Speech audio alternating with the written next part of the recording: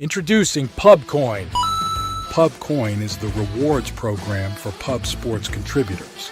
Regular chat contributors share their play of the day, POD, in the YouTube chat, including the phrase POD in their message. At the end of the week, the amount of units earned are converted into PubCoins. PubCoin can be used as reward points for prizes, shop discounts, and contests. Hey, what's going on, y'all? It's Mills here, Pub Sports Radio. Do you guys want to challenge the personalities here at Pub Sports Radio?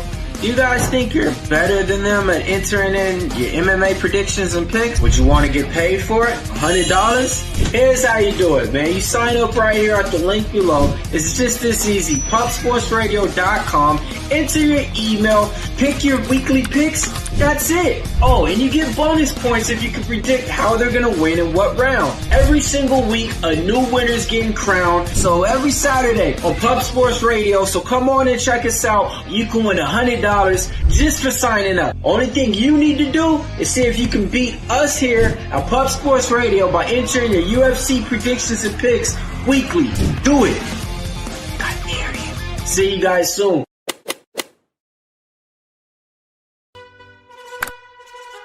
Your membership to Gold, you will be automatically entered in every horse race, every Wednesday and Friday. It is time to race horses. We are racing camels today. Shout out to the Gold members. We're racing in San Antonio immediately here. And we're off. 2 minutes, 74 canals on this racetrack. It's wide.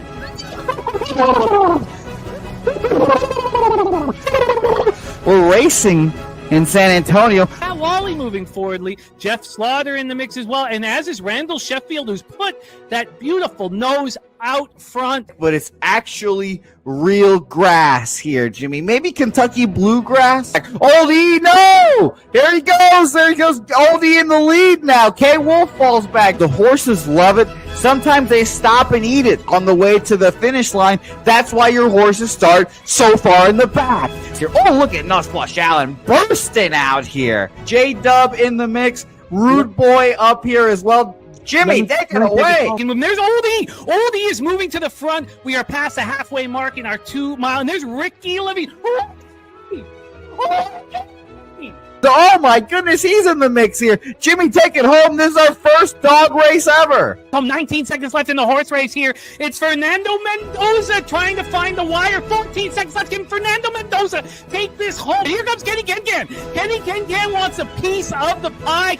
Put his schnoz up front. Ricky Bobby, 9 seconds left. Can Donut Silks make a run? Can Res Mall make a run to be $50?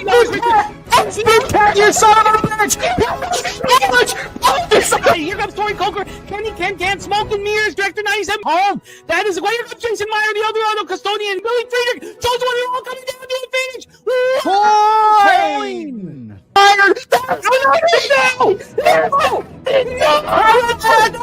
Nowhere! Oh no! Fanatical Jim!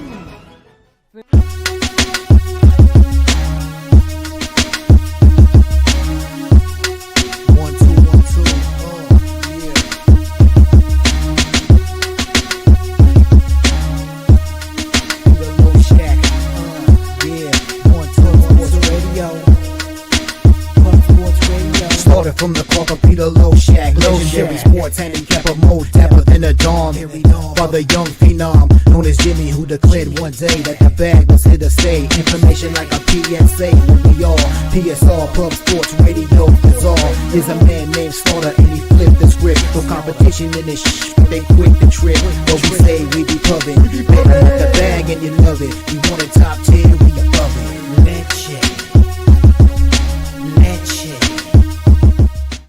What up, cappers, gamblers, punters, hustlers, low baggers? Happy Thursday, January 15th to all of you.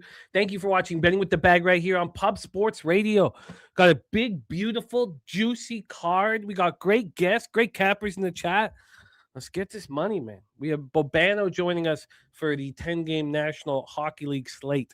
Then we have Morgan Spooner with 6 games in college basketball. Now, I have 12 games in college basketball, but 3 of them are Spooners games.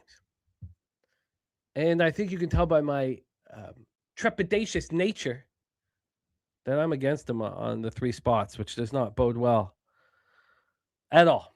So it sucks. Don't like it. Not a good. And I was against him in 1 spot yesterday, and he won. Tough day yesterday. The heavy investment in the Rangers-Senators game, fading James Reimer. Well, James Reimer wasn't in net. We were still fortunate enough to go 3-1 in those bets. We went 4-2 in NHL. We went 5-3 in NBA. How about that cap on the Knicks Sacramento Kings game? Kings plus 11.5. Sit back cash from the first second.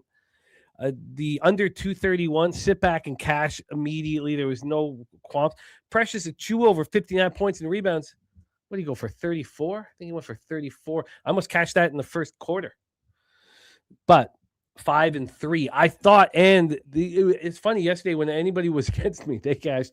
Durrell cashed with the Clippers.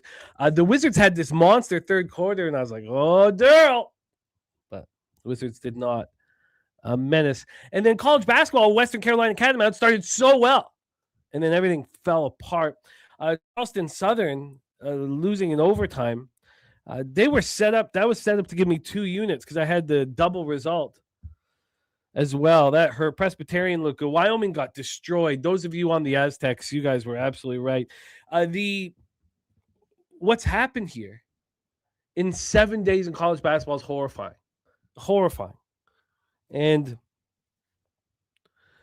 the psychology around how to handle these situations, I should probably just say, look, I'm going to take a break, but look, I hammered this college basketball card, so we'll see where this leaves us here. Res Mob, the Respect Play Day. Ole Miss was a thing of absolute beauty. It's Liberty today. Shout out to all the cappers joining us. We got the Goracle in the house. Olympia, Milano, Monaco. What the hell? Sorry, reading that a little too fast. Olympia, Milano, and Monaco. Money line at plus 104 for the Goracle. Stacks Play Day number 1. Robert Morris over 157. And Jaylen Brown, 30-plus points. Let's get these all copied and pasted as we break down this massive card here today. We got Res Mob, Liberty minus 8.5, minus 112. I do have one concern, and it's a very legitimate concern. That concern is that we're not going to get to the Berlin game in time. That one's at 2 p.m. Eastern. We just have certain slots for these cappers for their schedules, and so at this point, we'll still be in college basketball. And I'm not sure what to do about that at this point. So I hate saying that. It's a rarity for us not to be able to get to something. It's a tight schedule today. Let me get Stacks Play Day 1 and 2 up here. Right below Stacks Play Day, we got Res Mob, Steady Mob, and Liberty minus 8.5. Series Business in the house. We got Jimmy's Teeth. Dougie Wise, my dude, we do. Sham in the house. Chicago Joe ready to get to work. Got to keep him saturated. Is there a hotter capper in our community right now than saturated right now? Guys, stacking ends. You got to strike. You got to strike when it's all very clear for you. Strike and fire. Los Chudy in the house. We got Top Set ready to roll. Slatsy Jackets money line with the over 5.5 at plus 130. It's just crazy, Slatsy, how these lines move towards the Canucks every game, almost every game.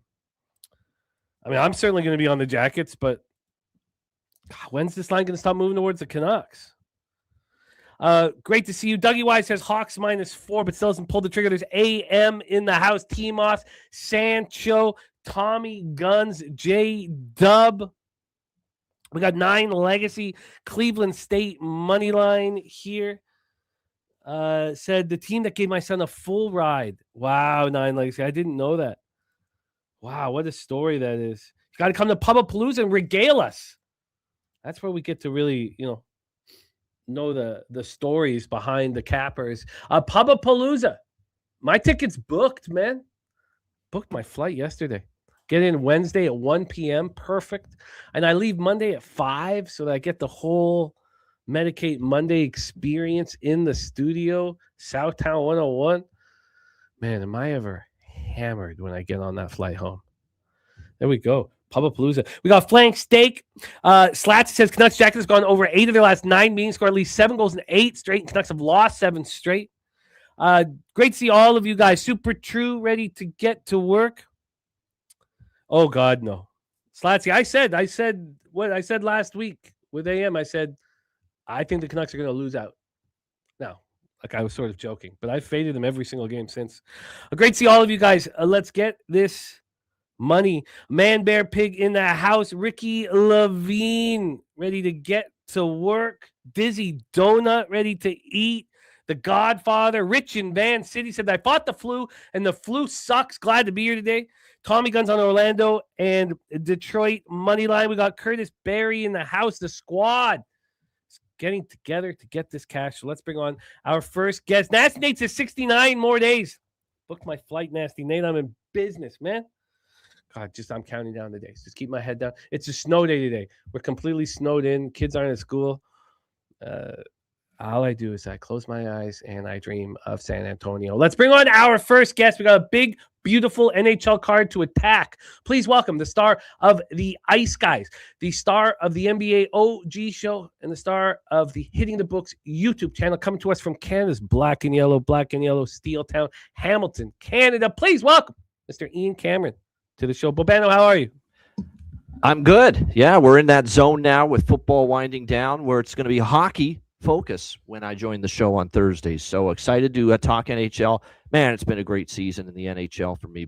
Fantastic. It's not quite the NFL level of success, but boy, it's getting there. It's been one hell of a season. Let's see if we can keep it going here. Let's do exactly that. Nasty Nate says, can we get a Carter visit to bless our action? He's focusing on Monopoly right now. Let's let the man focus on his business. His business is a Monopoly board.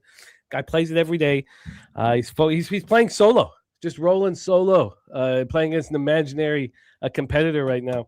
Ella's just done taking beatings from Carter because Carter lets her know. Let's get to work, Ian, my friend. With these 60 games of college basketball to go through each and every day, I have a behind on the NHL records. I was going through yours and I was like, I just couldn't breathe. Like I was like, I had to get back to the capping. So unfortunately, and it does a disservice to the show because I don't know the show record. I know it's pretty good though. It's strong. Yeah. It's very strong. But let's get to work here, my friend. We start at 7 p.m. Eastern. Montreal Canadiens 26-14 and 7-13. 4-6 on the road at the Buffalo Sabres, 25-16 and 4, 15-6-2 at home and on a run. KeyBank Center in Buffalo, New York. I've got Jacob Fowler and Colton Ellis listed. Let's set this one up and hear Bobano's thoughts. Now, I made 12 bets in college basketball. The spots that I knew I wanted, of course, you guys know my MO, fade the Canucks and back the Oilers. The lines are moving against those teams, so there was no need to do anything at this point. So I've just kind of sat on the sidelines at this point. So I'm looking forward to discuss all of this with you, Bobano. We have the Habs in a tricky spot. This is their 3rd game in 4 nights. It's their 4th game in 6 nights. It's their 6th game in 8 nights. Probably 6 and 9. But it's been a very, very tough schedule for the Habs. And this is game 2 of a 3-game swing. They're in Ottawa on Saturday night. They're coming off a 3-2 loss in overtime. I watched on Tuesday. You guys will remember that game very well because there was a heavy line move towards the Canadiens, despite them being on the second half of a back-to-back. We have talked about the Capitals without Wilson. We were fading them without Protas and Wilson. Protas is back. For the Buffalo Sabres, this team is just running. But I think it is fair to say, look who they've beaten of late. It's not the creme de la creme. I mean, Philadelphia is falling apart for whatever reason right now. They beat them 5-2 at home. Other than Florida. I'll give them that. Florida's a pretty good win. Oh, no, they lost that game. They lost 4-3. They beat Anaheim, who's looking now. They're trying to right the ship back at home. They beat the Rangers. They beat the Canucks, and they lose to Columbus. But look, they're on a tear right now. They're playing very good hockey. I shouldn't be trying to take anything away from them. But just like we saw against the Capitals, we have this heavy line move towards the Montreal Canadiens. They open up at minus 104. We're now up to minus 123. 125 was the high watermark. And from a total standpoint here, we have a 6.5. It's minus 114 to the under. It opened up minus 120 to the under. So we've had 6 cents of movement towards the over. Our first game of 10 here in the National Hockey League with Ian Cameron. Take it away, your plan of attack. Yeah, as far as this game goes, I think the money is right on as far as moving this closer to Montreal. Flip of favorites, actually, because Buffalo was minus 120 when this opened. Now it's basically Montreal right in that same price range, minus 120.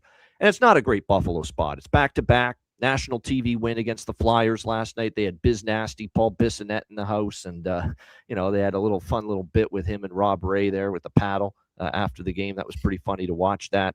A nice win for the Sabres, back-to-back. Colton Ellis in net, who's been really a mixed bag. He was in net for the loss against Florida.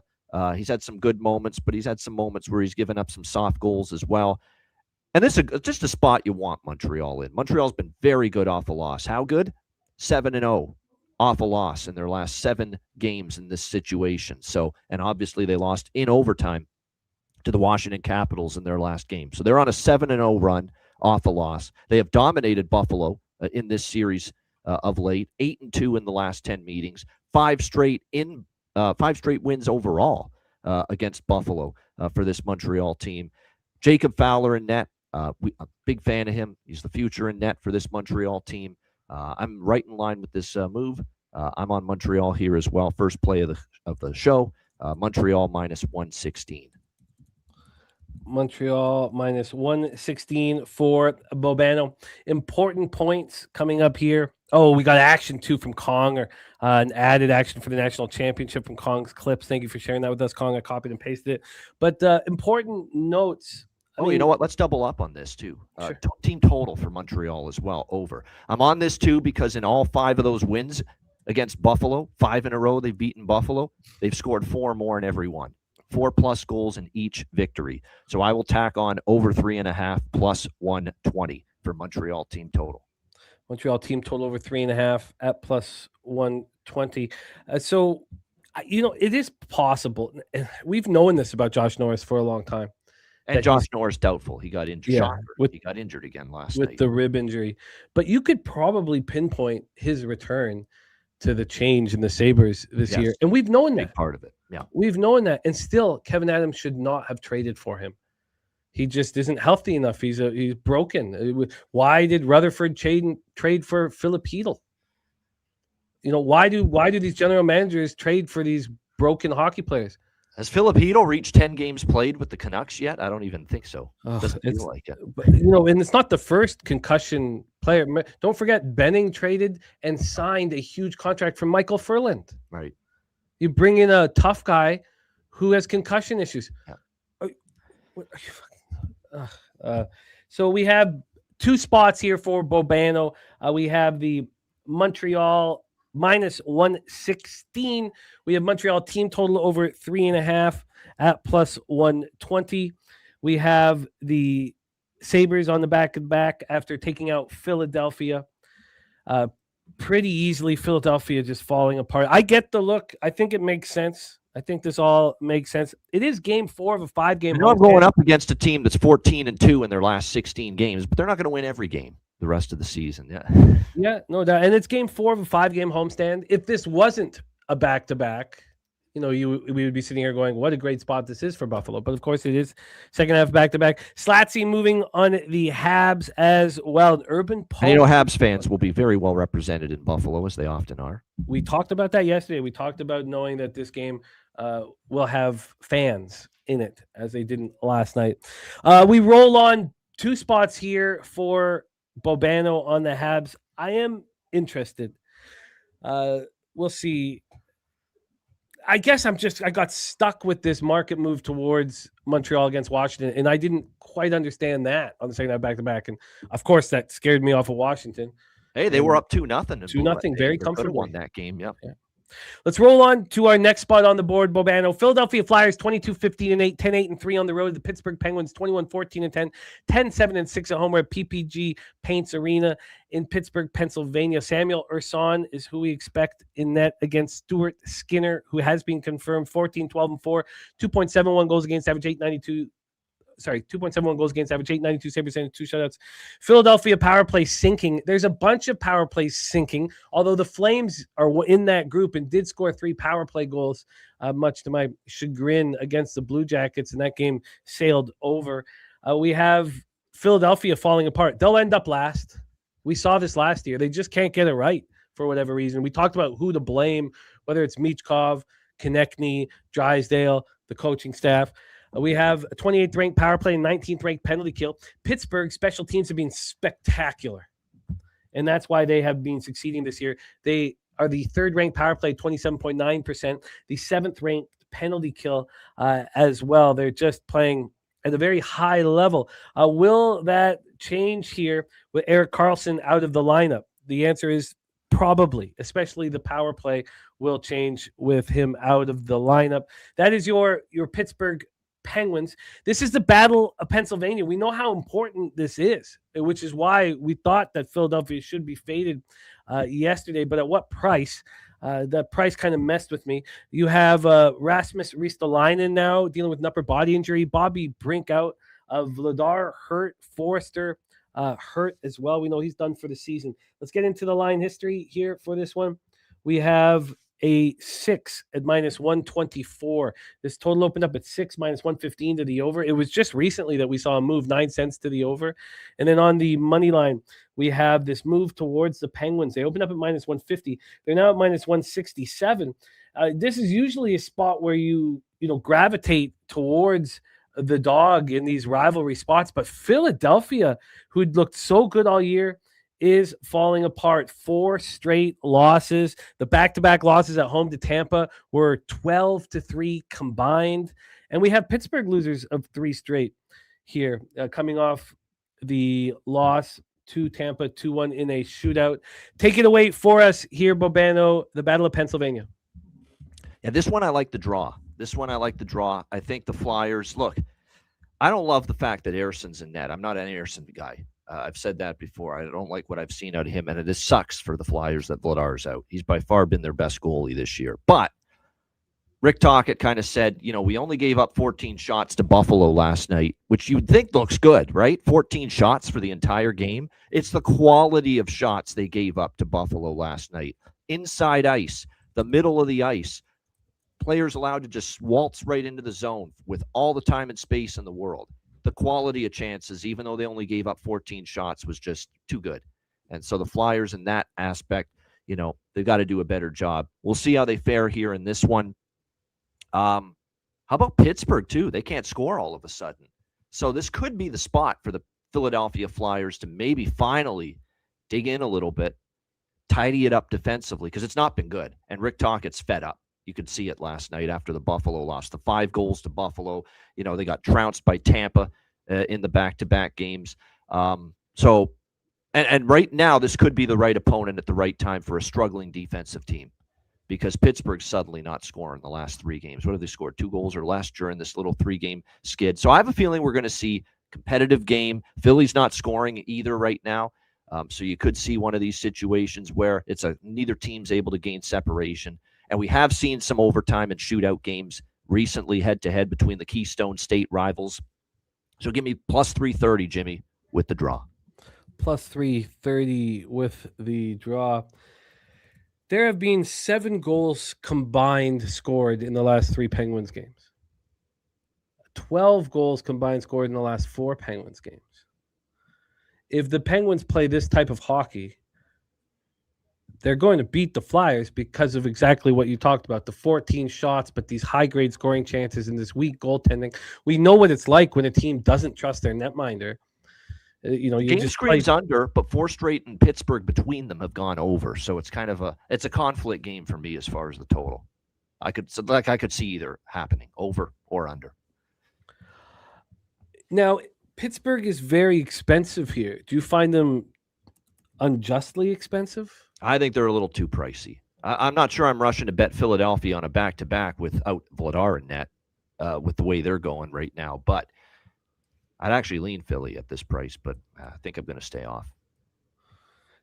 Two totally different styles of hockey being played by these two teams. There's no chance in hell I'm interested, Jimmy, in Pittsburgh, though, at this price. None. I still am. I think you are? Okay.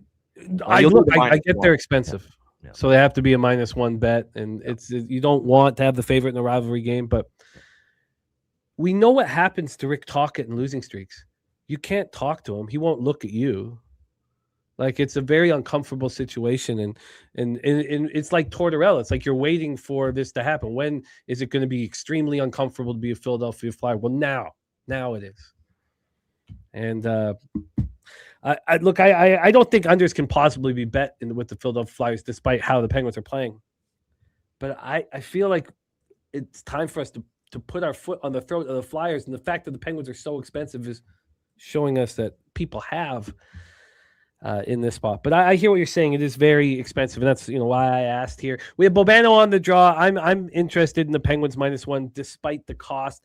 Let's roll on. Next up, 7 p.m. Eastern. San Jose Sharks 23-19-3, 10-10-0 on the road. Washington Capitals 24-17-6, 14-8-3 at home at Capital One Arena in Washington, D.C. Nedeljkovic is in net for the Sharks. Just not to be trusted. 3.08 goals against average, 893 save percentage. Logan Thompson's had some bumps along the way over the last little while, but still, the starting goalie for Team Canada in the Olympics. 2.34 goals against average, 916 save percentage, 2 shutouts. The state of special teams in this division is wild.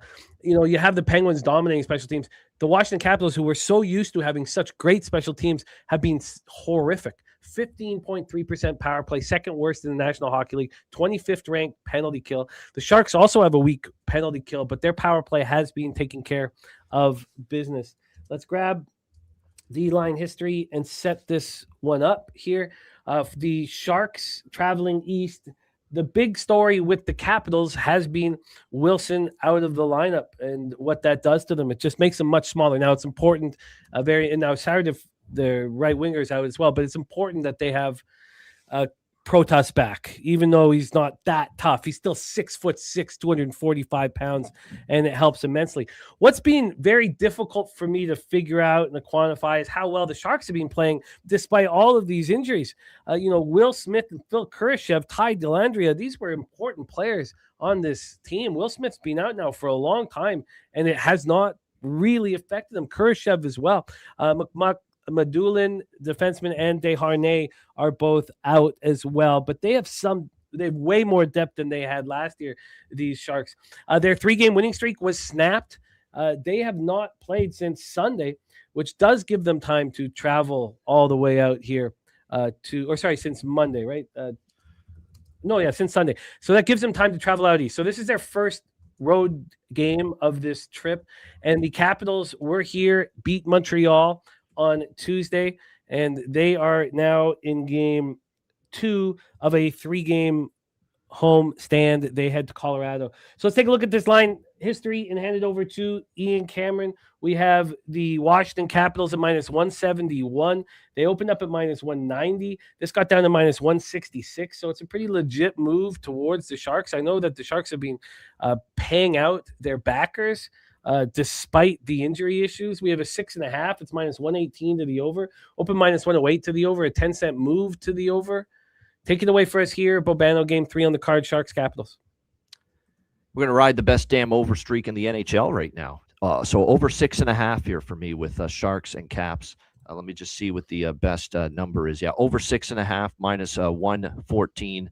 12-0-1 for overs in San Jose's last 13 games. Unbelievable streak. 12-0-1 in their last 13 games. And it's pretty simple. I mean, they're electric on offense. They got a good power play. They got all this young talent. But any given night, they can still give up 4, 5, 6, 7 goals like they did in their loss to Vegas. Nedeljkovic and Askarov, are still not exactly a dynamite goaltending tandem. It's going to be Nedeljkovic here tonight. And Washington to me too as well. We'll see offensively. Washington's been trending under, but so that's a little bit of a concern I have. But it's just been such a strong series or strong run as far as that goes, that I'm going to take this over 6.5 minus 114. I'm also going to add San Jose in this spot. Starting a road trip off a blowout loss against Vegas, you can get them as high as plus 165 here in this game. I'm going to take that. Sharks plus 165. They've, oddly enough, played well in Washington over the years. They've won, I think, 2 of the last 3, or 3 of the last 4 even, in the last 4 meetings here in Washington. And you've got this Capitals team, coming off the comeback win in overtime against Montreal, and a team that hasn't been good stringing wins together lately. They beat New Jersey, they lost the next game. They beat the Rangers, they lost the next game. They beat Anaheim, they lost the next game. They beat Chicago, they lost the next game in Nashville. Washington's not been good stringing wins together lately. So I think Sharks starting a road trip, getting whipped in their last game, success in the past in Washington. Let me just get the confirmation on that. Yeah, they've won 3 of their last 4 trips to Washington, the Sharks team, including the most recent time they played here. So, yeah, give me Sharks here, plus 165. I think they're live. Sharks plus 165, the over 6.5 in San Jose, Washington. Let's roll on to our next spot on the board. Vancouver Canucks 16, 25 and 5, 12, 13 and 2 on the road at the Columbus Blue Jackets, 2019 and 7, 10, 7 and 4 at home at Nationwide Arena, Columbus, Ohio. Kevin Lankinen expected to be in between the pipes, 3.34 goals against average, 886 save percentage. Now we see why Nashville was so excited to get rid of him. He looked pretty good last year, but this is a very horrible hockey team he has in front of him. It does not make it easy on goaltenders. Merzlikin's going to be in between the pipes for the Jackets, 4.03 goals against average, 877 save percentage. We got Rick Bowness back. It's good to have him back in the NHL. He left Winnipeg because of his wife's sickness, so it's nice to have him back where he belongs, behind the bench. Vancouver power play 19.6%. It's ranked 16th. When the season's over, it'll be ranked 32nd, and it will be for years to come. 73.1% penalty killing. It is the 3rd worst in the National Hockey League. Columbus, 19% power play and 29% penalty killing. There were some issues, and it got Evson fired here. This Canucks road trip has been horrifying, and it ends here. And they have Edmonton waiting for them on Saturday night with 1 day off. I mean, they're just going to get massacred in that hockey game. But I'm sure the line will move towards them, as this is the Cleveland Browns of 2020 or whatever year it was. Sharps just keep moving towards the Canucks. 8 straight losses. This is the final game of a 6-game road trip. They have been horrific. They've been outscored 23-8 in these 5 games so far. And you have Columbus with a ton of reasons to hammer them here, trying to prove to their new coach that and we've seen players like Kent Johnson and others start getting ice time, start getting opportunities. You've seen this is what always happens. A player who's been in the doghouse gets a new lease on life, especially a very high draft pick, and they have a bunch of them on the Jackets. I mean, we've seen, look at Texier over in Montreal. I mean, they have all these high draft picks that haven't panned out. Look at Chinnikov, who's over in Pittsburgh. I mean, they're all over the NHL now. Let's get into the line history. It just blows my mind that this moves towards the Canucks every game, which means that you can't bet them the night before. The 6.5 open plus 104 to the over. It's now minus 120. So a 24-cent move to the over. We've already heard from Slatsy on the Jackets money line and the over 5.5 on the money line, and he's tied that together. On the money line here, we're down to a minus 157 for the Jackets. That's a low watermark. Opened up at minus 170 and just been slowly creeping down. Bobano, Canucks Jackets, take it away. Yeah, I mean, it's pretty crazy that you're right. And I've noticed it too. I mean, you mentioned it, and I really didn't notice it before you mentioned it. And then I started, watching for it. And you're right. I mean, Vancouver takes money most games. Like, it reminds me of the Cleveland Browns years ago when they were at their absolute worst, cellar dwellers, bottom feeders. And the so-called sharps would always say, hey, the great value on the Browns. And they'd get their teeth kicked in every week and lose betting on the Browns years ago. That's kind of what this looks like here. I mean, it's Groundhog Day. I mean, we keep seeing Vancouver take money, and are you getting rewarded? Are you cashing a ticket with this move, with this activity that you're doing, betting this Vancouver team every day? No, you're not. And it's been like 8 straight losses. Like, what more do you need to see? They suck. They're going to be rebuilding. They're a terrible hockey team. at this point in time. They're going to be rebuilding finally. You're even hearing rumblings of Elias Pettersson, maybe finally going to get moved, which is got to happen. Nobody will take him. Yeah. Who in their right mind? How much would we have to hold on? $8 million? Would we have to take 75% of his contract? Yeah. He's not going anywhere. No one is dumb enough to pick up that fucking toddler. Yeah. So I came into this game thinking I was for sure going to be on Columbus because I took Columbus against Calgary. It's obviously it's the coach bump. It's Rick Bones joining the team behind the bench. I figured they'd play a hell of a game against Calgary. Plus, it's a beatable Calgary team, and I cashed a ticket there. I had Jackets money line, Jackets team total over in that game, so it was a great result. So I was ready to rock here. Columbus, maybe in regulation. Columbus puck line even, -1.5. Ride the wave of the coach bump with bonus. And then I saw Elvis Merzlikins confirmed in that. And I said, oh, boy. He's given up 3+ goals in 11 straight starts. Like, he has been so awful for the Blue Jackets. So I pivoted. I still want to be on Columbus in some form, but I've pivoted, to team totals instead with Columbus because I'll trust their offense, but there's no chance in hell I'm trusting Elvis Merzlikins, who has just not been very good for all season, really. So what I decided to do here in this game is Columbus. Let me just make sure I get this right here. There we go. First period. Columbus first period over 1 +100 with their team total. So Columbus team total over 1 +100. I think they get on the board once, maybe even twice in the opening period. I'm on the Columbus full game team total over 3.5, which I think they can get to against this Canucks team, over 3.5 -112 with the Columbus team total. And I'm definitely on over 6.5 here, full game -115. 8-1-1 to the over in the 10 meetings between Vancouver and Columbus. Nothing but high-scoring games. I know Rick wants to improve them defensively, and I think in time he will, but clearly we saw in the Calgary game, that's still going to take some time. And with these two goaltenders, I think we'll probably see goals. So there's the three moves for me. Jackets first period team total, full game team total, and over 6.5 for me, full game total. That all makes sense here. I screwed it up as I've been somehow doing in NHLs here, but I thought, look, we know Bonus. We've known him for years and years and years. He's going to focus defensively on improving this hockey team long term. I just don't know with Merzlikins if we're going to see that tonight, and we didn't see it against Calgary. Penalty people really struggled. I feel you, but I moved on the under. I moved on the Jackets, of course, with the bump, but I moved on the under 6.5, and I moved on the Flames team total under 2.5. I actually liked all those looks. I did, and I mentioned it on Tuesday, and that's the part that went awry: the under, and of course the Calgary team total under. So, yeah. No, it's been very, very difficult. AM has been able to press the button at the right times with these knuckleheads, and he's on them here. We have Slatsy on the Jackets money line, the over 5.5 together at +130.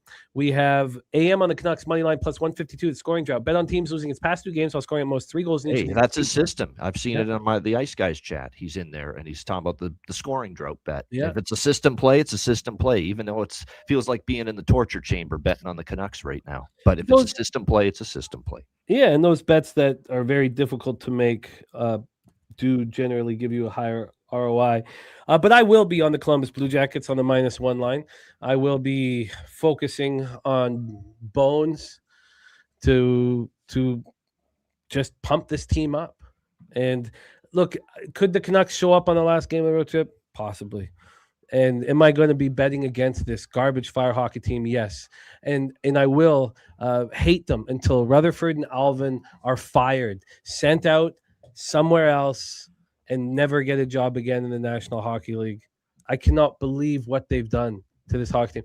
Very quickly, but I was watching. It was bad with Jim Benning. They're starting to rival it. Yeah, it's actually, I think it's been worse, honestly. But I was watching the comeback against the Predators in the final game of that series. They're down 3-1. He sounds like a robot from outer space, Alvin, when he talks. Yeah. But they were down 3-1 with 2 minutes left. Game 5 of the playoffs. And what do? They look phenomenal, and they come back and win 4-3 in the toughest situation. All of those guys are gone except Besser, and he's the only one I wanted out, and Pettersson. Those were the 2 guys I wanted out. The other guys I wanted to stay. It was those 2 I wanted out. Right. Let's roll on. Seattle Kraken 21-50-9, 11-8-4 on the road. The Boston Bruins 26-19-2, 68-1 at home. TD Garden, Boston, Massachusetts. We have Joey Decord and Jeremy Swayman listed. Not sure if they will be in between the pipes, but Decord 12-10-5, 2.83 goals against average, 901 save percentage, 2 shutouts. Swayman 18-11-2, 2.79 goals against average, 904 save percentage, 1 shutout. Seattle power play ranked 8th in the National Hockey League. We knew they had a good defense. I guess we were just waiting for Jared McCann to come back, and he's changed so much. He's a very quality player. In fact, what team wouldn't be looking for him at the trade deadline? I know he's expensive, but this guy can play in every situation. 8th-ranked power play, and this is the worst penalty killing in the National Hockey League and has been all season long. Boston power play is being deadly, and a surprise to me. A 24.3% ranked 6th, 79.4% penalty killing.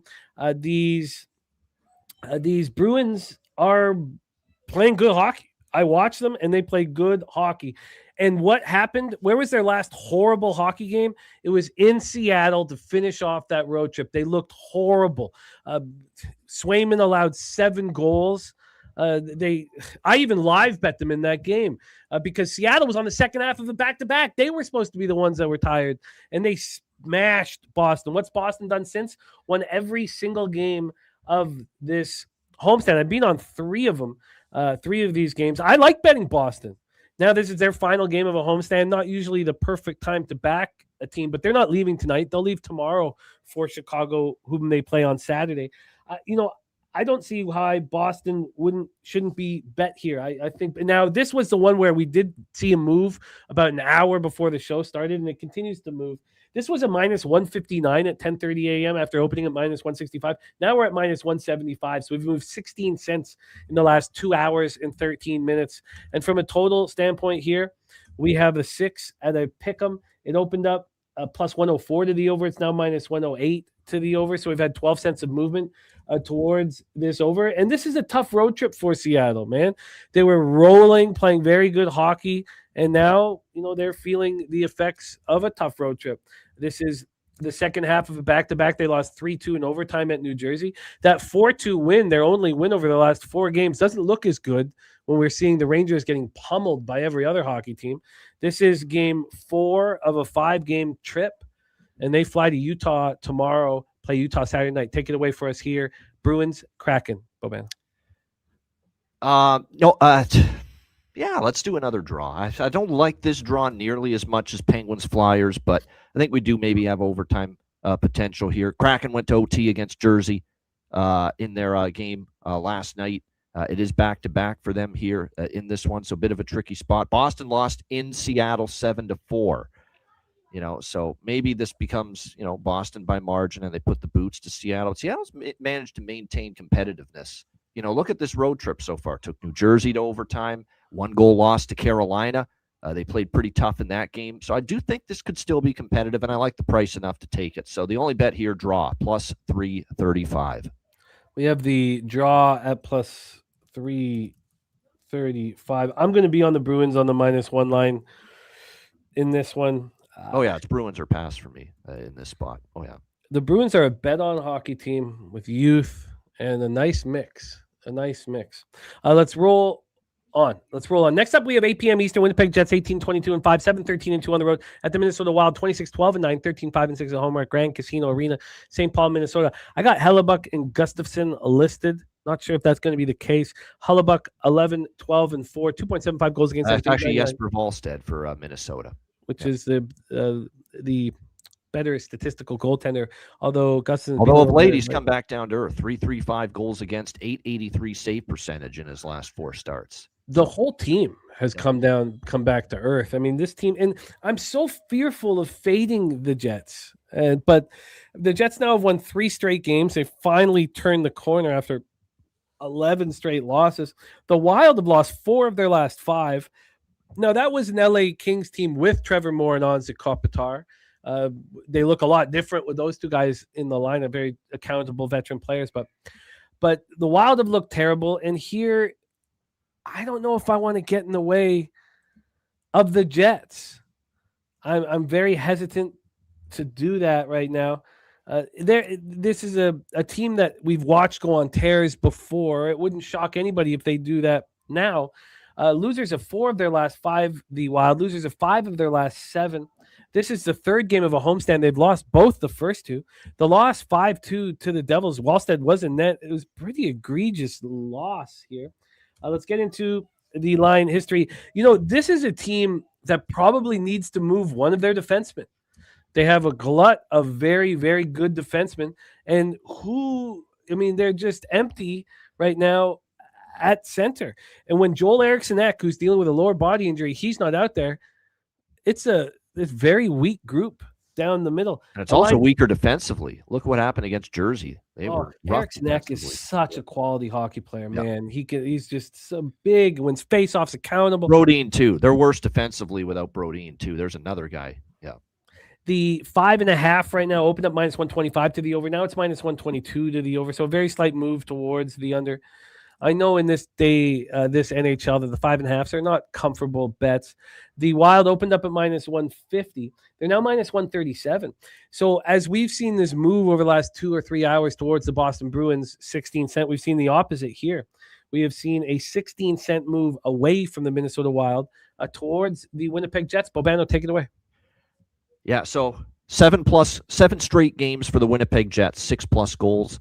8 of the last 9 Minnesota games, 6+ goals, and I'm going to be offered a 5.5. I'm taking it. So over 5.5, -114 for me in this game. 2 of the 3 meetings this year have gone over. The Jets' offense is humming again during this 3-game win streak. They're scoring goals again. They're still giving up goals, though. I mean, they gave up 4 to the Islanders in that 5-4 win, and Hellebuck continues to be very average since he's been back from injury. So, and Wallstead, as I mentioned a minute ago, he's not been nearly as sharp as he was when he first got the starts in net for the Wild earlier this year. So I think we get 6 here. So just the over for me in this game.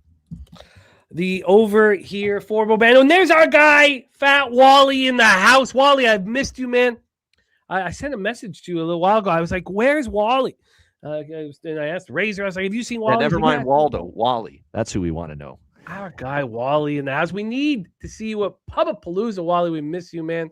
The great Fat Wally in the house. Let's roll on here, Ian. By the way, just my 2 cents has Capitals Wild at +158. So Wally, that means you're in our Discord. So when you're a silver or gold member, so Wally, when you look at the account at pubsportsradio.com, the account on the top right, you click it, your invite will be right there. And can't wait to hang out with you in the Discord, Wally, my man. 8:30 p.m. Eastern, our next spot on the board. Calgary Flames, 19-23-4, 7-16-2 on the road. The Chicago Blackhawks, 19-20-7, 10-10-4 at home.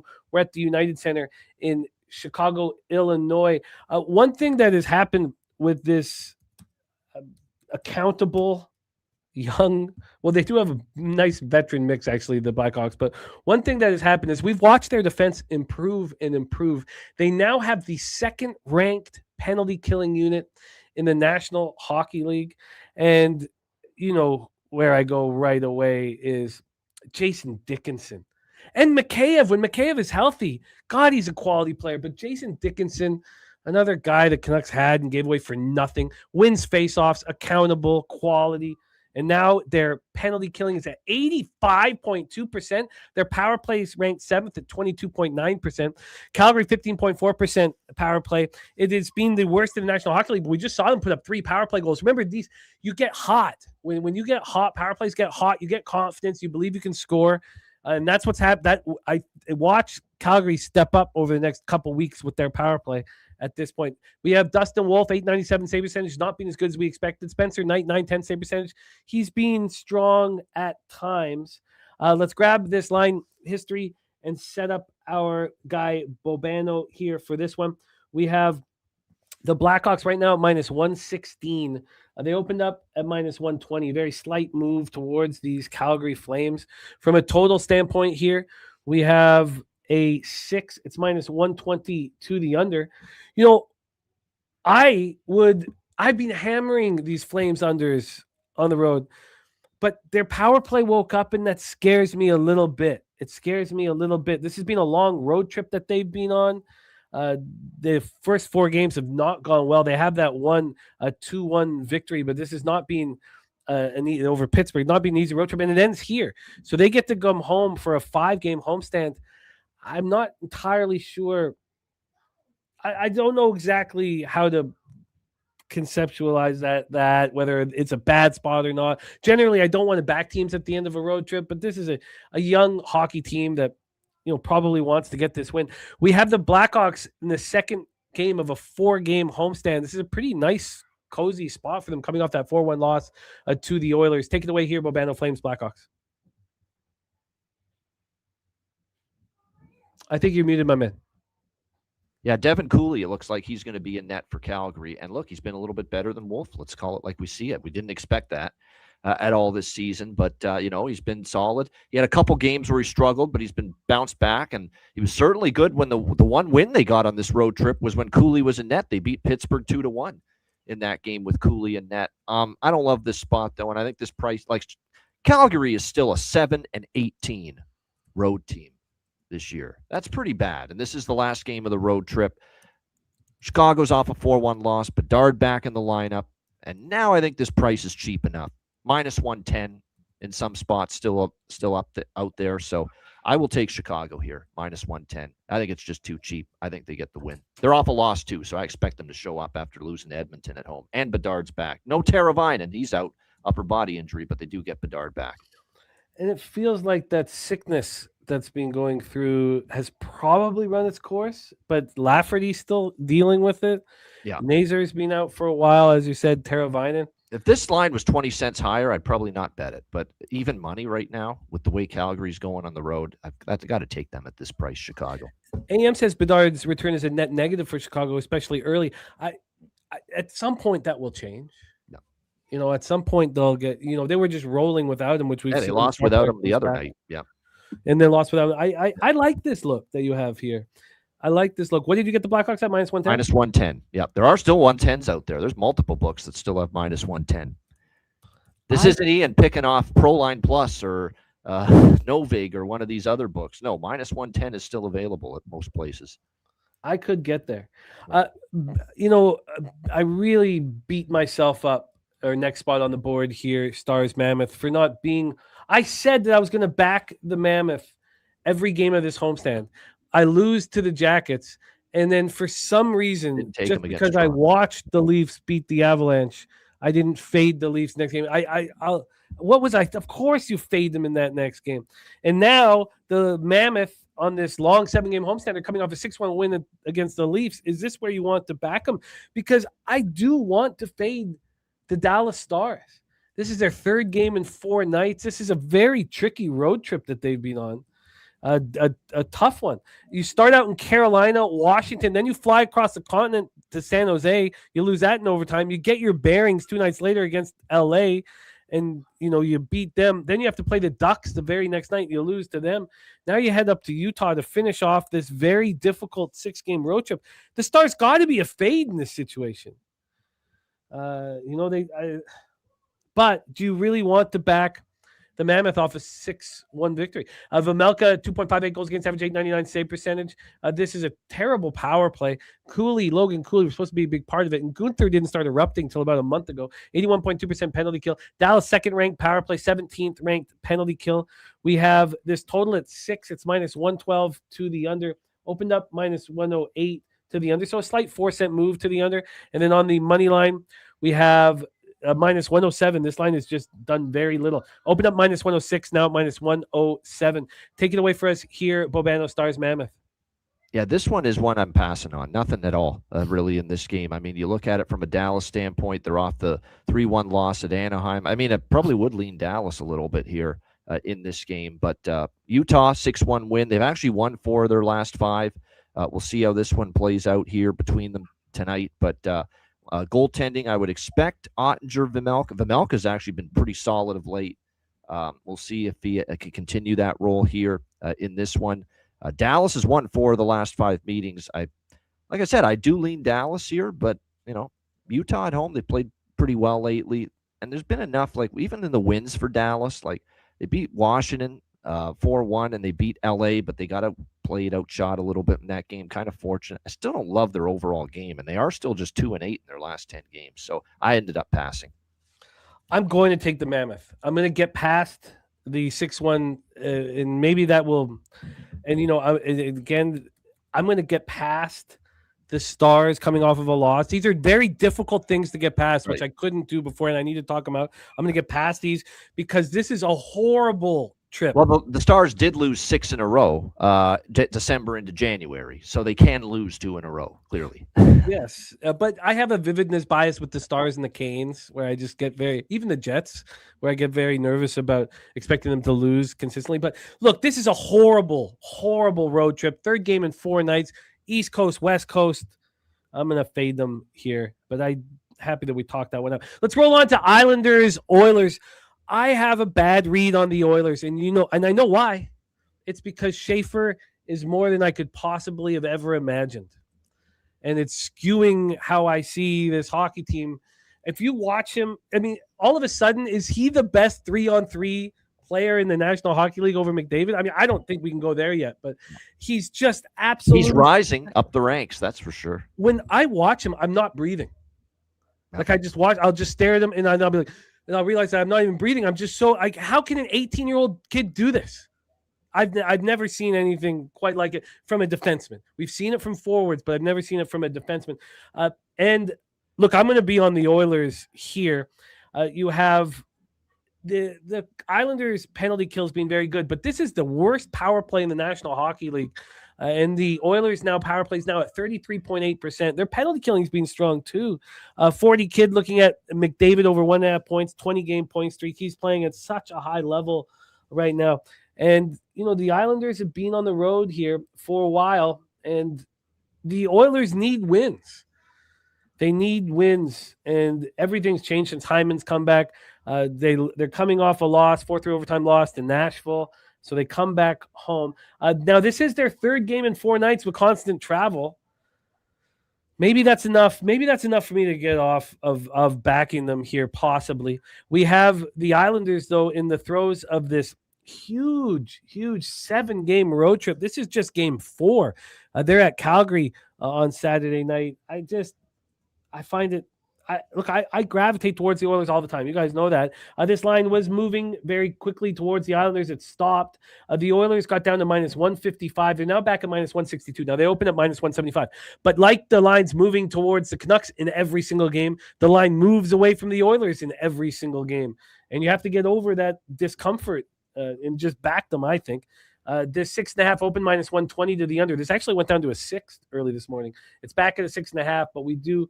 and now we have 11 cents of movement towards the over now, despite it dropping to 6 for a little while. Take it away for us here, Bobano. Sorokin, Yari listed, Islanders, Oilers.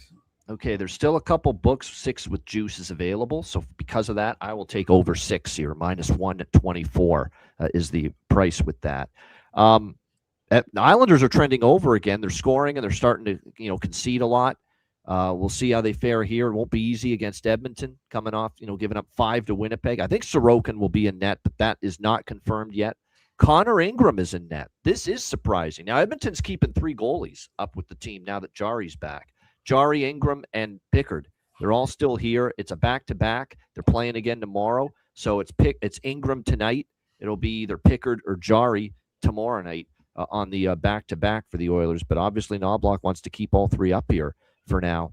Ingram's been solid, but I'm surprised he didn't go to Jari here, because Jari's trying to get a little rhythm going, and he's actually seen the Islanders a lot with his Pittsburgh days, and he's played well against the Islanders. Jari has good numbers against the Islanders. I was expecting Jari, to be in net here for the Oilers. He's not the weaker option, in my opinion, even though he's been okay at times. Ingram is in net instead, so I think the Islanders score. I do think the Oilers will find. That's what they do off a loss at home over the years. They just score goals when they're in this type of situation. So over 6 for me, minus 124. Over 6 minus 124. I'm going to be on the Oilers minus 1. I probably add their team total over. It'll be expensive. I'll have to see how expensive it is. Too bad the Islanders lost Bo Horvat. He was having just a phenomenal season. I've never seen him play at this level before. Let me just leave it at that. And he's just deserves to be on Team Canada. And another one that got away. Now, I was fine with him going. We just couldn't afford to keep everybody. But right. just left with Besser and Pedersen. Let's move on. 9:30 p.m. Final spot on the board here for us. And by the way, AM liking it says that under 6.5 has value in Islanders, Oilers. Let's roll. Toronto Maple Leafs, Vegas Golden Knights. This game's been talked about in the radio up here for 4 or 5 days. Leafs 23-16 and 7-11 and 2 on the road. They haven't been a good road team this year. Vegas Golden Knights 21-11 and 12, 10-6 and 6 at home. We're at T-Mobile Arena in Las Vegas, Nevada. Joseph Wall listed. Aiden Hill listed here for Vegas. Is that confirmed that Aiden Hill will be in between the pipes for this? He was expected to be. That was the plan initially, and I think it will be him tonight. They're not confirmed yet, though. Let's hold off on this because this was the plan, but they're going to obviously see morning skate how he feels. Well, when TJ texted me last night and said Reimer's not in goal for the Senators, I was like, I just, my heart just sunk. Like, I was thankful to go 3-1 in that game, but I invested way too much expecting him to be in the lineup, and I was just, that really hurt me, man. Vegas, 26.5% power. It's more you just feel like an idiot. My whole entire breakdown was about Reimer, and then 82.2% penalty kill for Vegas, which has been a surprise. What has also been a surprise is Toronto's penalty kill, third in the National Hockey League. This is a shock to me that they're playing. Berube just gets that out of his team, but this is a team that was going without McKay back now, and Tanev for a long time, and they're getting accountability even from Mr. Casual. Willie Nylander giving them some accountability. So we know the situation. Leafs get crushed at Utah after beating the Avalanche in overtime. We know that they can step up for games, and they're going to likely step up going up against Mitch Marner here. We have the Knights on the second half of a back-to-back. I was on them last night. They take the Kings out in overtime. Me too. And now they have to come right back. They want to win this for Marner, but the Leafs probably, let's hear what Bobano thinks about this, because it's not like Marner was an unpopular guy in the room. He wasn't. People liked him. So it's not like they want to prove him wrong. The Leafs didn't want Marner. They didn't want to pay him the money he was, asking for. The 6.5 opened up -115 to the under. It's now -117 to the under. And from a money line standpoint here, it's -132 for the Vegas Knights. Open up -135. I'm interested in Toronto, but I don't think, the radio making this all out to seem like, the Leafs, need to stay. They're creating this storyline. World War III. It's not going to be between Russia and the United States. It's going to be Leafs in Vegas, World War III. That's what they're making it sound like. They are. And as I was saying it out loud, I was like, do the Leafs, they like Marner? But take it away, Bobano, Leafs Knights.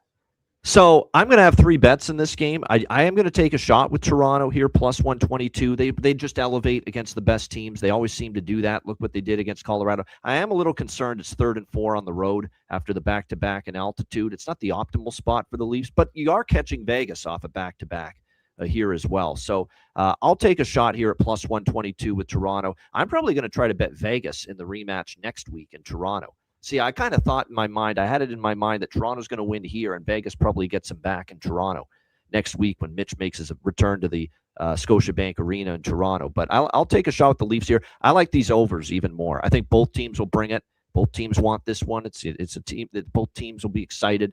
Vegas is on a crazy first period over streak once again. Albeit last night it stayed under, but before that it had been real strong. Toronto, we saw against Colorado, a pretty good pace game. It went over the total. So over 1.5, -125 first period. Over 6, -120 for full game. And I do want to mention that 3 of the last 4 in Vegas with these two teams have gone over the total as well. Now, I know we got to go up. Okay, sorry to keep you late here. And if it is Aiden Hill and net, I don't mind the overs because, he hasn't played in a while. He could be rusty. He may not be at his best. We'll see.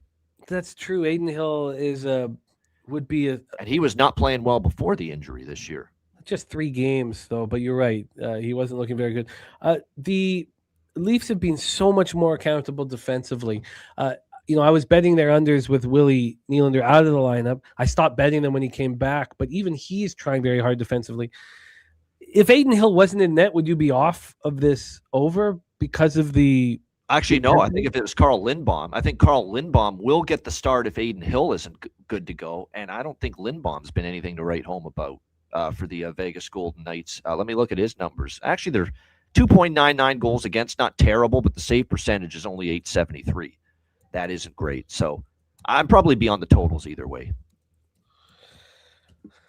Huh.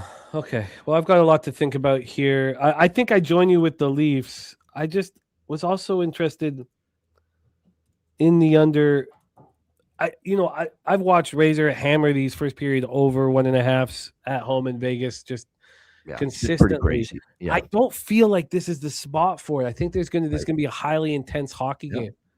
I think there's arguments for the under, but I'm just looking at it. I think just in the last 4 home games, I just went back. It's crazy strong. First period over, especially at home. 4 straight home games for Vegas, first period over.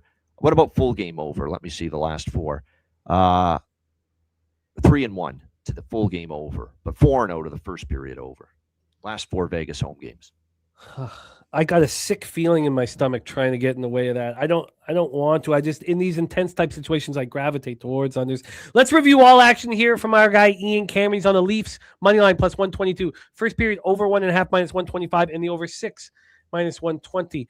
He's on the over 6 at minus 124 in Islanders Oilers. I'm going to be on the Oilers and may also be on that team total over for the Oilers. We have no action for Bobano and Stars Mammoth. I'm going to be on the Mammoth. Bobano on the Blackhawks. I'm very interested in that.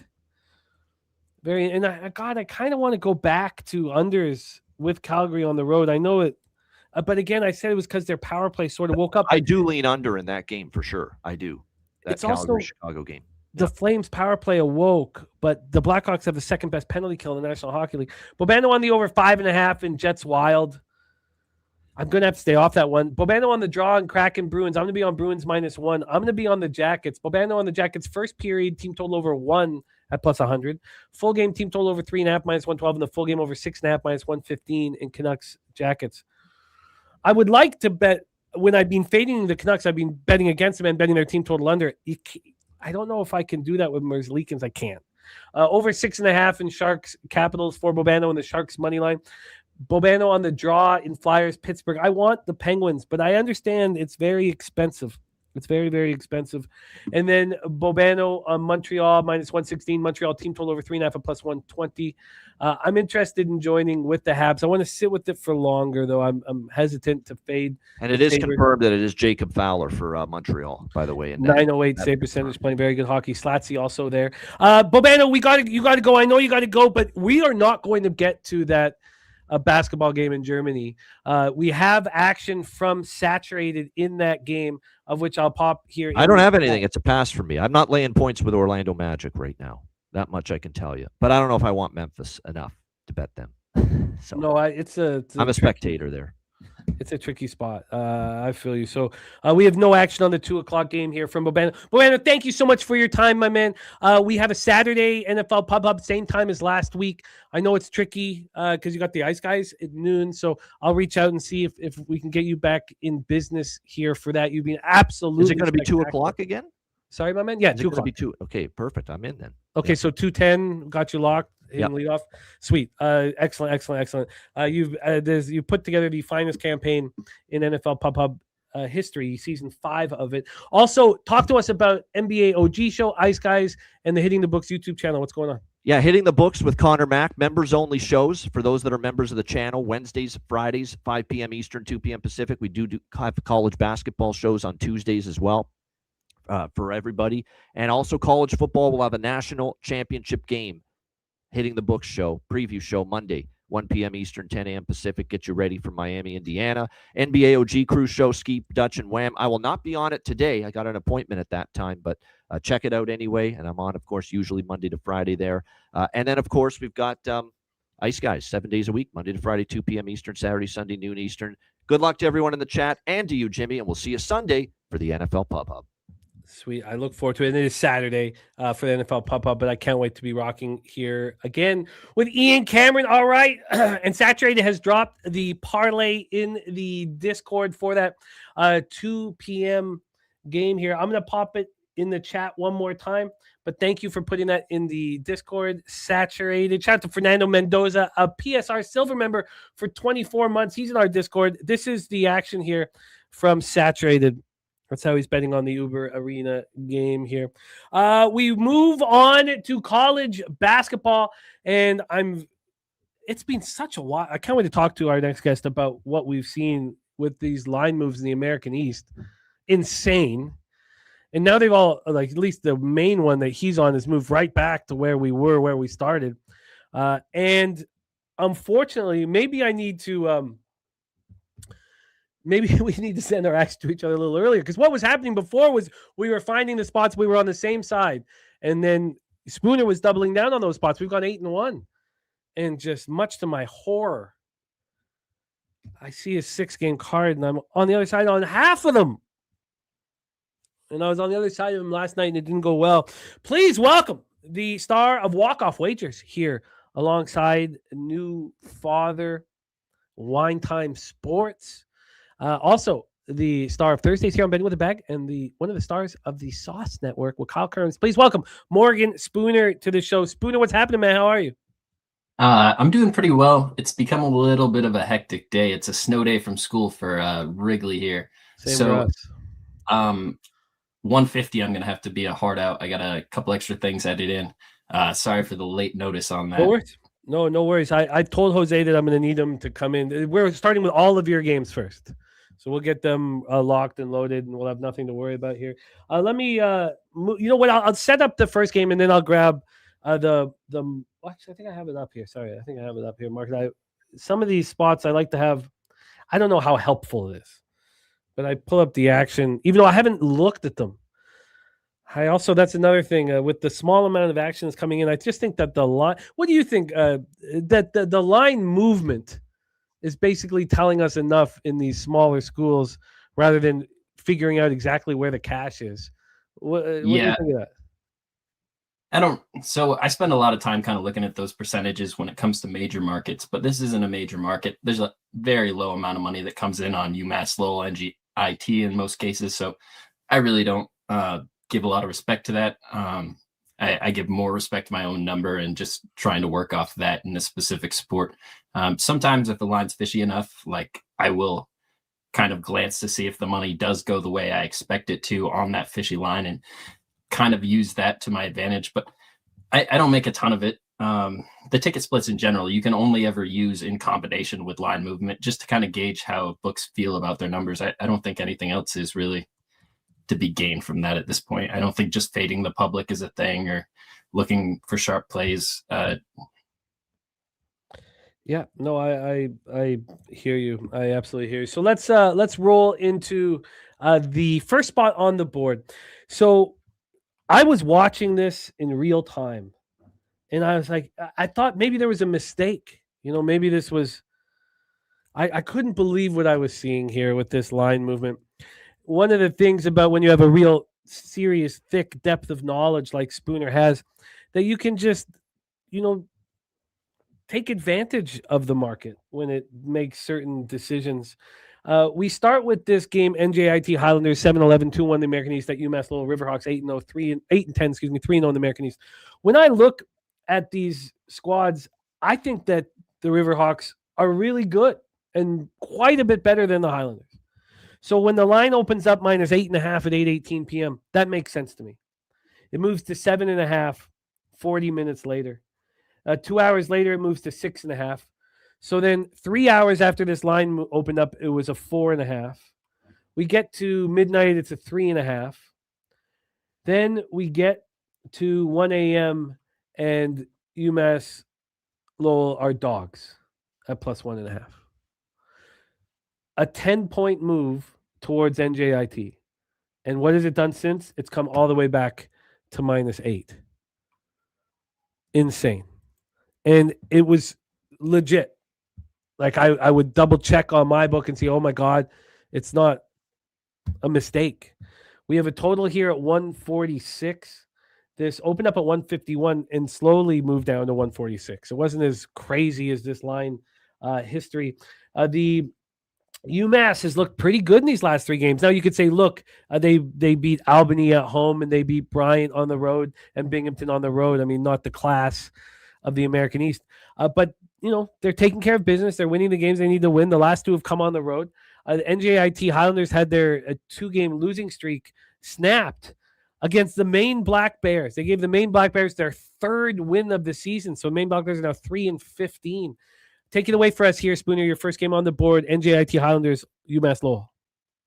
Yeah, so that line moved really quickly off the 8.5. I glanced at the 8.5. I wanted UMass Lowell. I had mentioned that this is a team I was going to try to ride for a good chunk after Simmons came back, and the number was too big for me. And I went back through closer to the start of the Sauce show last night, and the 4.5 had popped.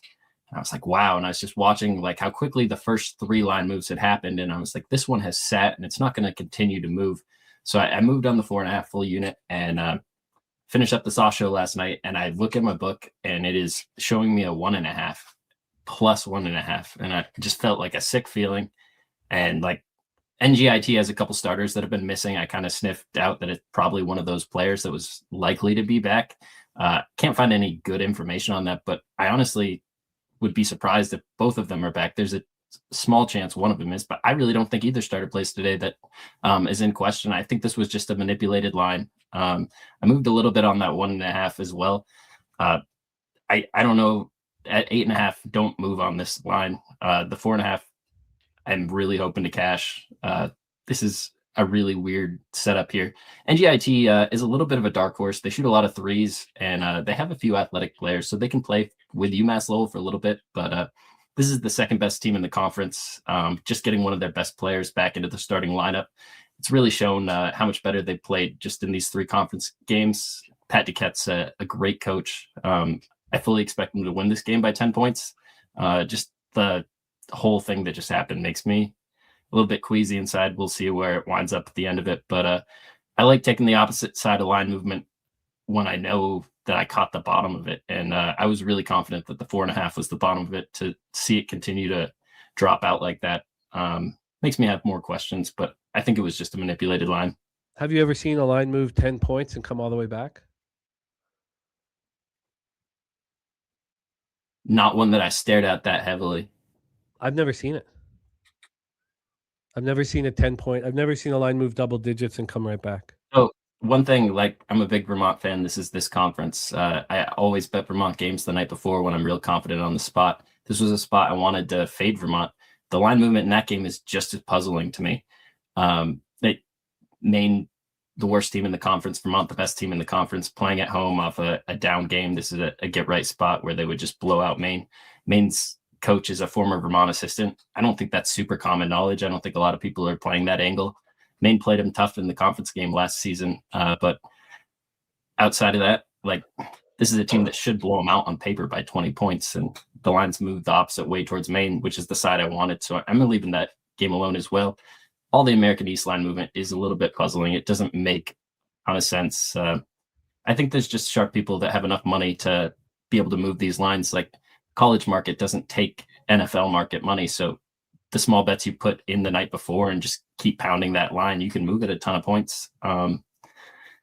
These are one thing to be noted about this specific game is it's an extra game. Like, so the extra games that come out later, they're generally numbers that are less confident. So you do see more line movement in them. And I generally try to circle them to catch some of that line movement. But this is a very weird day altogether with America East basketball. I don't think anybody in this game is fixing anything. And if it is, it's NGIT. It's just insane. Watching it in real time, I was like, because you got me on UMass. I thought UMass was going to comfortably win this basketball game. And then I was like, what the hell's going on? Let's roll on to the next spot on the board for you, Spooner. We head to the Nutter Center in Dayton, Ohio, home of the Wright State Raiders, 11-7, 6-1 in the horizon, going up against Youngstown Penguins, 99, 2-5 in the horizon. So I had 16 spots. I cut 4, and this is one of the ones I cut. So I could bring this back. Wright State, good basketball team, winning games. They've won their last 3 on the road. Now, IU Indy, that was a late cut too. I was interested in IU Indy plus 5.5. I didn't move on them. They beat IU Indy, a bad basketball team, 81-77. So that was close. They barely beat Detroit Mercy, 84-82. They took out Oakland, 94-84. That Oakland game is a lot better than it looks because they had beaten Oakland by 15 at home just 2 days before New Year's. So to beat them again in their barn is a real difficult thing to do. Youngstown State, is on a losing streak against Div 1 competition. They had to play some no-name, Bryant and Stratton. You would know. I mean, they're in Ohio. What is Bryant and Stratton? I think that's a Division III language arts school around here, to be honest. Don't take my word for that. They won 99-61 over Bryant and Stratton. They've lost 5 of their last 6. That only win coming to South Carolina Upstate, who got me right in the drink hole last night. Justin McCovey says he wanted Youngstown, but Spoon ruined it for me. I didn't. I wanted Wright State. I think this is a fine number. It's not been moving. Let's take a look at the line history and hear Spoon's thoughts. We have this total right now at 143. It opened up at 142. We've had a 1-point move towards the over. On the point spread here for this one, we have Wright State -6. So we actually so this opened up at 7, and it took 10 minutes to get to 6. Then it got back to 6.5. It was 6.5 for 13 or 14 hours, 15, 16 hours. And then it moved to 6 at 9:38 this morning. So we got a 1-point move towards Youngstown State. Cash flow wise here, 77% of the tickets and 78% of the cash. I know these are small pools, but 77 and 78 on Youngstown State. And the lines moved a point towards them. I can still get past this, I think. Take it away for us here, Spooner. Penguins, Raiders, and Dayton. So I use just a rough model to make numbers for a lot of games and kind of work off of that. And the biggest difference between my model and anything else is I cross out 2 games for every team before I kind of plug it in. And for this Youngstown State team, I had to cross out the Wright State home win for that game. And when I took this game out of it, I have Youngstown State losing this game by over double digits. And it's a Youngstown State team I watched play up in Toledo. Vivid memories of just watching Ethan Faulkner just melt in the second half, just looking more frustrated than I've ever seen any D1 coach look live in person with his team. And they got some wins versus some bad teams following that. They got that huge win versus Wright State, but this is the spot where Wright State gets revenge for that. They are the much better team in this conference.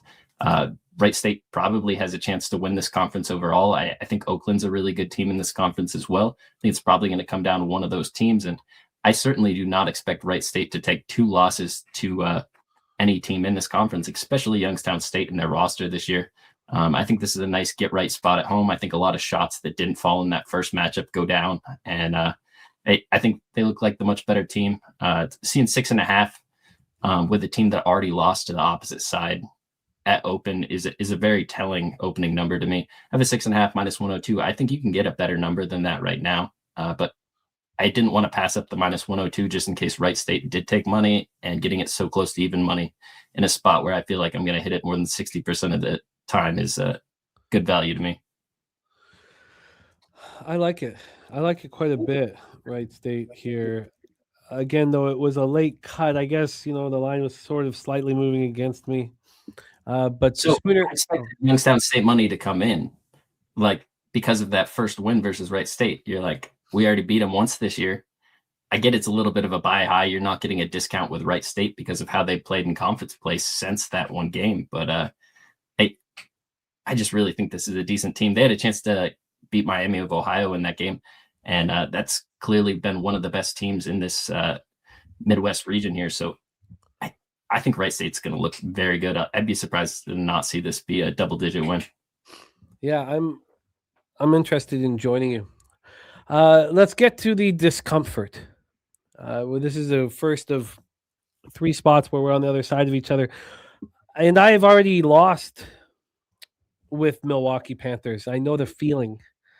Oakland Golden Grizzlies 9-9, 5-2 in their horizon. Milwaukee Panthers 8-10, 4-3 in the horizon. Let's roll into this one here. We have Spooner backing these Golden Grizzlies, and they're coming off a game against Wright State, a tough game, and it's very possible that they can take all of that anger out on this Milwaukee squad. They beat all the teams in between Wright State. They barely got past Youngstown State, but they beat up on Robert Morris. They beat up on Cleveland State, and then lost to the team that's just, had their number. So now they face Milwaukee, and they'll play again on February 22nd. Milwaukee coming, they're a. I'm God. I felt like this was a spot where Milwaukee could, their third straight home game. They got beaten badly by the Norse. They came back and took out IU Indianapolis, who's a weak team. So they had 3 straight road games. They were tough road games. That's why I was backing them against the Norse, and that blew up in my face. They at Wisconsin, at Wright State, at Green Bay, all tough games, and then they came back and got crushed by Northern Kentucky, and then they got past IU Indianapolis. So I'm becoming more and more nervous about this spot that I'm on. Let's take a look at this line history here, and then hand it over for Oakland, Milwaukee. We have Milwaukee a +3. Well, that's a good sign. I got in at 3.5 at -110. It was a 3.5 between about, 9 and 11 this morning. So we're back at a 3, which is where it opened. So that is okay. I'll take a look at this total. This total here for this Oakland Milwaukee spot is sitting at 167. So we've climbed up. This opened up at 165 and dropped down to 163.5. So now that we're up at 167, it's pretty wild. 3.5 point move towards the over. And we have cash flow information. 62% of the tickets, 93% of the cash on the Golden Grizzlies, 87% of tickets, 91% cash on the over. Take it away, my man. Yeah, I have the Oakland Golden Grizzlies here, -1.5, -110. I really like this spot personally. I spent some time last night while I was capping the card, watching the last few Milwaukee games back. Was looking for a little bit of injury information as I did so. Their best big man, somebody that they've relied on heavily all seasons, played 40 minutes and above 35 minutes in most of their games this season. Danilo Janovic, he's a big man. 2 games ago, he got fouled going up for a rebound, and he already had a wrap all the way around his shoulder, and he gets hit in the shoulder again on that foul, and his arm completely goes limp, and it falls to the side. He sits on the bench for a little bit, disappears to the locker room, doesn't come back. Then in the last game, he sat there in street clothes. So I really don't expect him back right now. I think he's got a pretty decent shoulder injury, and that's just nothing new to this team. They already lost Seth Hubbard, their best guard on this team this season, and right before that, they lost another one of their starters who started all but one game, and that was versus Akron, Faison Fields. So they have 3 starters that have started the majority of their games and really good players that are out right now. I don't think the Janovic injury is fully factored into this. And Oakland really knows what they're getting into with Milwaukee. These are 2 teams that play each other at least twice a year, and they continue to meet in the conference championship, or not conference championship, but conference tournament year after year. And one thing that continues to happen is Bart Lundy does not get the best of Greg Kampe, and when he does, it's at home here. And Milwaukee's played him in some tight games. They brought him to overtime a few games. Oakland's only got 1 win here on the road in Milwaukee in the last few seasons, but Oakland's got a really good team this year. They have 2 of the top 5 players in the conference, and they have a zone that is really difficult to deal with, especially if you're missing 2 of your big men that you completely rely on. You need to have space, and you need to have people inside. And I think Milwaukee's in a bad situation here. I think Greg Kampe gets one. Oakland -1.5 for Morgan Spooner, which takes us to Fort Myers, Florida, home of the Florida Gulf Coast Eagles, 7-10, 1-3 in the A-Sun. They are hosting Queens University Royals, 9-8, undefeated in the A-Sun. Let's take a look at this setup and grab the line history here for this one. Line history-wise, sorry, here we go. Let me grab this Florida Gulf Coast spot. Sorry, I didn't have it set up here. We have this total at 167. It's -115 to the under.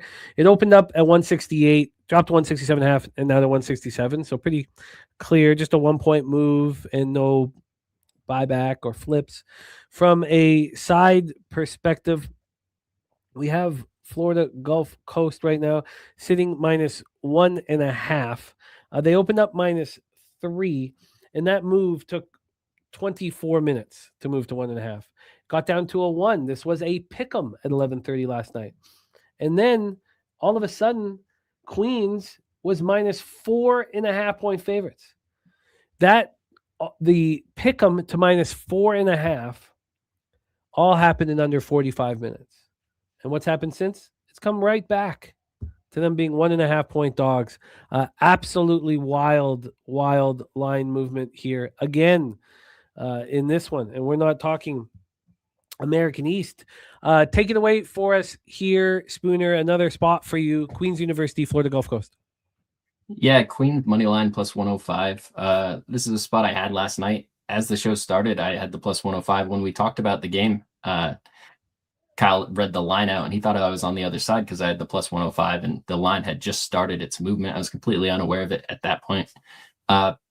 Wasn't shocked to see Queens take money in this situation, but I think there's a lot of cappers out there that have a ton of respect for Florida Gulf Coast.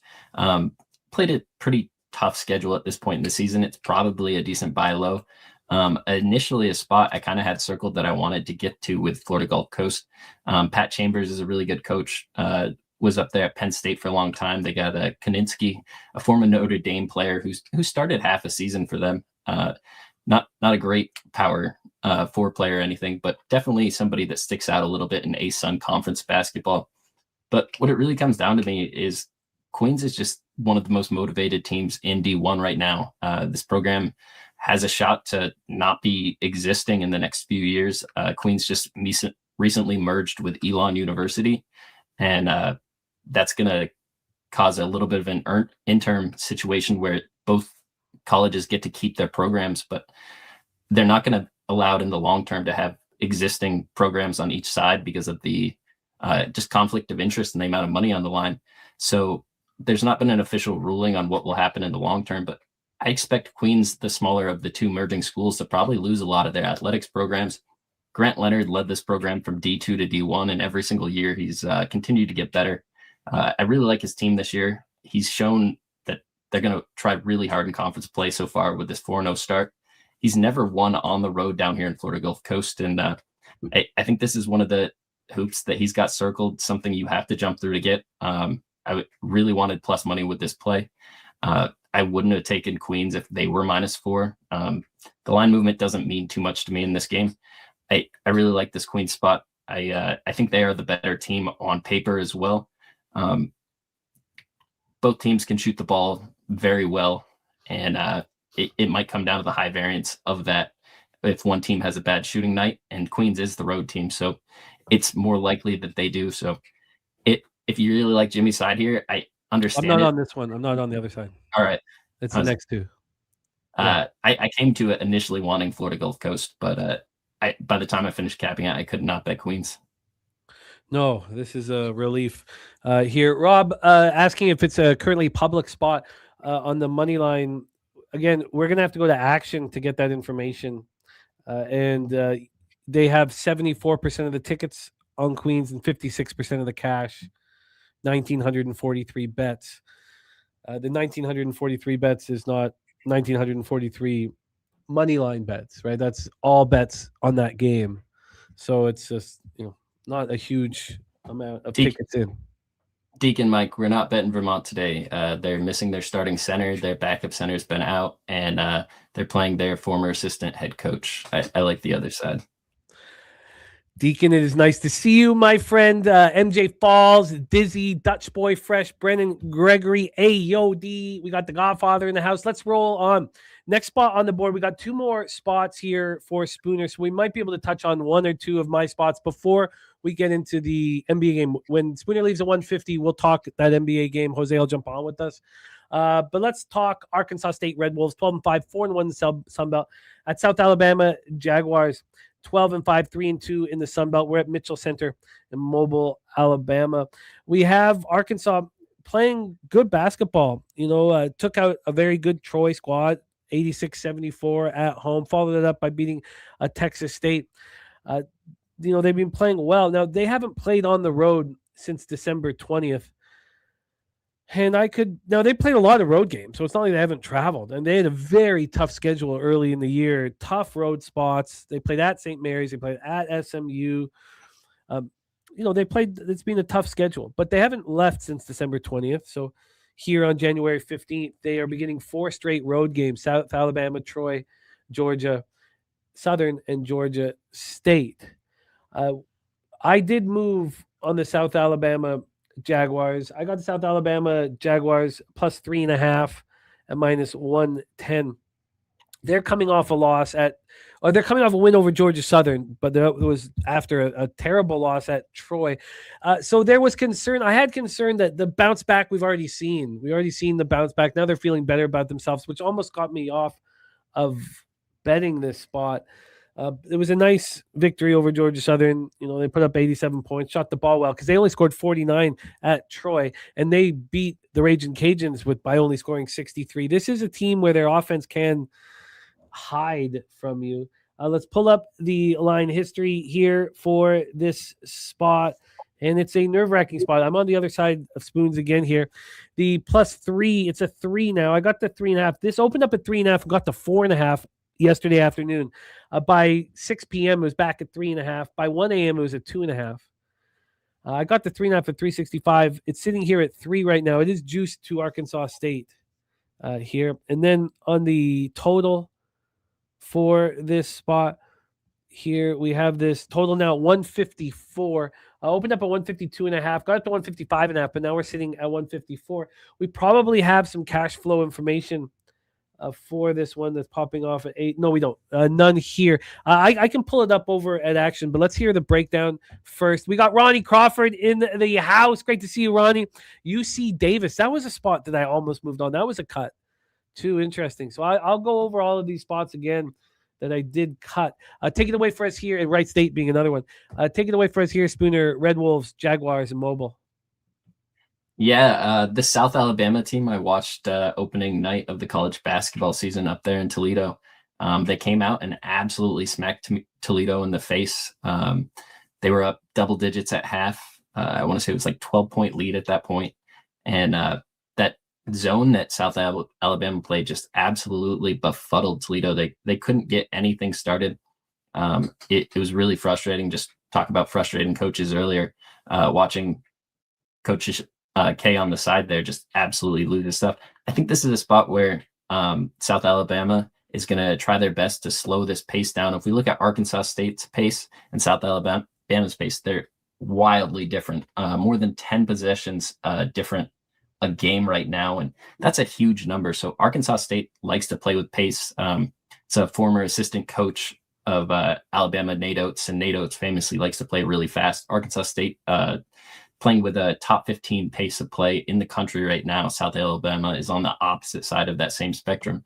So it's really going to come down to who kind of sets their game up, because if Arkansas State can run with the ball and South Alabama can't set up their zone, it's going to be a rough game.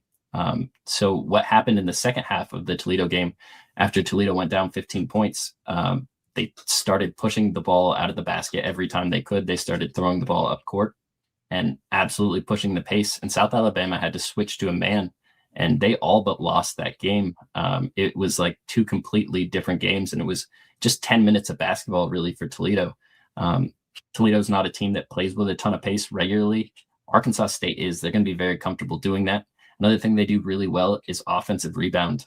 One way to kill a zone is to offensive rebound really well. South Alabama gives up pretty poor defensive rebounding or offensive rebounding numbers with their defensive rebounds. So this is really going to come down to one player for South Alabama, and he's going to have the game of his season in Chase Harris, one of the better players in the conference, very athletic guard, will bring the ball up for them, 6'5", 6'6", and he can get all the way to the rim with it. Not much of a 3-point shooter. One of the ugliest shots I've ever seen. Not an amazing free throw shooter either, but he does set his offense up really well with being able to drive to the basket, finish, and just find open players off that drive. And if he finds a way to go off for 30 points and have 10 assists and has a perfect game and they win this game somehow, so be it. But I think Arkansas State's not going to have trouble with South Alabama's zone. That's the whole thing with this South Alabama team is you have to run this zones successfully to have wins. A lot of people really like it, almost similar to like a way Oakland operates. But I don't think this is a great spot since I've seen South Alabama play last. They lost Peyton Law. He's a 6'7", really tall bodied guard that really allowed that guard to stretch that zone. And I think missing one of their better players going up against Arkansas State, a team that I think is still undervalued even as well as they're playing. I think Banone's a really good coach who's going to step up to a power conference here in the next few years. You are in business, Spooner. Arkansas State Red Wolves -3, -110. So who will dictate the pace? I was very interested in what this total was going to be. I thought that would give us a sense of, who the books liked here, sitting at 152 to 155. Let's talk about the final spot on the board here for Spooner. And again, we are heads up. Burns Arena in St. George, Utah. UT Arlington Mavericks 11-5, 3-1 in the WAC. The Utah Tech Trailblazers 9-9, 2-2 in the WAC.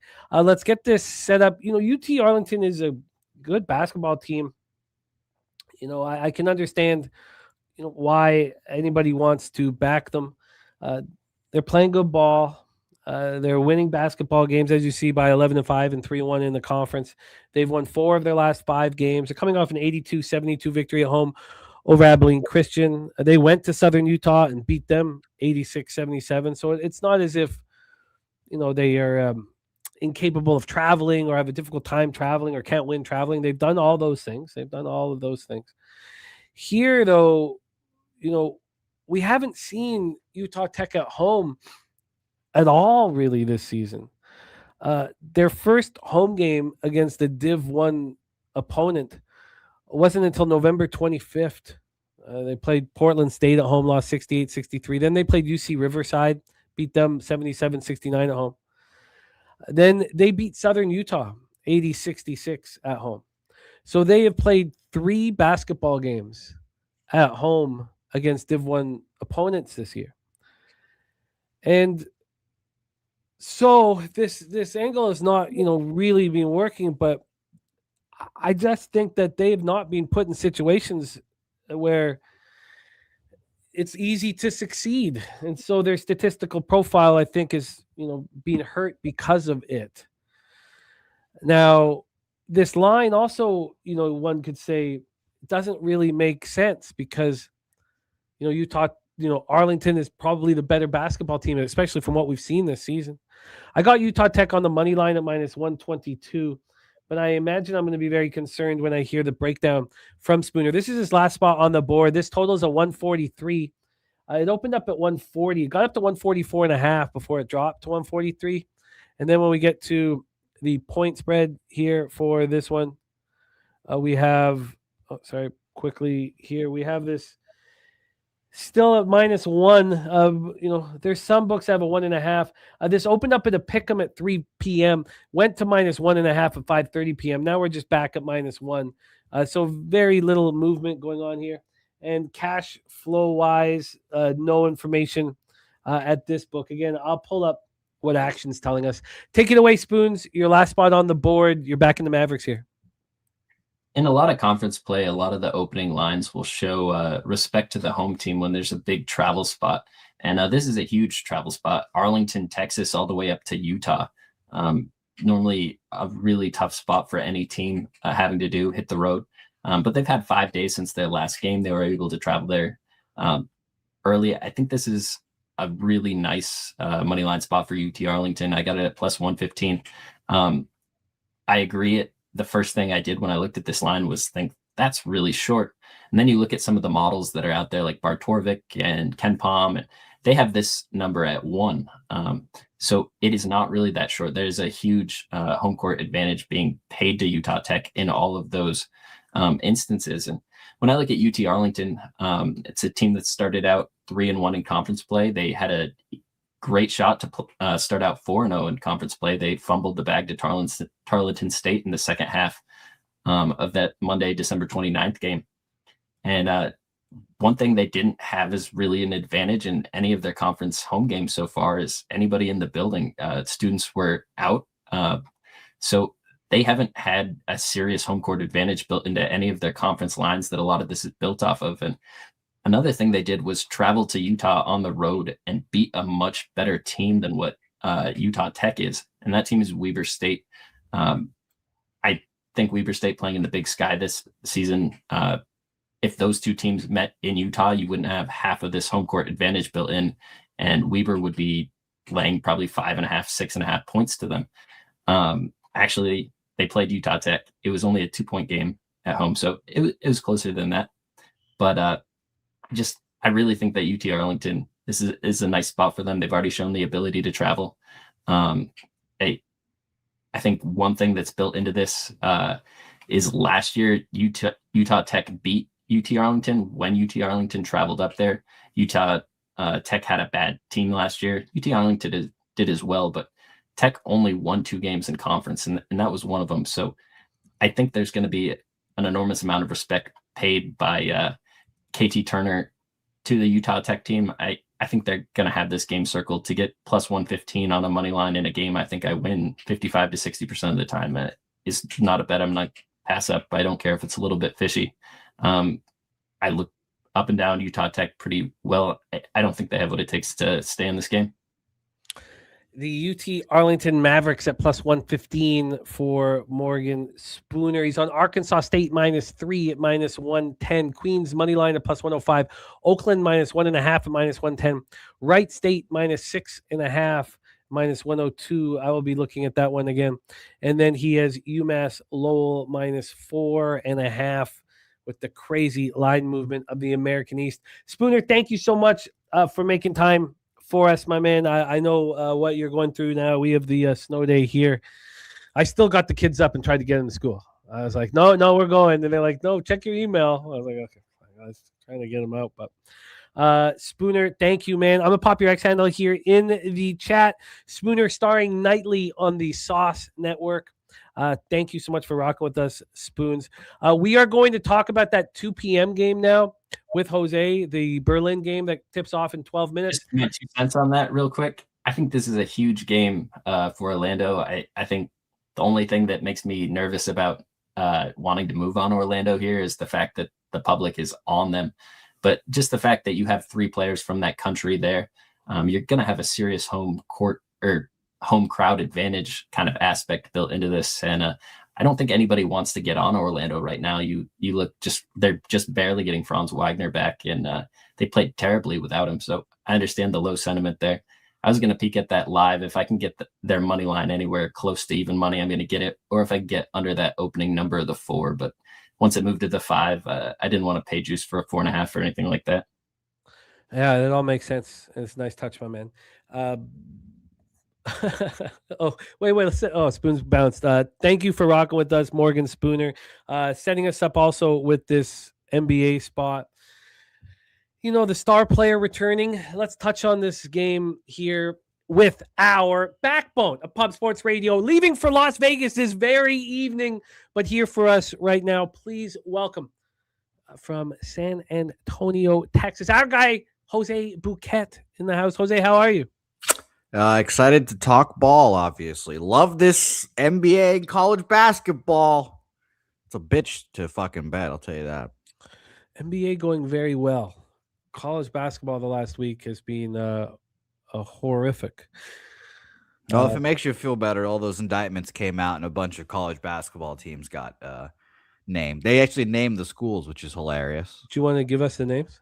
Yeah, so if you lost on Nicholls State, Tulane, Northwestern State, St. Louis, LaSalle, Fordham, DePaul, Robert Morris, Southern Miss, North Carolina A&T, Kennesaw State, Coppin State, New Orleans, Abilene Christian, Eastern Michigan, and Alabama State, you might be liable for disappointment. Yeah, well, we knew this was happening, so nothing to be too concerned about. Let's talk about this spot here. We have the Grizzlies, a beat-up group. This is their starting five. In such a high-profile game, Cam Spencer, Cedric Coward, Jalen Wells, Jaren Jackson Jr., and Jock Lawndale. That is their starting five. So no Ja, no Edie, no Clark. Well, Clark's not that important. No Ty Jerome, no Pippen. No Suggs over for Orlando, no Castleton, no Howard, but Black, Bain, Wagner, Banchero, and Carter is your starting five here for the Orlando Magic. Let's get into the line history here for this one. And then, actually, you know what, Jose? Why don't you hit us with the line history and the cash flow? Sure. Yeah. And then I, by the way, echo Spoon's thoughts on this game as well. 68% of the bets, 81% of the money on Orlando. The Ja Morant and one of his teammates almost got into a fight yesterday or today. I forget when that was, but it was during shoot-arounds. -5, -5.5 across the board. Got it down to 4.5 at one point, but it's come back up to 5, and I expect it to get to 5.5. Yeah, I mean, honestly, the Grizzlies are such a mess. But with these back-to-back games here, you would feel like, I mean, the next game's in London, so it's not like we have two games in Germany. You'd think that this is the spot that you'd want to attack here and back Orlando, but I've not bet a team with their star player returning ever. Ever. Kong's Clip says, could we not technically file a class action lawsuit against the NCAA for financial damages due to the holding of rigged games? Yeah, I'm sure we could. Good luck. It would take a lot of time, and I'm sure it would be settled out of court and that your time would be paid for, but it would take a lot of time putting that together. And it would just be settled out of court. But Saturated saying he'll probably only play 20 minutes or so. I haven't done it. I haven't done this in years. I haven't done this since, I felt like I took my capping to the next level. So I'm hesitant to want to back Orlando, but I get it. You have De Silva, Wagner, you have players that can be backed. I don't want to start my day here backing the team that's supposed to win in Germany against a group of players who are fighting. I mean, that's the one thing that the Grizzlies have shown us, that their role players are fighting for opportunities in this league. And so is it a surprise that Spencer and Coward have gone off the way they have? No. I mean, they're taking this opportunity and taking things to the next level. Yeah, Londo, we were just talking about it, my man. Drewski says Magic Smash. Pretty funny. Or even they have like records of the Paul players saying, let's underperform against X team as well. Yeah, apparently they tried to underperform the first half against Georgetown recently. And what was the score in that game? Do you have it? Apparently that they were, let me double check here. They were -13, I guess Georgetown was. And they only lost. I can't trust this fucking Twitter page that I'm looking at here, but I'll look up the score right now. Let me double check. I remember that Georgetown DePaul game too. That wasn't long ago. That was no. Wow. No, it was not. It was 56-50 DePaul win and a 35-24 Georgetown first half cover. Wow. And then wow, that's just so wild. That's so wild. Yeah, I don't. This doesn't appeal to me. This game to start off things at 2 p.m. Coming off another winning day in NBA now. I mean, 9.96 ROI and 159 bets, and this just backing the team with their star player coming back in a game where there's pressure on them to succeed. But we saw Barkov step up in this situation in NHL. We see the players step up, but it's hard to imagine Wagner's just going to be. I mean, Saturated saying he's only going to play about 20 minutes. Rob Freeze, right? He says returning from injury, but playing in the country where they're from is a different animal. Yeah, no, that all that's legitimate here. But I think the the concern of being on a or backing the public team here. We got 5 minutes here. 5 minutes here till. I guess we have actually with 10 extra minutes. So we actually have 15 minutes. So we do have a little bit of time. 81% of the cash is on Orlando. Over at Circa, they have 71% of tickets and 86% of the cash on Orlando. They moved it 5 cents. They haven't switched off the number and moved the number. Yeah, I don't find it appealing. But let's talk about this total. I mean, we see these games played at a faster pace than what you're used to seeing. So let's just go over. I got all the pace numbers here for NBA. Just give me 1 second here. We have here we go. We have Memphis right now playing at 101.34 possessions a game. That's 10th fastest in the NBA. And Orlando at 99.12 possessions a game, 17th fastest. The 20 minutes of Wagner's on the court. I mean, I'd be surprised if you see anyone really pushing it. This total opened up at 230, got up to 231.5, and now we're down to a 227. It just moved from 228 to 227 a couple minutes ago. So maybe that 230 would have been appealing. I don't find it appealing here. Man, Bear, Pig on Spencer over 12.5 points. Wagner over 15.5 points. It's at 16.5 now. De Silva over 7.5 points, and Vince Williams over 7.5 points. And Satre saying, do I think JJ Day will do anything? Yeah, I do. I think that with this, Grizzlies squad here, that Jaren Jackson is your point of attack. Look what he did last game. 3 of 11 from the field. I mean, he's playing poorly. All of a sudden, he's not trustworthy. All of a sudden, I mean, I think he's just down. I think these guys just don't want to get to the court, and maybe the fact that they're playing in Europe will inspire him here, but he's been shooting the ball poorly. I'm off of I'm not moving on it. At 230, if this total, I like betting unders in these spots, but I've learned lately over the last couple of years that the pace climbs when they go to Europe. They want to put on a show. So I'm a little surprised that the total's gone down to 227. We have a big, beautiful NBA card the Brizzy's going to be joining us for, but I'm not moving on this one. Saturate said that's why he's on Coward points and rebounds. Tommy Turnbuckle says, do we think Bane will have a good game going against his old team, especially with so much focus on Wagner? Bane's been disappointing as well. The Fix is in, says teams that lost the first half but won full game. He says fade Magic. Magic's that team. Turnbuckle Tommy on the over 19.5 from Bane. The Magic could be a disappointment. I'm going to stay off the game. I'm looking forward to hammer the NBA card with you guys, but not going to start here. Jose, let's roll into my college basketball spots. So I went 0-1. It's funny. This has been working for us, Spooner and I, not telling each other our action, because we've not ever been against each other, rarely, almost never. We were one game yesterday, and then we see the games we're on the same side. Here he's got 6 games, and I'm against him on 3 of them. It's not a comfortable situation. But I'm ready to attack the board, Mr. Bouquet, and then we'll get into NBA here. So let's roll. We start in Boone, North Carolina. Holmes Convocation Center, home of the Mountaineers, a tough place to play.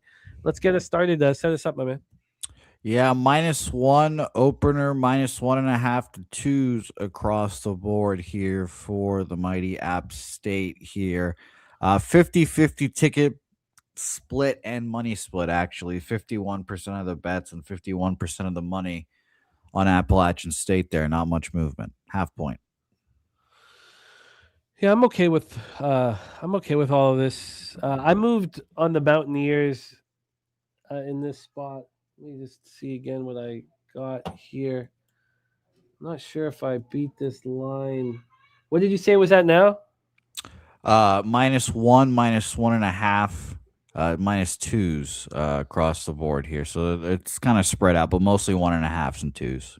I got -122 on the money line, going heads up against Drewski here, but I'm running with my man Rob Free with the Mountaineers in this spot. So there are a couple, again, we talk about the proof of concept, something that I was showing up until this week. But, I think Utah Tech and App State will be very important pieces of what was working out so well for me earlier in the year.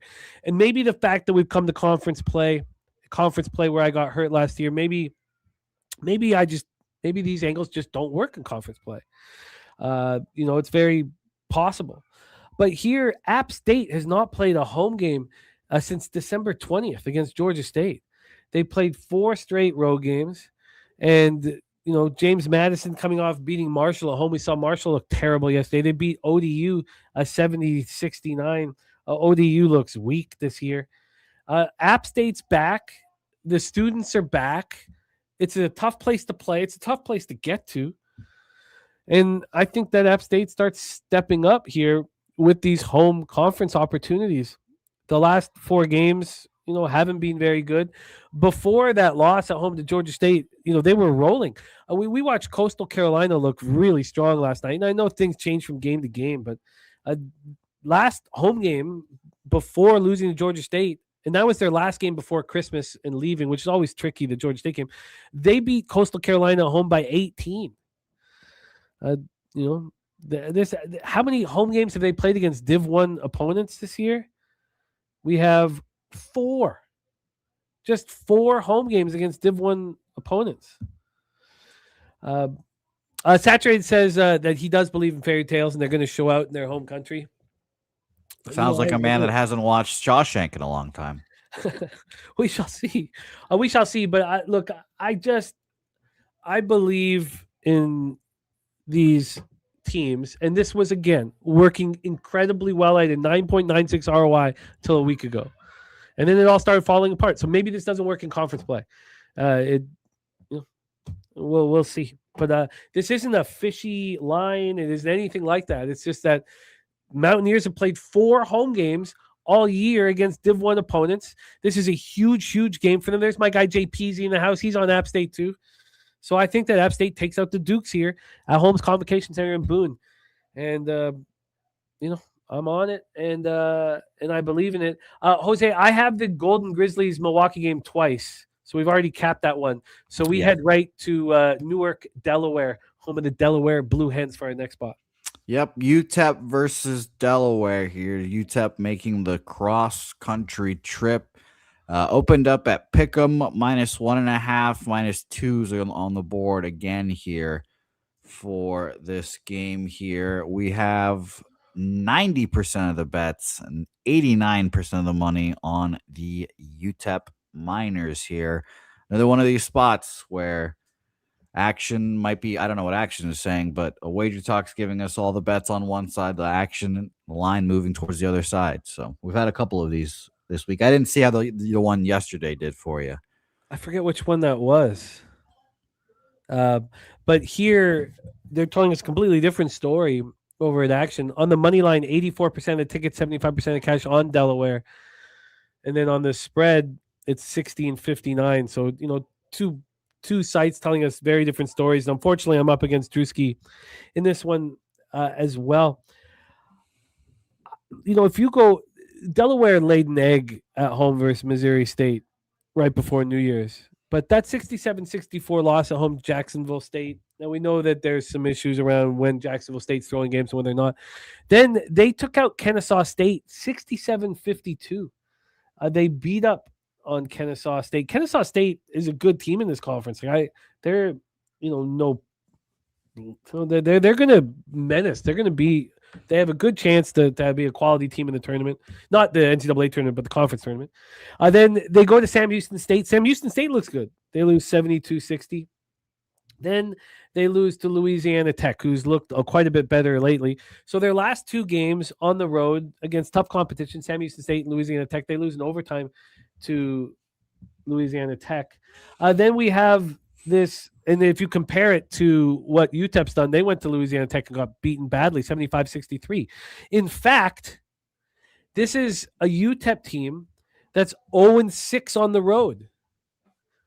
And maybe this is simplifying things too much. I wanted certain teams, like UCLA to prove that they can go out and win on the road. And here's the same thing. This team is 0-6 on the road. And now they have to travel to Delaware, who's just coming off 2 tough games. I mean, I got Delaware -1.5, -115.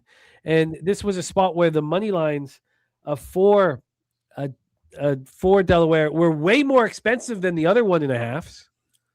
It was -135 to get on Delaware's money line at 365, so I didn't move on that one. Our guy Ronnie Crawford has sent us the cash flow from his site, which is good because we have, 2 different stories from 2 different sites. So let's see what we have here.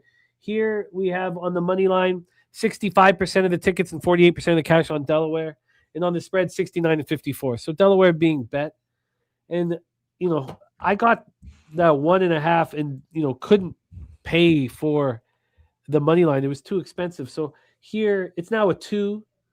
But the money line hasn't changed, still -135. So I got the 1.5. Look, I'm comfortable with this spot. We got Lucas Ryan in the house as Zags roll tonight. It's a fun game against Washington State. Got my Washington State shirt over there. But I'm on the Delaware Blue Hens here. Jose Bouquet. Let's roll on to our next spot on the board. Let's roll on here. By the way, Jimmy. Yes. I know you don't travel with your partner all that often, but there is nothing more annoying than your significant other waiting to the last second to pack. Just makes me want to fucking throw myself off a balcony. God damn it. She does have a full-time difficult job. You know what? There's plenty of time in the day. It's 24 hours. God, just hey man, shoot me dead. $150 for a fucking checked bag. Here we go. Here we go. Vegas gonna fucking bleed us dry here. One Uber at a time. One check bag at a time. North Dakota versus the mighty St. Thomas of Minnesota here. 9.5 was the opener. We're seeing 9s across the board now. It did touch 10 at BOL here. Bookmaker showed 9.5, and it's been 9 for quite a while there as well. For the lot or market information in this game, we've got 75% of the bets and 85% of the money on North Dakota here. The win for St. Thomas, the Tommies at Oral Roberts, they hadn't been on the road. They were on the road twice in December 3rd, December 13th. Then they go to Oral Roberts, and beat them. They haven't had too many tough spots here. They're a really good basketball team. Don't get me wrong. But North Dakota is a tough place to play. And when I was studying this game, I was like, God, North Dakota's going to be shot out of a cannon for this. We've seen them against South Dakota State. We saw them took out Oral Roberts the same way St. Thomas took out Oral Roberts, albeit St. Thomas did on the road. I'm on North Dakota first half. I think that this is a tough place to play. We know that the Tommies are the better basketball team, but if that's the case, I think it's going to take them 40 minutes to show that. What did you say the line is right now? 9s across the board here, 9.5s opener, but 9s across the board now. I got the first half +5 with -110, a very low VIG situation, and I like it quite a lot. I think it's going to be very difficult to play, in Grand Forks. We know that. We know the place is going to be jammed. We know it's going to be bumping, and I don't want to fade the Tommies over a full game, but taking them, fading them first half here against a team who knows who's coming in. They know the class of the conference is coming in for this one. Everybody's going to be up for this. It's still +5s across the board. I see a sharper book than the one I got has moved it to -114, so it is juiced. But I'm on the Fighting Hawks first half, man. I'm on the Fighting Hawks first half. Drewski is on St. Thomas. That's 3 straight now. We're not actually for sure against each other on this one. You mean -8 too, right, Drewski? But Drewski here and Justin McKelvey likes the full game at +9. Look, this is a tough place to play. You come into Grand Forks and you handle your business, I will be impressed. But I'm on North Dakota first half +5, and I need I need a night. This is the most important day of the college basketball season for me after what's happened the last 7 days. So I'm on North Dakota first half. Let's get it. Let's roll on to the next spot on the board. Let's move on here. By the way, for keep people counting at home, that would be 6 units. 6 units on a bag. Cal Baptist versus Abilene Christian here. Shout out to Abilene Christian, who I'm sure they're having an interesting day with gambling scandals rocking that team here today as well. -1 opener for Cal Baptist, now -2 for Abilene Christian here. So very interesting there. There's 50% of the bets each way and 59% of the money on Abilene Christian. Are the boys going to try now that their teammates got caught by the feds? And with Abilene Christian, it's not players that are playing now, is it? I mean, you just said it. That Georgetown DePaul game was pretty recently, so I'm assuming that all of these teams. Supposedly only 4 are active of the 20. So I'm not. Yeah, you know as much as I know a little more than you, but I have not seen all of that yet. But I will do the research for you. This is the 4th straight game. Drewski and I are on opposite sides here. Shout out to Cal Baptist, though. You know, they their star student, not Flush Allen's oldest daughter, Bailey, is on her way to become a doctor after her work at Cal Baptist. Cal Baptist has played at home here for the last couple games, you know, against pretty questionable opponents. They just took out the worst team in the conference, 0-4 in conference play at home. They beat them by 3. You know, maybe they weren't locked in or whatever. Their last 2 games. Now I'm on Utah Tech, but against Southern Utah and Utah Tech, these are the weakest teams in the conference.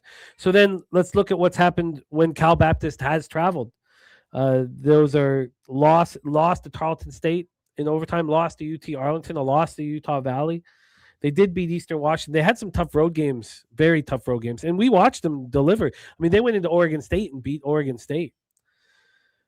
But I like this spot for Abilene Christian. I don't know what this whole gambling situation is going to, if it's going to be a cloud, you know, over Abilene Christian. They're coming off a loss 82-72 to UT Arlington. They had back-to-back wins. They've won 3 of their last 4. They're playing basketball that I can trust here at home, and I think that they can take out the Cal Baptist Lancers, who haven't looked good on the road of late. So I'm on Abilene Christian, 2-2 in the WAC. Cal Baptist with this 12-6 record, and albeit, you know, has been some tough competition that they have played. That, you know, we were talking about, you know, they have gone through, especially the win in Oregon State and things of that nature. So they have proven themselves at times, but they've also, you know, looked vulnerable, and they look vulnerable of late and have not been traveling well. And I'm going to fade them. I'm on Abilene Christian here. I got Abilene Christian at Abilene Christian -2 at -111. What did you say it is at right now? Right now across the board here, Abilene Christian is -2. Okay. Yeah, no movement there. I'm fine with it. I'm on Abilene Christian -2, -111. And then we have still a few spots here that I like quite a bit. So we have 4, or sorry, what's that? That's 4 more spots on the board here with, and let's see, we got, yeah, I like these next 4 spots. Let's roll on. Let's roll on to the next spot. We head to Cookeville, Tennessee here. And the Tennessee Tech Golden Eagles have been very good to me, and I am fading them here. So let's talk about this next spot.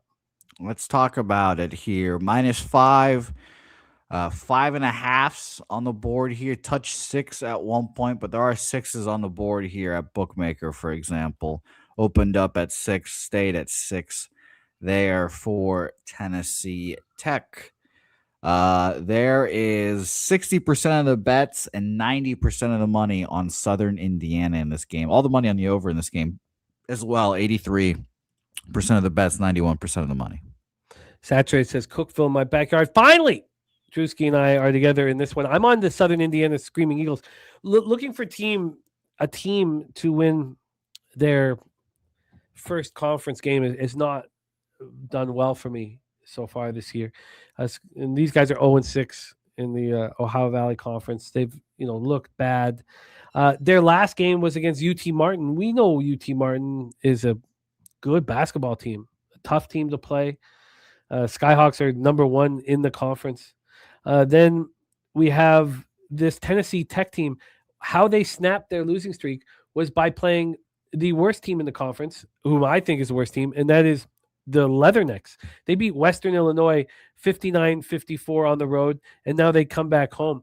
But they played UT Martin too. They lost by 24. This is a team that, until this win over the Leathernecks, who are just trash, all these games they were losing by double digits. Tennessee Tech lost by 24 to UT Martin. They lost by 12 to Tennessee State. They lost by 19 to Little Rock. They lost by 10 to Eastern Illinois. I mean, these guys have been losing. And if you look at what Southern Indiana's done, they played some good basketball. They took Morehead State to overtime at home. They lost to Southeast Missouri State. These are the best teams in the conference that they're battling, while Tennessee Tech is losing by double digits to all of these teams except Leathernecks, who Southern Indiana hasn't had the opportunity to play yet. So I could be trying to catch a falling knife here. There's no doubt about that. And this team has lost 8 straight games. So, look, I can understand the concern. But they're in this game till the bitter end. To the bitter end. Lucky lefty on Southern Indiana first half, a -3. I love to see that. I'm right with you guys. So here, I'm on Southern Indiana Screaming Eagles. I don't need them to get their first win to OVC, but they can, and they know they can. And when you haven't won yet, and you go into an arena where you can get that first victory, I think they're going to be pumped up. Maybe the first half is a better look than when I'm on Lucky Lefty. But I'm on the Screaming Eagles. This is eagle-on-eagle action. I'm on the Screaming Eagles here in this one. Let's roll on. Let's roll on to Tarleton State, Southern Utah here. Tarleton State, 4.5-point favorites, 70% of the bets, 93% of the money on Southern Utah in this game. This line opened up at -6 for Tarleton State and has come down to 4.5 at BOL with all that money, I'm sure, on the other side there. 5.5 opener at Bookmaker, now down to 4.5. And just to remind everyone, there's 70% of the bets and 93% of the money on Southern Utah in this game. That's a ton of money. Shout out to my guy TC in the house. That's a ton of money on them. But I got the +6 with Southern Utah. So I'm, very pleased here to hear that it's down to 4.5. I got that 6 at -110 at 365. No vig, no qualms, no worries. Look, I'm backing another team that has not won in conference play. Tarleton State sitting here 11-6 on the season. They're coming off of a home loss to Abilene Christian. They haven't played a road game in January either. So, I would like to test them here on the road. Now, they have played good basketball. I mean, they beat UT Arlington, and we know they're a good team, 69-63 on the road. So they've proven that they can travel here. These last 3 games were not good-looking games for them. They lose at home to Utah Valley. They barely get past Cal Baptist in overtime, and then they lose to Abilene Christian at home. And now they have to face Southern Utah. And, Southern Utah knows how important this spot is. Now, Southern Utah did lose to UT Arlington at home, but here's another team that has not played home games at all. I mean, even here's a spot. So they played UT Rio Grande Valley on November 8th at home against a Div 1 opportunity at home. They beat them badly. They played that was a neutral. Then they played UT Arlington. They played 2 games at home, 2 against Div 1 opponents. They played they played Bethesda University and Noble College, so they dominated those 2 games at home. But that's it. They've not played home games here. We know that the Thunderbirds fans come out and support this team. We know it's a tough place to play. So here's a team that's lost 7 straight games. Well, 6 of them were on the road at Oregon State, at Washington, at Northern Arizona, at Utah Tech, at Utah Valley, at Cal Baptist. Again, they only lost by 3 points at Cal Baptist. Tarleton State could easily overlook them. Now, Drewski says Tarleton State smash. So, we're in that spot. But heads up against each other once again. But look, I like it. I like it. I thought that I had proof of this angle working all season long. So now we've had a week of it not working, So now the 9.96 ROI is completely flipped. And I'm hammering it again. I'm hammering this again. The statistical profile of Southern Utah is very in very tough situations. I got the +6 and -110. I'm happy it's a 4.5. I think that they can be in this game from start to finish, and I'm getting 6 points. And I'm taking it. Let's roll on. Let's roll on to Wichita State FAU here. Florida Atlantic here. There's 58% of the bets and 72% of the money on Wichita State here. Line movement has gone the opposite way, though. 3.5 openers, 4.5 at BOL. Only one place has a 4 still, and that's our friends at Bodog, but 4.5 across the board still. Makes me a little uncomfortable. I do have the 5. Florida Atlantic at home is a very tough team to play. And, we don't have a ton of proof. I mean, Wichita State is just an average basketball team. They're going to be average in conference play. There's no reason why Florida Atlantic can't win this conference. I mean, UAB looks average. Memphis doesn't look that good. Is Tulane going to be their toughest competition here? They're at home. Florida Atlantic's at home where they take care of business. Again, we'll go over their home games here, and there haven't been a ton of them because they did play some neutrals. The only team that has beaten Florida Atlantic at home this year is St. Bonaventure, beat them by 5. Every other team they've taken care of beat UTSA by 40, beat Memphis by 11, beat Albany by 26, beat Pacific by 23, and then needed overtime to beat Boston College, but that's a tough team to play against. Mark Nick in the house. What's happening, man? Drewski says FAU smash. Look, I'm on Florida Atlantic at home. Florida Atlantic at home, they print money. -5, -109. You also have the opportunity. Now you can say that Florida Atlantic still has some vividness bias from their tournament games, but Wichita State has a ton. Everybody thinks Wichita State's always a little bit better than they are because of how good they've been over the last 20 years, man. Rob Free on Florida Atlantic as well. 4th and 1 entertainment in the house. Johnson double-double, Hart double-double, Doncic double-double, Wemby double-double, Nurkic double-double, copy-paste all of these. Chosen One saying he's seeing 3.5s. Look, that's very concerning. If I was sitting here with a bunch of 3.5s, would I be on this spot? Maybe not. But I'm going to back Florida Atlantic here. Take care of business. Take out Wichita State. Do what they do. Win at home by margin. 5 is not a lot to get to, but obviously that 3.5 is a little concerning here. I got 2 more spots on the board here before we get into NBA. Take it away for us, Jose. Let's set up the next spot on the board. Sure. We talked about Hose yesterday. Let's talk about Idaho's. And that cashed easily. Sure. If we had doubled up on the first half, we could have, which I didn't. The line had moved too far in our direction, but Blue Hose got us paid yesterday. The love of the hose worked out, so let's go to the whole bowl here. Idaho State versus Idaho proper here. So it should be a fun rivalry game as well. I'm sure it'll be attended as well because what the fuck else are you going to do up there in Idaho?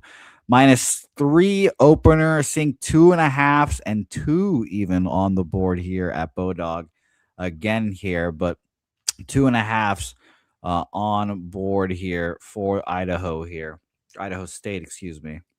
Now for the splits, we have 67% of the bets and 75% of the money on Idaho here proper. So line moving towards, again, just to get everyone here, Idaho -3 to 2.5 here to 2. And there's more bets and money on Idaho here. 67% of the bets, 75% of the money. Idaho State Bengals have played 4 games at home against Div 1 opponents all year. They had a really tough opening schedule at San Diego State, at Seattle U, at Santa Clara.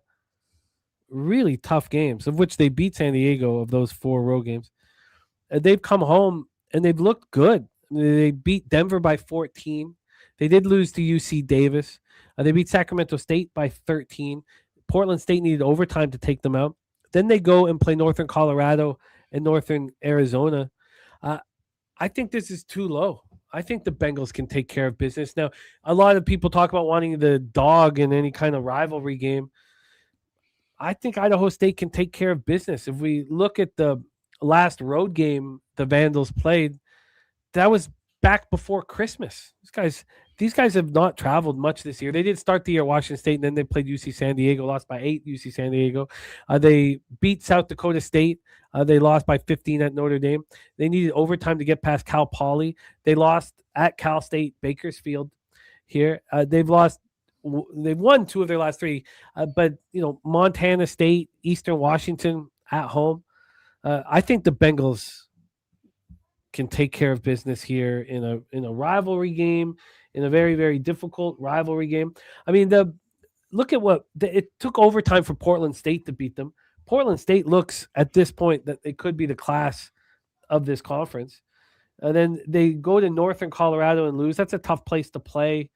They bounce back, by winning at Northern Arizona. Now, Northern Arizona doesn't look very good, but this is all eyes on this game in Idaho, and I like the Bengals here. I like the small number.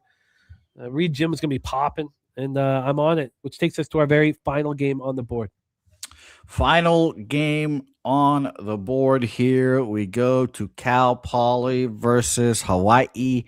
Here, 4.5-point favorites are the Rainbow Warriors here. There is 62% of the bets and 80% of the money on Cal Poly in this game, interestingly enough here. Line movement has gone from -7 Hawaii to -5 Hawaii. -7, -6, gets down to 6.5, and then comes down to 5.5 here as well. So the line moving where all that money is, Jimmy. I got screwed on this one. I had the bet circling at 6, and the line moved when I was betting it, and I got the 5 instead, which was frustrating. I thought about pulling it at that point, but I think you can explain. I think it's pretty easy here why the line was moving towards Cal Poly. What have we seen from Hawaii on the road really that should bring us to any fear of this team? They have played 2 road games. They played 3 road games all season long. So they played 2 of the road games have come this month. They haven't traveled at all. They went to UC San Diego and lost by 10 in their last road game. They barely got past UC Irvine, and now they have to go play Cal Poly. Cal Poly's the start, of this road trip. It takes some time when you get off the Big Island to get acclimated here. They're also, going against a Cal Poly team that just took out UC Davis. UC Davis is a good team. They took out UC San Diego. They haven't had, this is another team in Cal Poly who started the year at USC, at Seattle U, at Colorado State, at Montana, at Utah, and at Northern Arizona. We've barely seen them at home this year. They have played 5 games. 5 games at home. They've won the last 2. They're building momentum, and that's why this line's moving towards them. I think it makes perfect sense that the line's moving towards them. I wish I got the 5. I wish I got that 6, man. Like I almost didn't touch the spot. But Drewski says Hawaii smash here. Sancho says, what NFL futures do you have again? I can go over them, but the main ones really left are I only have Rams and Bills left, but 20-1, 8-1 Super Bowl conference for the Rams, and I got a bad line on the Bills, just 7.5-1 left. But yeah, I'm on Cal Poly. This is a tough spot for Hawaii coming. And that was for the Super Bowl, right? The 7.5. Yeah, I was so worried about the Jags game that I didn't bet the conference. That conference was available at 5-1 before the Jags game. I would love to have that in my pocket, but it's okay. It just creates a situation I can, where I just have to bet them here against the Broncos, which I still haven't done yet, but I will move on it. Drewski says, why Hawaii favorite then? Because Hawaii's 12-3. Drewski, 12. Or 7-point favorites. Yeah, well, 12-3. Why is the line moving away from a 12-3 basketball team against a team that's 4 games under 500? I think that's the question you need to ask, Drewski. Out of curiosity, does Action have more bets and money on Hawaii in this game? Oh, you have to think that the public is doing exactly that, but let's find out here. We have no. Hawaii has 38% of the tickets and 55% of the cash. You can get Hawaii now minus 4.5. But yeah, Drewski, I mean, look, 12-3, 4-1 in the Big West. Look, of course they're the favorite. The question isn't why are they the favorite. The question is why is the line moved 2.5 points away from a 12-3 favorite? I think it's going to be a tough spot for them, San Luis Obispo, man. So I'm on the Cal Poly Mustangs. So let's review all action here for this one. And this is a hugely, hugely important game. And Drewski, there's nothing wrong being on the other side of me, man. It's been a terrible week since last Wednesday. So you should have a ton of confidence, and I wish you luck, my man. I'm on App State money line, Milwaukee plus 3.5, Delaware minus 1.5, North Dakota first half plus 5, Abilene Christian minus 2, Southern Indiana plus 5.5, Southern Utah plus 6, Florida Atlantic minus 5, South Alabama plus 3.5, Idaho State minus 2, Cal Poly plus 5, Utah Tech minus 122. And Drewski, it's totally cool to read the market differently, but when you see a 12-3 team now minus 4.5, I think that the opposite is. I think they're begging you to take Cal Poly. Who wants to take a 7-11 basketball team against a 12-3 basketball team? Nobody. So the 7 was probably the right number. The 4.5 that it's moved to, it's because the books are respecting Capper's fading Hawaii. But again, it's always a gray area when you read the market. If you believe that they're begging you to take a 7-11 team down to plus 4.5, that's totally legit, man. So, you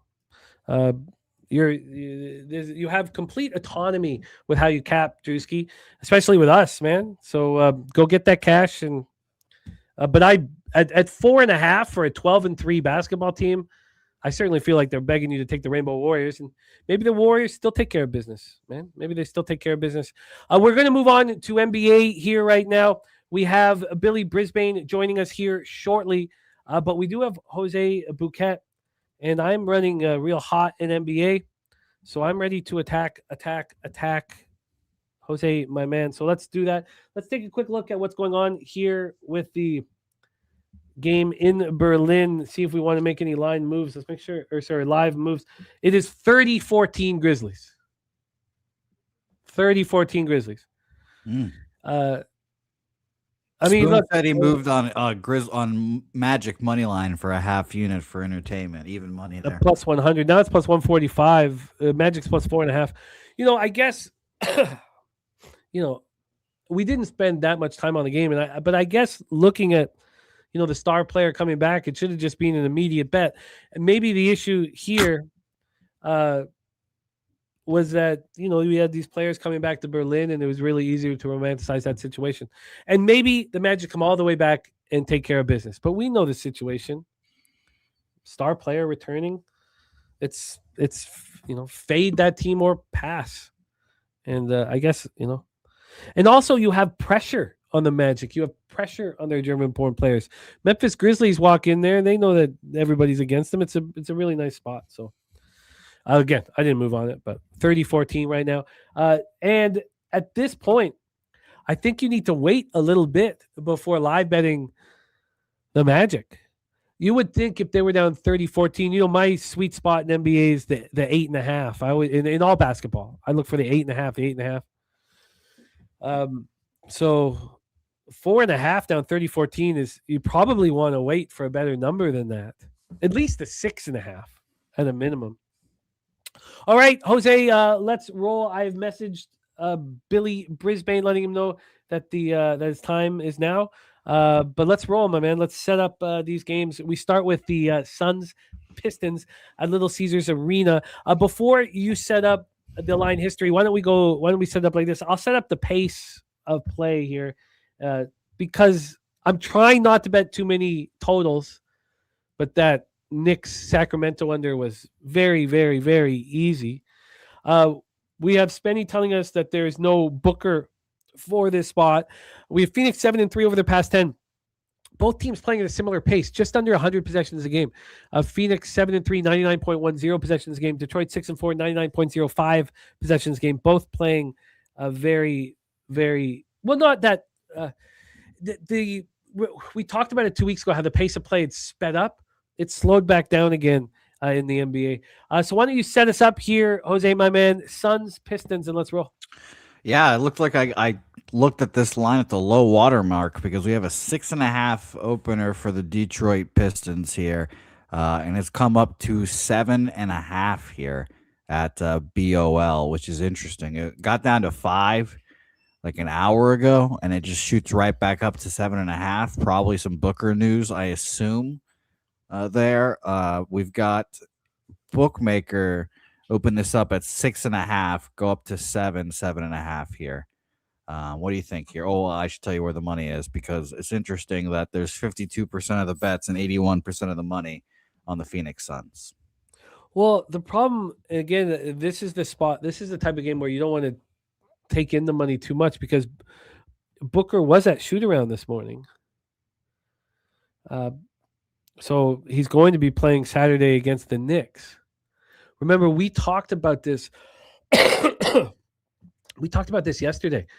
I said, I faded the Knicks yesterday in all. We cashed 3 units on that basketball game. Now the Knicks are playing the Warriors. Tomorrow they fly back home, and Saturday they play the Suns, and Booker's going to be in the lineup. The Suns and Booker should be bet very as soon as that line is available. Now, you are taking the risk that we expect Booker to play at Madison Square Garden, and I think that's a fine risk to take. Kripke on the Suns. Saturated says, I'll take the Suns plus 7.5 gladly. Spenny Penny Bombs on Cade and Duran double-doubles. Jalen Duran is in the lineup. All of the questionables here for these Pistons are going to be in. Stewart, Harris, and Duran are all probable. So we expect them all in the lineup. Let me quickly move over here to all of my notes for NBA for this spot here. 30-19, 32-19 in Memphis, Orlando. So Orlando did punch back after that timeout. So I think there's a lot of game left, though. But I have not bet a 4.5 in a live bet in NBA or college basketball all year. Like I need over at the very worst I've taken is 7.5, and I look for 8.5, or I just don't bet it. And now I want to know where I'm losing in my live bets. This is where I'm losing. I'm losing on the favorite on the money line at a pick'em when they're down, 14 points or 13 points. They're 7-point favorites. That is my only negative ROI live betting basketball right now, and I've got to stop doing it. So I'm saying that out loud here. The Pistons have been at home for a while. They're coming off a no-show in that 98-92 loss to the Clippers at home. Look, I understand backing teams when their star players out of the lineup and people seeing that 7.5 and seeing that as being very appealing. I look at this and think game 4 of a 6-game homestand for the Pistons coming off of a loss that the Pistons should be bet. Again, I don't think I've faded a team missing their star player, but I think this is a spot where now 37-19 Memphis. Good God, what a crazy, crazy basketball game. So, look, I guess what do you get when Booker is not in the lineup? So this moved from 5 to 7.5 with the Booker news. It moved from 7 back to 5 because Booker was at shoot-around. Now that Booker is out. So then when we get to the total, that'd be the spot where I think that you'd want to probably attack here. This opened up at 221. It got up to 224. And then the news that Booker was going to be out moved it to 220 or 219.5. Drewski says, do the Pistons care about this game? They're coming off of a loss. So yes, they do. I mean, that's my belief is yes, they do. I think they're going to take care of business. I find the Pistons appealing here, and I think the under is appealing. If the Pistons were still on this winning streak, they took out the Knicks by 31, then they beat the Bulls by 15. They're coming off a loss against the Clippers, and they've been sitting in that since Saturday. I don't see why the Pistons wouldn't pummel the opposition in this spot. We have our NBA guest ready to go. What do you think when you see this here, Jose?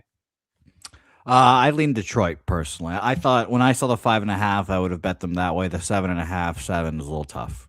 So I agree. It's a little tough. It's a little tough now because you're going to get a best effort from Gillespie, Allen, Brooks, O'Neal, Mark Williams. It's the way I see this. This is a really tough squad.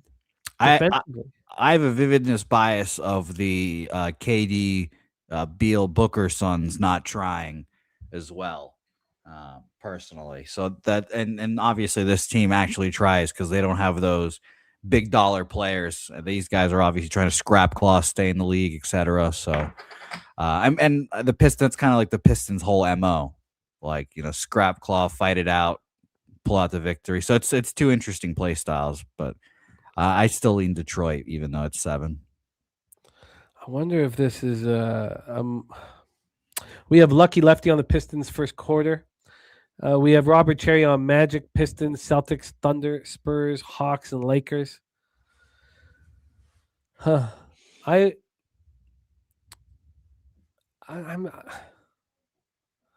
Saturday said this Suns team is one of the better teams against spread last 25 games. They sure are.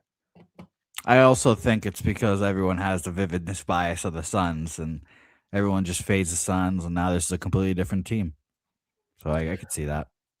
I can see that, but then I like the fear of fading a team when their star player is not in the lineup. I mean that doesn't go away. Let's take a look at this last game here, a 127-121 spot. Booker played 40 minutes, 4 turnovers. I mean, is this team going to be able to score without Booker in the lineup? And score with ease against the Pistons teams coming off a loss, sitting in that loss in the 4th game of a 6-game homestand. Like, I don't see how. I mean, and look at the way Booker's been playing. 33 assists in his last 4 games. Just doing everything that's necessary for this team to win. Yeah, Satcher says Mark Williams can stand up to Duran. Yeah, I think this is going to be a tough drag him out basketball game. And I think that I'm trying so hard not to bet totals, but I think that the under should probably be bet right now. I think we need to do that, but so we're not. Satcher said Gillespie will be launching. Sure, but this is a really tough defensive basketball team in the Pistons. I mean, they're more than capable of really shutting you down. And what's going to happen with Booker out of the lineup is, all of the guys that create emotion, Dylan Brooks, Grayson Allen, and then you got Rose O'Neal and Mark Williams on the 4-5. They can both defend. Why wouldn't this game just go under? I don't see why it wouldn't go under. If we look at these last few games, the last 3 games all have gone under this number. You'd have to go back to the very beginning of January, that game at Cleveland, the game versus Miami. Look, I think this game goes under. I'm gonna move on the under. And there, by the way, there is 55% of the bets on the over, 52% of the money on the under in this game. 39-23 end of the first quarter. Jesus. Look, I mean, it's the same story. And that's why one would be hesitant to back. Now, it's a little different than, Justin McKelvey is more concerned when the star players announced 2 hours before, and we see how much that works. But here, I don't see. Look, we all know what Dylan Brooks does. He brings out intensity, and now he's going to have to score as well. I think this under 219.5 should be bet this very second. And Jose, do you mind bringing on our NBA expert here? Bring him on and setting him up game 2 for him so I can just get this bet in right now. Sure. Let's bring him on. The one, the only, hopefully again. I think I say this every time we get this guest on, but hopefully we see him at Pubapalooza, integral part of Pubapalooza, those live streams. I know Billy mans the fort at those live streams, so shout out to him. It is the one, the only Billy Brisbane joining the program. Billy, I hope that we see you at Pubapalooza. How are you doing? Doing all right. Sorry about being a little bit late, but damn, we got to work better on the communication side of things. I was just sitting around waiting for y'all motherfuckers. And then I check my, something about X had to be updated. I update my X, and then I see you and Jimmy both message me. We're ready for you. I'm like, damn, that's my fault partly, but a little bit of communication. Send me a text message. A text message works better than a Twitter DM. I should have texted you, so I got you there. Yeah, I can do that better, but I did send you the call time at 12. That's true. That's true. Very But true, Billy, but- let's talk Miami Heat, Boston. So, is that the next game? I always get Celtics games mixed up in the order. Well, let's hear what he has to say about this first one, Suns Pistons. Suns Pistons. Billy, any thoughts? Yeah, I mean, kind of at first, I wasn't really too giddied up the Pistons here because of Cade just came back from a wrist injury. This total's extremely low.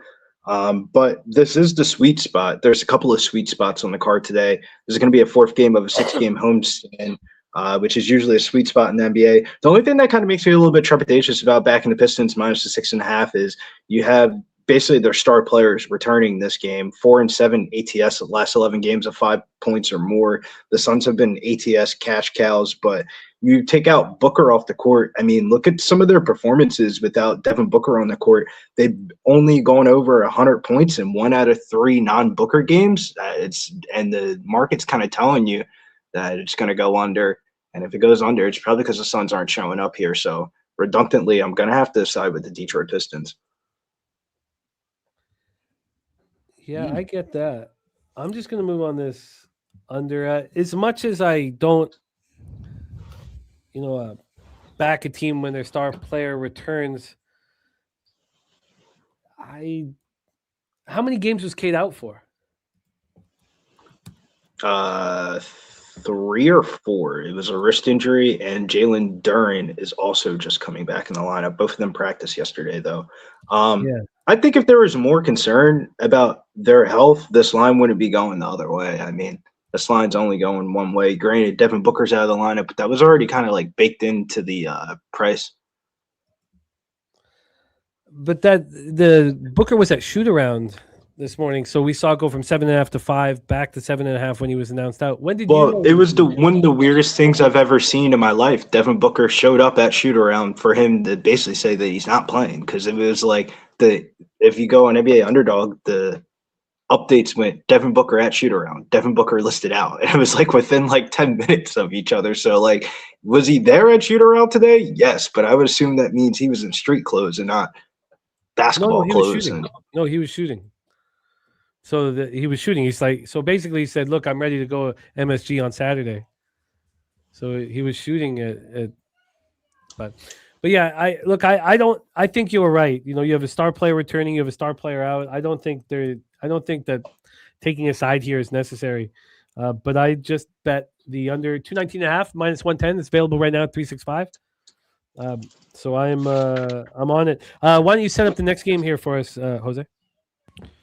Sure. Let's talk Miami Heat, Boston Celtics here.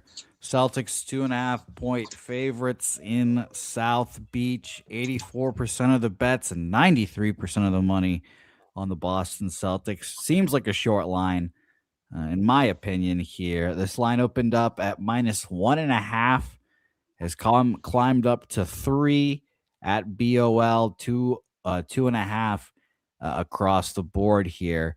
My 2 cents, I think the Celtics are a little bit of a trap spot tonight. I thought this was going to be like a 5, and now we see 2.5s and open up at 1.5. It just seems a little bit fishy to me personally. As for the total real quick, 50% of the bets each way and 83% of the money on the over in this game. For me, in general, this is a very contrasting styles here, where you have the Heat as the fastest paced team in the league and the Celtics dead last in pace. Their offensive efficiency numbers kind of make up for their pace of play, and we'll see how Miami will look if they can continue their winning ways after snapping a 3-game losing streak in their last one. Boston back-to-back losses. This used to be a heated rivalry. I think Boston's going to fight back tonight. I kind of lean towards the over 234.5 in this one. Boston team total over 117.5. That used to be a thing that we would back on Boston coming off of a loss. And the only thing is Miami is a fast starting team. They're one of the best first half ATS teams in the NBA. So I kind of lean towards Miami in the first half, plus 1.5, minus 115. But I think the best bet in this game comes in the prop market here. Bam Adebayo, specifically his rebounds. But if you wanted to chase the double-double, he hasn't double-doubled, I believe, in 6 straight games, or it's 5 straight games he hasn't double-doubled. And his rebound prop tonight's 144. Bam looked great. He was finally able to snap a cold shooting streak. Bam has gone out over his prop line, specifically in points, and 11 out of his last 13 head-to-head meetings versus Boston. He takes 31% of his shots in the painted area, where the Celtics rank 13th. 18% of his shots come above the break, where the Celtics rank 29th in stopping here. So I think Bam Adebayo is in store for a good day. The Heat blew out the Suns in their last game, and Bam got hooked on his double-double prop. He had like 20-something points and 9 rebounds. I think he gets a double-double in this one. It's my best bet. Minus 110 on FanDuel is the best odds, but minus 115 is the ticket that I have in my pocket because I had to throw some money on Bet365. Bam double here for Brizzy. Sorry, what was the official VIG on it? Minus 115 at Bet365 because I had to throw some dumb shit. I had to put money on Bet365 for the bet boosting, some future bets, and I had some money left over. So I was like, all right, I'll just take it here. But the best odds are minus 110 at FanDuel. I mean, isn't this exactly where you want to back the Celtics? 2 straight losses. They've lost 3 of their last 4 against the Heat team that was playing so badly on the road. Came home and fixed righted the ship, which they've been doing at home. But Jose, let me ask both you guys, but first with Jose, because this is your Celtics. Now, you got 84% of tickets, 93% of cash on the Celtics, but are you surprised that even, should the Celtics even be favored in this spot? They're 12-8 on the road against a team that's 14-6 at home. I thought they should be bigger favorites. So why? Because I just think the Heat are better, the Celtics are a better team than the Heat. I know the recent form is bad, but I was expecting minus 5. Really? Yeah, I was expecting minus 5, and the fact that it opened minus 1.5 made me think, it might be Miami Heat then. Wow. I mean, this should be a pick'em, shouldn't it? I mean, to me, you have, if you look at the profiles of the Celtics on the road and the Heat at home, Brizzy, what did you think when you saw the Celtics not only open up at 1.5 but move to 3? I think this is in years past, the Celtics off a loss used to be a slam spot, the last 2 seasons. But I don't know if the same spots in years past aren't hitting this year. So, you know what? The Heat probably might be able to get the Celtics in this one.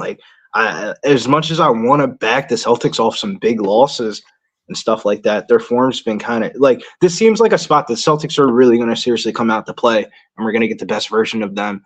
The best version of them should be able to beat the Miami Heat, but the NBA isn't a league that you should be betting on should and shouldn't. You want to bet on spots, and I think this is a Miami Heat spot scenario. We have we have Justin McKelvey. He telling the Celtics have won 8 straight meetings in Miami. We also have the Stacks play of the day in this one after Jaylen Brown's fine and all that. We have Jaylen Brown 30+ points from Justin McKelvey at minus 115. Shout out to Stacks play of the day. Stacks.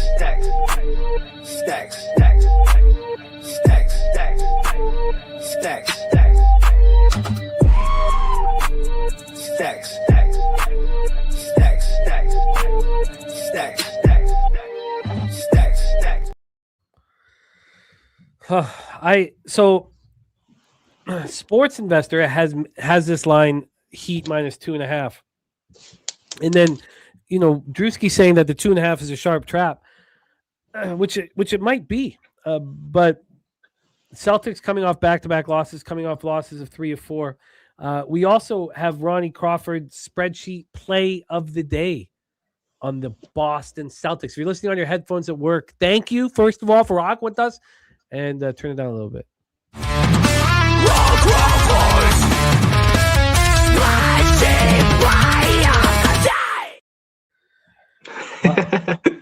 Makes me laugh. No, all the time. I'm going to be on the Boston Celtics here.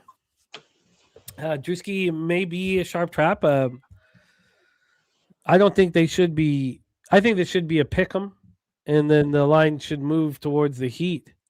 The fact that now, should we be concerned, Jose? Do you think we should be concerned with 84% of tickets and 93% of cash on the Celtics? I think if this was college basketball, yes. We'll see if this theorem extends to the NBA. Yeah, what's up with that in college basketball this year? They've been rigging the fuck out of those closing line games. Well, I mean, I guess they literally have been rigging games as well now after fucking today. But yeah, it's weird. I don't know. I still kind of think it's that sharp money, public money difference in college basketball, but in the NBA, it's a different beast. I kind of just want to bet against what everyone's betting in the NBA. Not necessarily anymore, because you would be shocked. I feel like the public perception of the NBA has definitely dropped off in the last year and a half, 2 years, where the ticket count on these games ain't as high as it used to be on these games, where I don't think the public side is as public as it used to be. And let's just quickly here. So, I don't count, and Drewski, there's different ways of looking at it, but a star player being out for a game, I don't feel like, I don't feel like it's play. One game is not player coming back to me. Now, it can be for others, but my theory with the player returning is he's been gone for, a while, weeks, month, that kind of thing. So this is the way I look at it. Dougie Wise says, definitely not comfortable seeing all the money on the Celtics. See, this is the way I see it. We have this wager talk board, that odd logic that shows a small amount of bets, and we tend to think that that's a sharper indication of action than we do with action. And action sitting here with 52% of tickets and 54% of cash on Boston. And then when you get to the money line, that's where you see Boston being hammered 70 and 73. Maybe I should be a little concerned. Okay, you know what? I'm certainly not going to bet this right now. Maybe I like the Celtics in this spot. I think the Celtics take care of business. Losers of 2 straight. Losers of 3 of 4. Jaylen Brown back after missing the game. Back after the fine. Lucky Lefty saying Heat wake up for this game for real, for real. No, and I get that. But they were playing atrocious on the road. I'm not sure. Okay, I'm gonna need more time with it. I'm very interested in the Boston Celtics at this point. Jose, do you want to stick with us for these breakdowns, my man? Or do you? I do not. I have to go take my dog to my mom's house. Okay, cool. Yeah. Okay. Yeah, so I still have stuff to do, unfortunately, for Vegas. Yeah. Big trip to Vegas tonight. No, I get it, man. It's all good. And thank you for rocking with us. So I will be in touch. Are you able to? So do you have to take off to your mom's house so you won't be able to jump on at the end? Yes. I'm taking Molly the dog to my mother's house. Yes, unfortunately so. But I wish everyone luck, of course, here. Should be very, very fun indeed. And obviously, tune in tomorrow for a betting with the bag. That will be very interesting. The graphics will be on point. I believe in you, Jimmy, and they'll be there. So when do I need to get them to and who am I sending them to? T. To T when? So I need okay. Victor Saturday. Okay, cool. We'll be in business. Much love, Jose. Everybody wish our friend Jose good luck in Vegas. Safe travels. Go get that cash. Oh, by the way, Khalil Shakir over 4.5 receptions is dummy juice now, but I bet it. Khalil Shakir is going to catch several balls. Justin's a dumb name for a person. How about that, Justin? Don't talk about my dog. Come on, Justin. Even Helga's mad now. We're coming at you now, Justin, at Palooza. He did wish you safe travels. That's nice. Thank you. All right, let's roll here, Brizzy. 7:30 p.m. Eastern. We have the Oklahoma City Thunder 34-7, 14-4 on the road at the Houston Rockets 23-14, 12-2 at home. We're at the Toyota Center in Houston. Texas, excuse me. The Rockets are on the first of a back-to-back. They host Minnesota tomorrow. What have we seen from the Rockets? Well, something that we talked about at the very beginning of the year. Watch how slow the Rockets' pace, slows down. You have to set up Kevin Durant to be comfortable, and he needs a slow pace. We have Finney Smith and Terry Eason out for the Thunder. Hartenstein is out, but Lou Dort is listed as questionable. Let's see. The shoot-around should be happening right now, so let's see if they're going to give us the shoot-around information. It's taking a second for it to here we go. Let's see if we have him. Left foot soreness, so we have no information. So, Wiggins will be back replacing him, and Ajay Mitchell as well. That's the situation here. Thunder 8-2 over their past 10, 101.69 possessions game, 8th fastest in the NBA. The question is, did they get over their little hiccup? I mean, that was quite a hiccup that they went through. All the talk of the 72-9 Warriors, or the 73-9 Warriors, or 72-10 Bulls is out the window. We have the Oklahoma City Thunder, winners of 4 straight, and finally took out the Spurs comfortably at home. That was an important win for them. Both teams played on Tuesday. The Rockets got right at home by taking out the Bulls. So it's sort of a similar situation as we just talked about with the Heat. You lose 3 straight, you come back home, and you take care of business. Justin McKelvey on the thank you. Sorry, I forgot. Thank you for that. And there we go. Justin McKelvey is on the Rockets +5. Let's take a look at the line history and send this over to Brizzy. We have the Rockets sitting here +5, -110. They opened up at +5, -105. This has gone up to 6. It's gone down to 3.5. This was a 3.5 last night. And now we're just sitting here at a 5. From a total standpoint here, we have a 222 flat. This opened up at 224, now at 222. And then when we get to the cash flow, we have 74% of tickets, 89% of cash on the Thunder. Line moving in their direction. Circa's hanging this 5 here. They opened this at 4, so they've gone 4 to 4.5 to 5. And then we have 54% tickets on the under and 87% cash on the under. Take it away for us here, Brizzy. A big one at the Toyota Center in Houston. Yeah, call me crazy here, but before I start the breakdown, I like the Rockets here in this spot, man. The Rockets have been hit or miss the last couple of weeks, and they finally bounced back in their last one. Having the defending champs, though, coming into town kind of feels like a motivational spot for them to kind of get like a litmus test to see where they're at the top of the West. Houston's going 12-2 straight up at home this season. They haven't been a home underdog since April of last year, getting them at plus money. I'm not a value guy, but the value kind of meets the I actually think the Rockets could win this game outright. If you remember the first game of the season, it was looking like the Rockets game to lose, and then the OKC put the clamps down, and they ended up winning that game in double overtime. OKC has definitely taken a step back, but they kind of got back to their winning ways in their last one, kind of getting that monkey off their back, beating the Spurs up. The one thing that they're lacking, though, which is kind of what the Rockets have the advantage on them, is their interior post/paint presence, and that's where I can kind of see the Rockets posing the biggest problem to them, slowing this game down, making it a half-court game, banging Sengun in the post, letting him work. I like Houston plus the 5, and I like the under. Player prop wise, Alfred Sengun over 14.5 rebounds and assists. I expect OKC, they got to change some coverages. Alfred Sengun's head-to-head numbers versus OKC is fucking ridiculous. He's been crushing them, and I think he's going to pass the ball out of a couple more double teams tonight. So I think his assist prop line at 5.5 being juiced is kind of an indication that it's probably rebounds and assists and rather paying the double-double at -165. I think Houston could definitely win this game outright. I just got to I don't want to bet off of my feels, but damn, this feels like a get-up Houston spot for a one-off here. It does. I mean, Houston's 12-2 at home. against Thunder team, it's now 14-4 on the road. So giving 5 points, I think the market's taking a pretty stern stance on the Thunder. I can completely understand why you guys want to fade the Thunder after them beating the Spurs. But it's more of the price tag on Houston. They haven't been a home underdog since April of last year when they had that little stretch of games at the end of the season where they were trying to make the play-in. They're also on the first of a back-to-back. The Timberwolves are coming to town. It's not like some chumps are rolling in.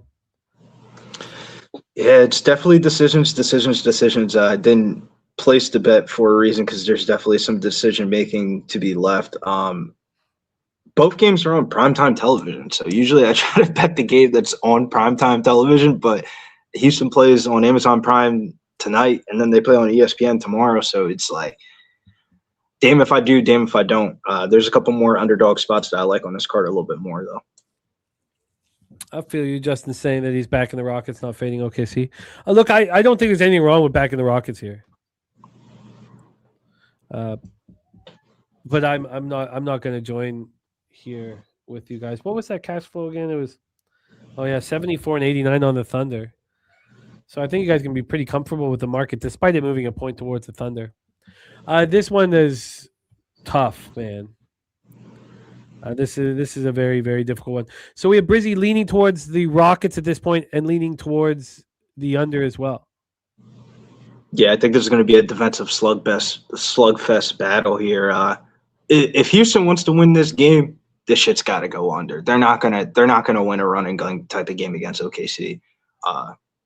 Total wise, if you remember the first game of the season, OKC and the Rockets look like a dead fucking under. Everybody had bets on the under. It looked like a dead fucking under, and then the game went in double overtime, and the over ended up hitting. That's kind of why I like the under in this one. We've seen this matchup before, and we've seen the Rockets give the Thunder problems, and I wouldn't throw a fucking $1,000 on the Rockets. So if I wouldn't throw $1,000 on it, I probably shouldn't put a unit on it. Wow.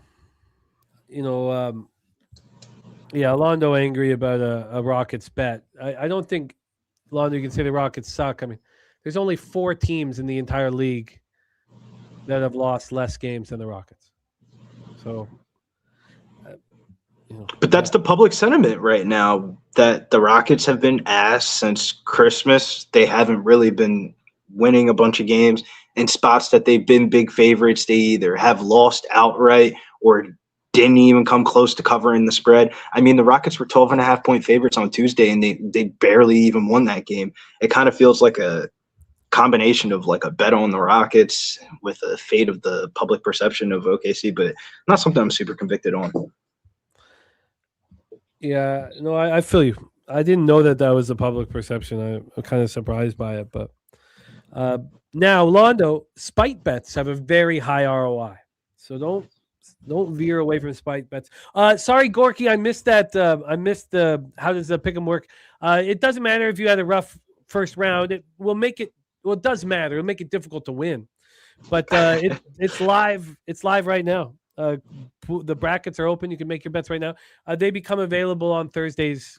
Every week. So you'll need to deliver here, but you definitely put yourself behind the 8 ball with the tough first week. I lost one bet of that. I went 5-1, but the one was a 12 on the Eagles. So I have no chance of winning.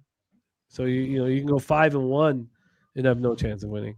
And that's what happened to me. So disappointing. Let's roll. Next up for us here, we got Billy Brisbane in the house. Thank you for joining us here on Pub Sports Radio. 8 p.m. Eastern with the Milwaukee Bucks, 17-23, 8-13 on the road at the San Antonio Spurs, 27-13, 13-5 at home at Frostbank Center in San Antonio, Texas. They're building the new arena downtown. We'll get a look at it. We got to look at it starting up last year, but we'll get another look at it this year. Cannot wait to be down there. Milwaukee 5-5 over their past 10. Playing at the 23rd fastest pace, 97.15 possessions a game. The Spurs 4-6 playing at the 12th fastest pace, 101.00 possessions a game. Bucks playing bad basketball. Just got absolutely embarrassed in front of their home crowd. 139-106 to Minnesota. Their Oh, second. you gotta add some substance to that. Going in the halftime, the Bucks fans were booing the Bucks players on the court to the point where Giannis started booing them back. Like if that was gonna do something. It's first game back off of a long road trip, a really ugly spot for them. And the Spurs are an angry group. So we just talked about two teams. The Miami Heat lose 3 games in a row on the road, go home, win. We have the Rockets lose 3 games on the road, come home, win. Now we have the Spurs 3 games on the road. They lost the last 2 of them. They lose to the Thunder. They barely lose to the Wolves. And now they're coming back home angry, wanting to smash. My first thought here was that, wow, and it's a 6-point game now in Uber Arena. That's exciting. So here we go. Let's pull up the line history here. We have the Spurs minus 7.5. Opened up at 7, now 7.5. We have a total that is at 224. Opened up at 228. We've dropped 4 points down to 224. When we get to the cash flow here, we have 60% of tickets, 74% of cash on the Spurs. We see 7.5 across the board. Hard Rock's moved it to an 8. 55% of tickets on the under, 84% cash on the under. I agree completely with why anybody would want to back the Bucks. They'll bounce back after that horrific show at home. But they've been traveling nonstop. They travel, come back for one game, and then have to travel again. The Spurs are coming off getting smacked in the face by the Thunder. In fact, Did you see the practice yesterday? At practice, Keldon Johnson, Wembanyama, bald heads, completely fucking shaved their heads after the OKC loss because that's how embarrassed they were. I think the Spurs are going to – I don't like fading teams coming off a 30-point fucking loss, especially at home where they got booed out by their fucking fans and the players on the court are booing back. But, damn, the Spurs are about to walk in this gym and fuck this Bucks team up. I don't know why. I got the feeling, but there's a lot of dogs that hit yesterday. I think the Spurs are going to run them over. It's just how do we get on to the top of the Spurs in this one? Minus the 7.5 at minus 115, double results at minus 150. Team total kind of seems a little bit wonky. The team total seems really low for the Spurs. 116.5 would look like a good spot, but let's say if they do blow out the Bucks and the Bucks just don't even eclipse 100, then this game just goes way under, and then the Spurs team total doesn't hit. I think Victor Wembanyama's in play here, 35.5 points and rebounds, minus 122. I mean, him and Keldon are the 2 leaders of the team. Keldon's like the veteran leader, and Webby's like the young leader. And if they're setting a standard, bald heads, and saying we're locked in and we're trying to win some games, I think I want to get behind the Spurs in this spot. I wish there was a nice little moneyline parlay piece that I could put with the Spurs, but I mean, what am I going to do? But I was looking at potential options, the Pistons and the Spurs minus 120, but honestly, I feel better about a same game parlay of the Pistons and the under than I do feel about running a 2-leg parlay. But as I digress, this is a Spurs spot, man. I don't like fading teams coming off a 30-point loss, but this is a Spurs spot all day for me. This would be like out of all the favorites on the card, I like the spot 10 times more than the Warriors. I mean, it has to be the highest ROI I have backing teams off of 30-point losses. And I'm not going to do it here. But I'm not going to back this. It's just your angle on the Spurs makes complete sense. I completely understand it. Motivated, dangerous team. Then we have the Bucks off of a 30-plus point loss. I just cash and cash and cash again and cash again in these spots. So I'm just going to stay off of this spot completely. I just when you can so clearly see an angle on either side, I gotta stay off this here. And AM says Timberwolves are a system play next game for him after blowing out the Bucks 33 points, 33 plus. It's the opposite of my angle, and it's still it's a great angle. So let's roll. We're not quite there yet. I guess we have to wait. We have to wait for tomorrow betting against the Timberwolves here. Let's roll on though. Let's roll on. We'll find out if Brizzy makes that here. official. BJ says, I think the Warriors smacked the Knicks. My script, the first half of my script came clean, man. Precious Achua, I almost cashed the points and rebounds in the first quarter. And then the under hit it's extremely easy. And the Kings were in control all game because they were focusing on San Francisco. And I said, I don't know if we back him here, and I can't wait to talk about that game. It's coming up. But the idea would be, remember I said that we have to fade the Knicks Saturday in Phoenix, so this would be the one game we'd want to back him here. Spenny says Brunson got hurt, so he probably wouldn't play. We'll go over all of that here in a second. Great to have all you guys joining us here. NBA running real nice. Let's keep it rolling here. 8:30 p.m. Eastern, the Utah Jazz 14-26, 5-14 on the road. At the Dallas Mavericks, 15-25, 11-10 at home, American Airlines Center, Dallas, Texas. Both teams 3-7 over their past 10, and playing at a very similar pace. Dallas 101.85 possessions a game, Utah 101.29 possessions a game. And this was a loss for me last night. The Mavericks. It was a bad, ugly, terrible bet, terrible loss. I guess when you are a volume better, there's going to be one. Well, there certainly was here. Let's set this one up, though. We have the Jazz, of course, on the second half of a back-to-back. Dutchie came into the chat, and we agreed with them. We all were on the same page backing the Jazz. And now they have to travel. This is a really tricky back-to-back for them. They played for hard. both teams. For both teams. I mean, Cooper Flagg got hurt in that game last night and didn't return back into the game. And Cooper Flagg's played all 39 games for the Dallas Mavericks this season. That's a great point. He's doubtful here. Christie doubtful. PJ Washington and Gafford are questionable.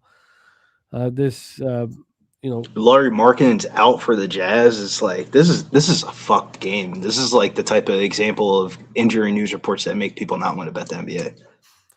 Or it just takes longer to cap it. The Jazz are playing with a lot of heart at times. Let me take that back. No. You're right. They're playing with heart. The young players that actually matter for the future have looked good, if that makes sense. And I think we can say the opposite of the Mavericks. It's just. Yeah, I mean, you got Nembhard, who wasn't even drafted in this past draft, damn near looking better than your starting point guard out there. Oh, it's a mess. JJ Hardy. We've seen JJ Hardy in the starting lineup in the last game. That's when you know Jason Kidd's a little bit fed up. He said, JJ Hardy, you still on the team? Come on, man. Put on a jersey. Oh, it's we've seen Hardy at times look good. Snap off, man. He's a hooper. You can put the ball in the back of the basket, and that's about it. And step up in the biggest games of the year. We watch him step up in the playoffs. We've seen him step up here. So now the Mavericks have the big advantage with the no travel situation. But I mean, I don't know. That 55-point loss is still just kind of sticking in my head. I mean, I wasn't on the game, but good God, is it? This total opened up at 235. We now have a 237. It got up to 238. When we get to the point spread here for this one, we have reached halftime. 67-58 is your halftime score. Flies over. Of course it flies over. Why was it moving towards the under? We all know what happens in these showcase games. This pace goes up. I should have just trusted it. Let's get to the side here. We have Dallas minus 3.5, opening up at +1, moving 4.5 points to 3.5. Oh, thank you, Kelly. My bad. Thank you. I'll have to do a better job of that tomorrow because it's just me solo. When we get to the cash flow here, 63% of the tickets and 55% of the cash on Utah. Dallas, 67% of the tickets and 53% of cash on the under. This is a 4.5 point move.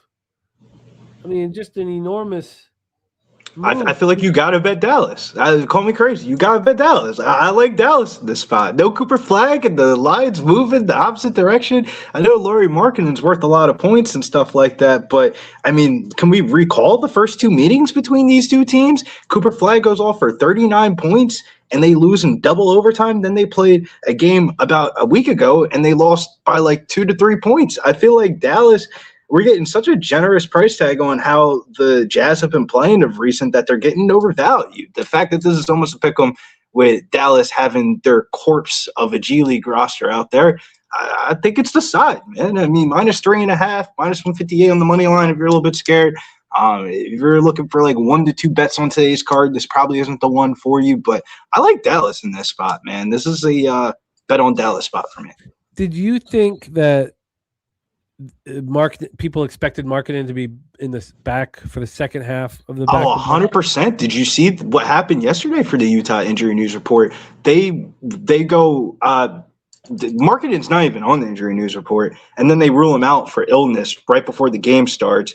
Nurkic wasn't listed on the injury news report and didn't even play. He was a DMP last night. So, like, people are in flux about what the Jazz have been doing with their injury news report in, like, the daily fantasy world.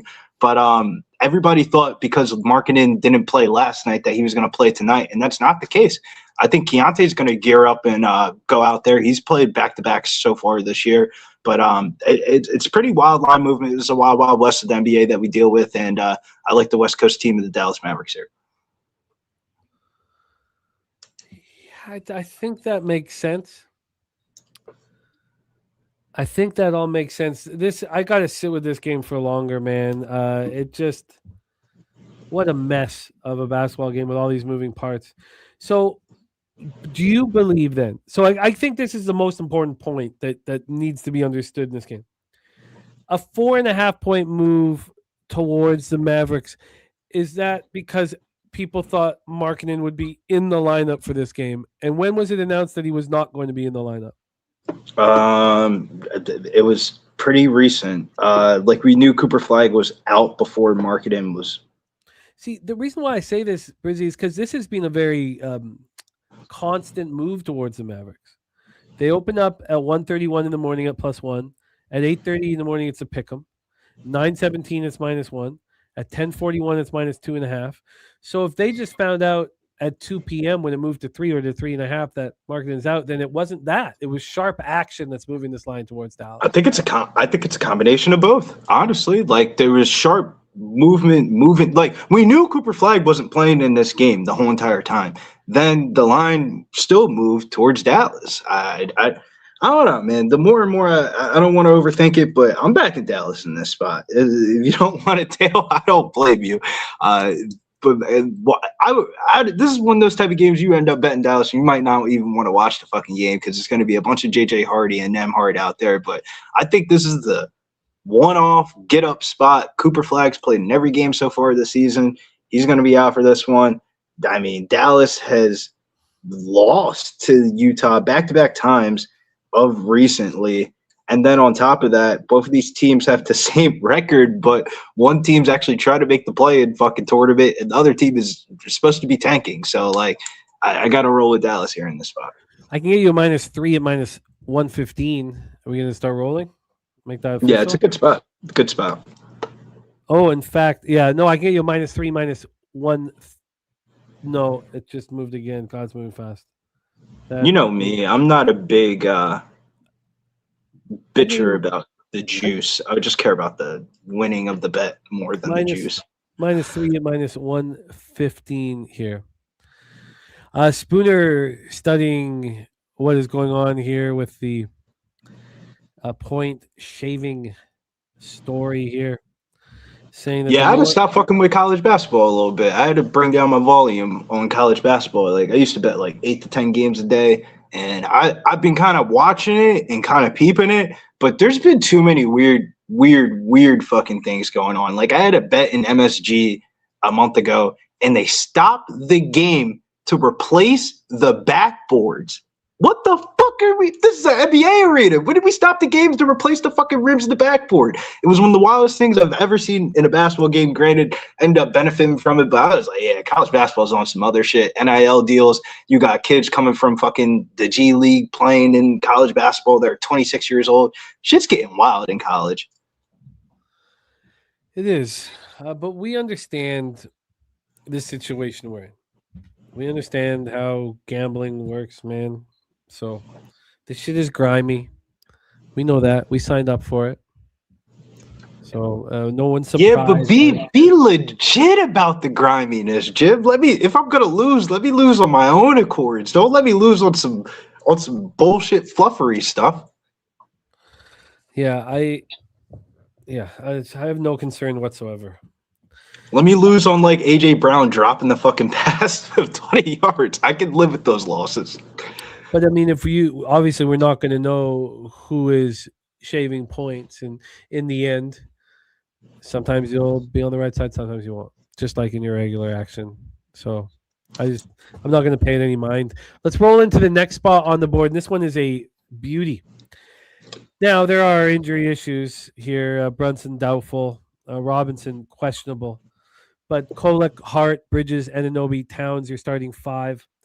Steph, Moody, Butler, Green, Quentin Post is your Warriors starting 5. So we know the exact situation here. We have Knicks Warriors at the Chase Center, where the Warriors are 14-6. Knicks just an 8-10 road team. San Francisco, California. Both teams playing at a very similar pace, just a little bit over 99 possessions a game. Knicks 4-6 over their past 10. Warriors 6-4 over their past 10. Saturated says Golden State's going to smack the Knicks. We have right now this opening up at 2.5 yesterday afternoon, 3.5, and then it goes away, obviously, when the game's going on. And then it reemerges at 7.5. It's down to a 7 right now. You guys probably know where I'm going to be going on this. I want the New York Knicks in this basketball game. I want them. After the no-show last night, which we predicted. No, I didn't predict that Brunson would get hurt and they'd show no fire. But I want them without Brunson. I want them with no pressure on them whatsoever, coming off of a loss. Londo on the Warriors, -6.5 with confidence. Everybody in the chat is at this point. I get it. Justin, though, on the Knicks +7.5, and he sprinkled the money line. This, again, like, I completely understand why any of you would have a ton of confidence in the Warriors in this spot. And let's dig a little deeper, because I'm just telling you my first feelings is that I told you guys I was going to want the Knicks. I thought they were going to lay the egg last night. Now fading them against Phoenix is way less appealing because now you're going to have Booker coming back, but it's going to be a terrible look. If the Knicks play their hearts out and beat the Warriors or take this down to the wire, they're going to be the easiest fade in the world on Saturday. So again, you got to set this up. Londo says Knicks 0-9 against the spread since 2023. 24 as a dog of at least 3 points, playing on no rest. Yeah, no, I can see it. I can see why you guys are liking it so much. We also have 52% of the tickets and 89% of the cash on the New York Knicks. So Circa has moved this a point in the Knicks direction. They opened this up at 7.5 at midnight. Now it's 6.5. Again, you can get too cute with this shit, and maybe that's where I'm heading. 89% of tickets, 94% cash on the over. So let's do one final just kind of rest setup. Although, of course, we know what these Knicks have been up to. It was just a debacle that I loved every second of last night. Like, I was so happy last night, about happy as I've been, man. And then we have them finishing off the road trip. We know they host Phoenix on Saturday. The Warriors here, they've been playing at home, and they've been playing well. And they need to win. They know they need to win as soon as possible, that they put themselves in the spot where they need to win. This is that long homestand. This is game 5 of an 8-game homestand against a team that doesn't have their star player. Saturate says this isn't under, very well, could be. I want the Knicks. I'm not going to bet them now. I'm going to wait. Now, it's possible that Justin getting the 7.5 is the best line. If Justin's 7.5 is the best line available, I'll tip my cap and I'll bet it at 6.5 or 7, whatever. But I think that the public is going to come in hammering the Warriors. The Knicks are going to come in here with no stress, no pressure, and let's play some basketball. I think they're going to be in business here. Ronnie Loft talking about the Arizona State point shaver back in the day. That's a great 30 for 30. It's one of the best ones. I think about it quite a bit. Take it away, Brizzy. Knicks Warriors at the Chase Center. Yeah, to be honest with you, you kind of summarized it pretty perfectly. This isn't really the 10 o'clock spot that I'm really looking at. I mean, Knicks fans got a scare last night with Brunson going down in the first quarter. He was seen in a walking boot after the game. The live movement tells me that he isn't going to play in this game, which is obvious, hence why this line went from 2.5 up to 7.5. We've seen the Knicks struggle on the road this season, especially in their double-digit loss against Sacramento last night. It's a rare spot that Golden State is probably actually like, if I had to price the game, I guess I'd put Golden State at minus 7.5. I'm just not too I honestly, outside of Christmas Day, I literally couldn't tell you the last time I backed Golden State at minus number of 3.5 or more. I don't know. In years past, this would be the Golden State spot, 5th game of 8-game homestand, but this game just went a little bit too public. Warriors are going to be the most obvious like money line parlay piece in like every parlay today. And vice versa, you're going to get a lot of attraction on the Knicks side as well. I think the player prop market offers some good value. There's some good alt lines in the player market. You take out Jalen Brunson off the court, and you can get some good prices on some players. Like if you look at Josh Hart, 15-plus points, plus 172. He's going to take a lot more shot attempts tonight. Deuce McBride tonight. I think if the Knicks are in action tonight, it's going to be one of those deuce nights, and he's going to be jacking up the threes, 13.5 points, plus 100. They're kind of indicating that Deuce McBride's going to have a good night as well. I mean, his point prop is higher than Josh Hart. Karl-Anthony Towns, I think Karl-Anthony Towns is the big X factor here. If Big Cat wants to play ball tonight, Knicks can definitely be live and be rolling in this one. But if Towns just wants to play passive and shoot jump shots, then this is probably be a blowout. I have too many mixed feelings about this game where I don't feel like there's value betting it. Yeah, I'm gonna want to get to the Knicks. We have Prime Virginia 757 saying the stuff is so scripted, and again, if you go into capping NBA with those fears, because I'm full of fear capping NBA, all of a sudden you look down and you're like, I'm crushing NBA. Because you know that all these things are a part of it. That I'm fine with shit being scripted. I have no problem with that. Give me the right script. Let me find the right script that's up to the better to see which side's the right side. It's the injury news fluctuation that kind of pisses me off. Problem, for sure. But I tell you, you want me to give you the script for the Knicks? I gave it to you guys yesterday. They were looking towards San Francisco. They wanted to play that Warriors game, means a ton to them. They know it's going to be national broadcast situation, coast to coast, New York versus Golden State. And then they lay an egg. We were all over the Kings and the under last night.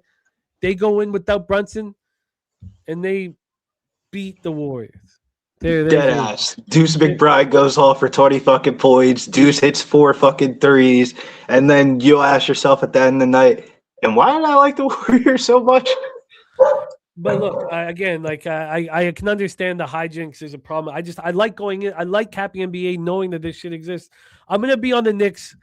I'm very interested if Justin will get the best line. I think the public's gonna come in hammering the Warriors tonight. I think there might be an 8.5 or a 9, but we'll see. I'm going to wait, and I'm going to move on to the Knicks. Let's roll on to our next spot on the board. 2 games left here on the show. Thank you guys for joining us. Atlanta Hawks 20-22, 13-11 on the road. The Portland Trailblazers 19-22, 10-10 at home Moda Center in Portland, Oregon. Here's the difficult. There's a lot of difficulties in capping NBA. Here's one for me. You have a Atlanta Hawks team finally got rid of Ice Tray. They're sitting here on the final game of this road trip. The final game of road trips. I want to fade teams on the final game of road trip. We're talking about this Hawk squad that just got demolished by the Lakers, allowed 141 points. So I can't sit here and think, oh, this team is going to let go. They just want to get home. I can't think that way because they were so embarrassed.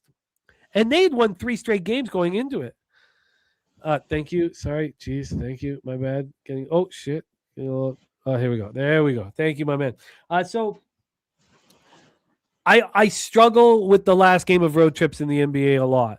I struggle when I sit back and expect a team to step up after being embarrassed on the last game of the road trip. If this was in the middle of the road trip, I'd have confidence that the Hawks are going to bounce back here. Chat talking about Denny Avdija being out, Wesley out, Thibault out, Murray out, Scoot out, Avdija out. Now Grant. The Denny Avdija one is fucking huge, man.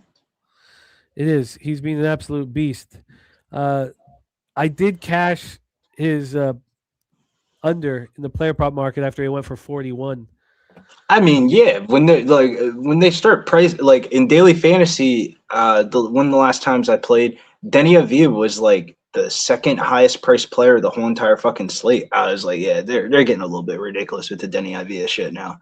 Oh, it's the greatest thing. After any I try to only bet player props after someone has a career game. We have Irish. It didn't work with Coop though. we got killed with the Coop though. Coop might be him. He ended up still going over. We didn't get killed. I still thought we were going to get there, right? Overtime, but he had it was a bullshit overtime. They ended up coming back, and then Cooper Flag had to score, and it was like the worst possible scenario. But yeah, that's usually the most plus EV spot. I mean, Drew Holiday though being back for the Trailblazers, how do you think that factors into everything? Oh, I think he barely plays. Is what I think. What do you think he's going to play? 15 minutes? I mean, he came back in the last game, and he shot like dog shit. How many minutes did he play?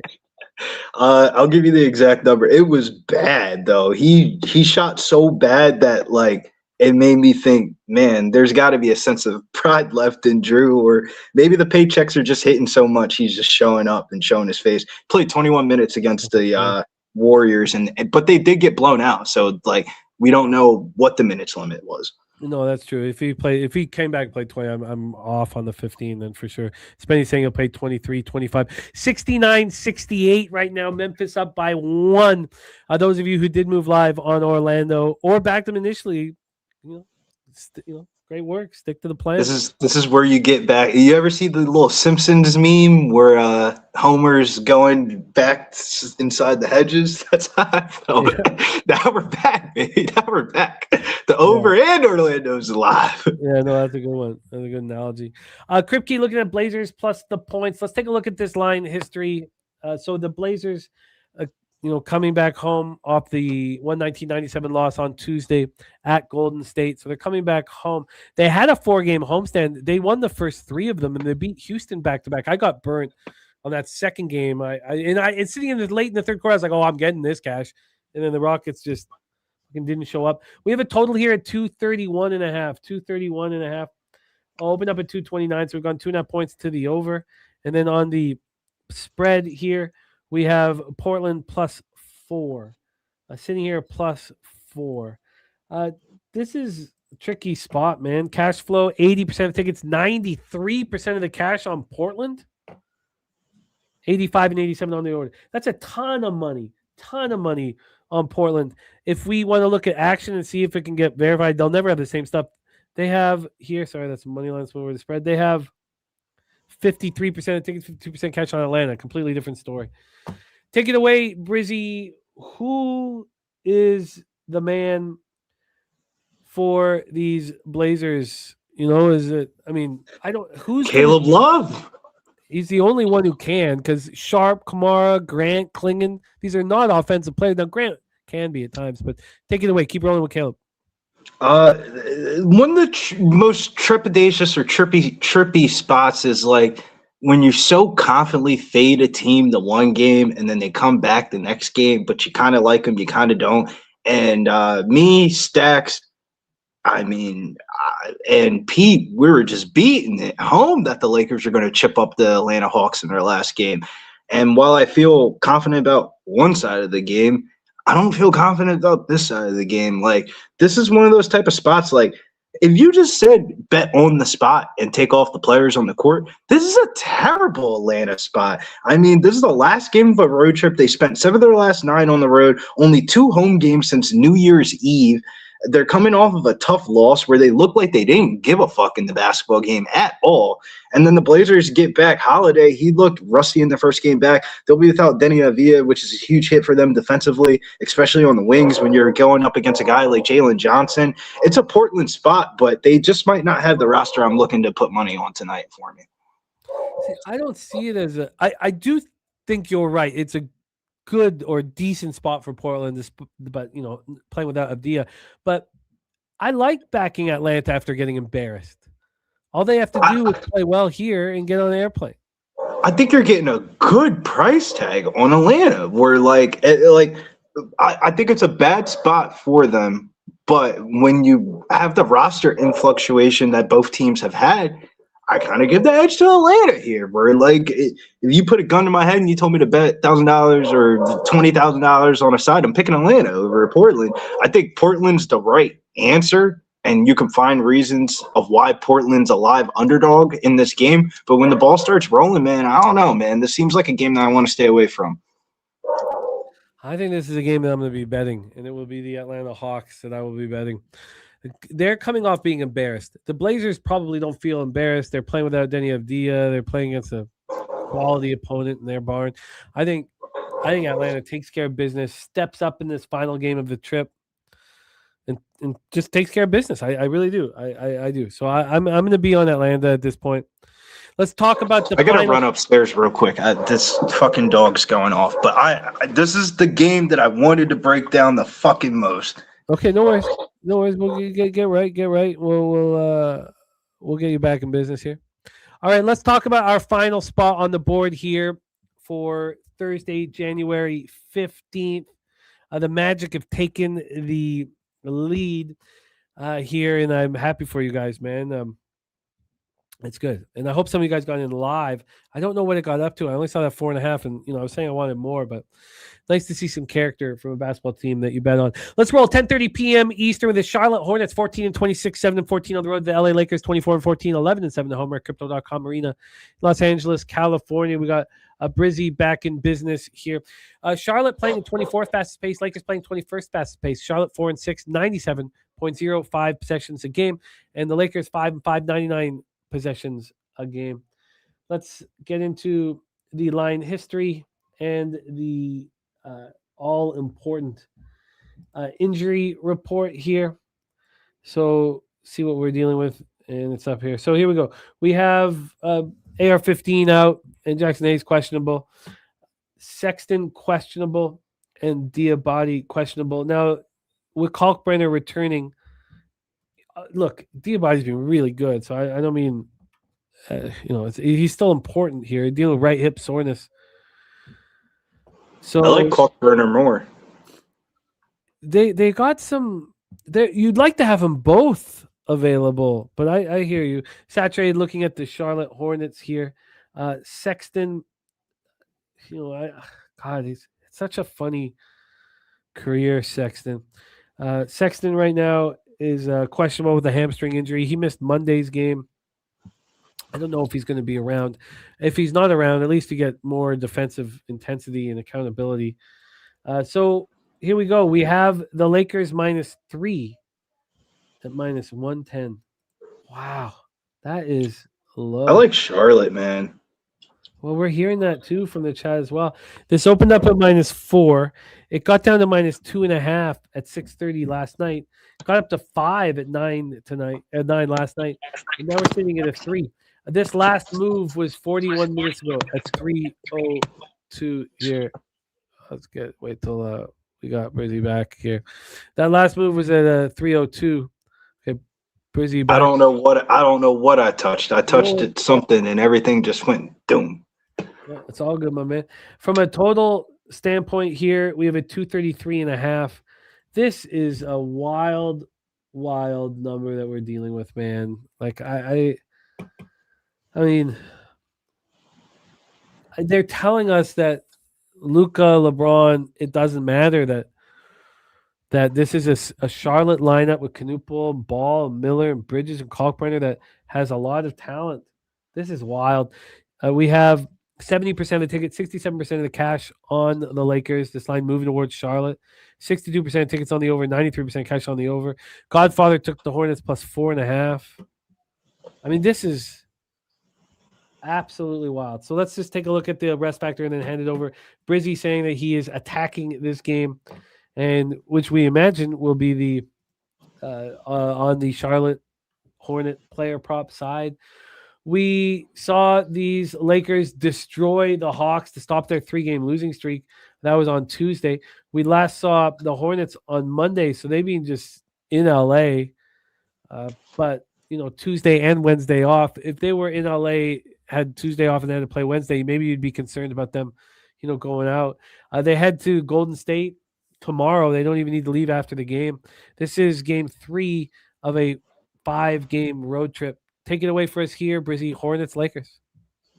Yeah, very rarely am I putting money on the Hornets, but if there's one game a fucking year that LaMelo Ball has circled on that damn calendar that I know LaMelo Ball is going to play defense, he's going to play offense, and he's going to try to do everything possible, it's this game. I mean, he literally grew up as a Lakers fan.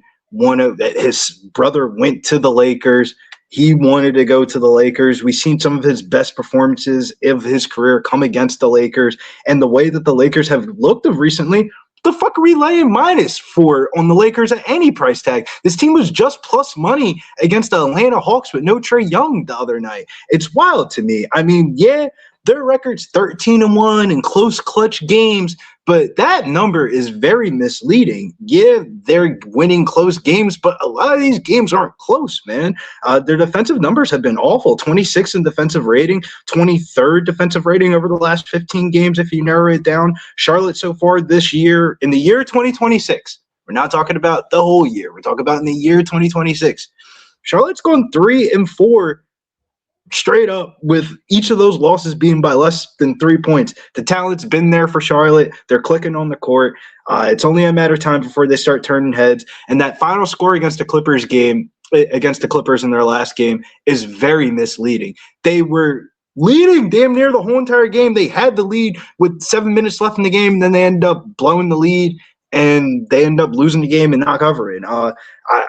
The Clippers went on a 15-1 run at the ending of that game. Could that be a similar spot here? Very so, but I think the Charlotte Hornets are going to step up when it matters the most, and LaMelo is going to hit those big-time shots. LaMelo is going to look like a star tonight.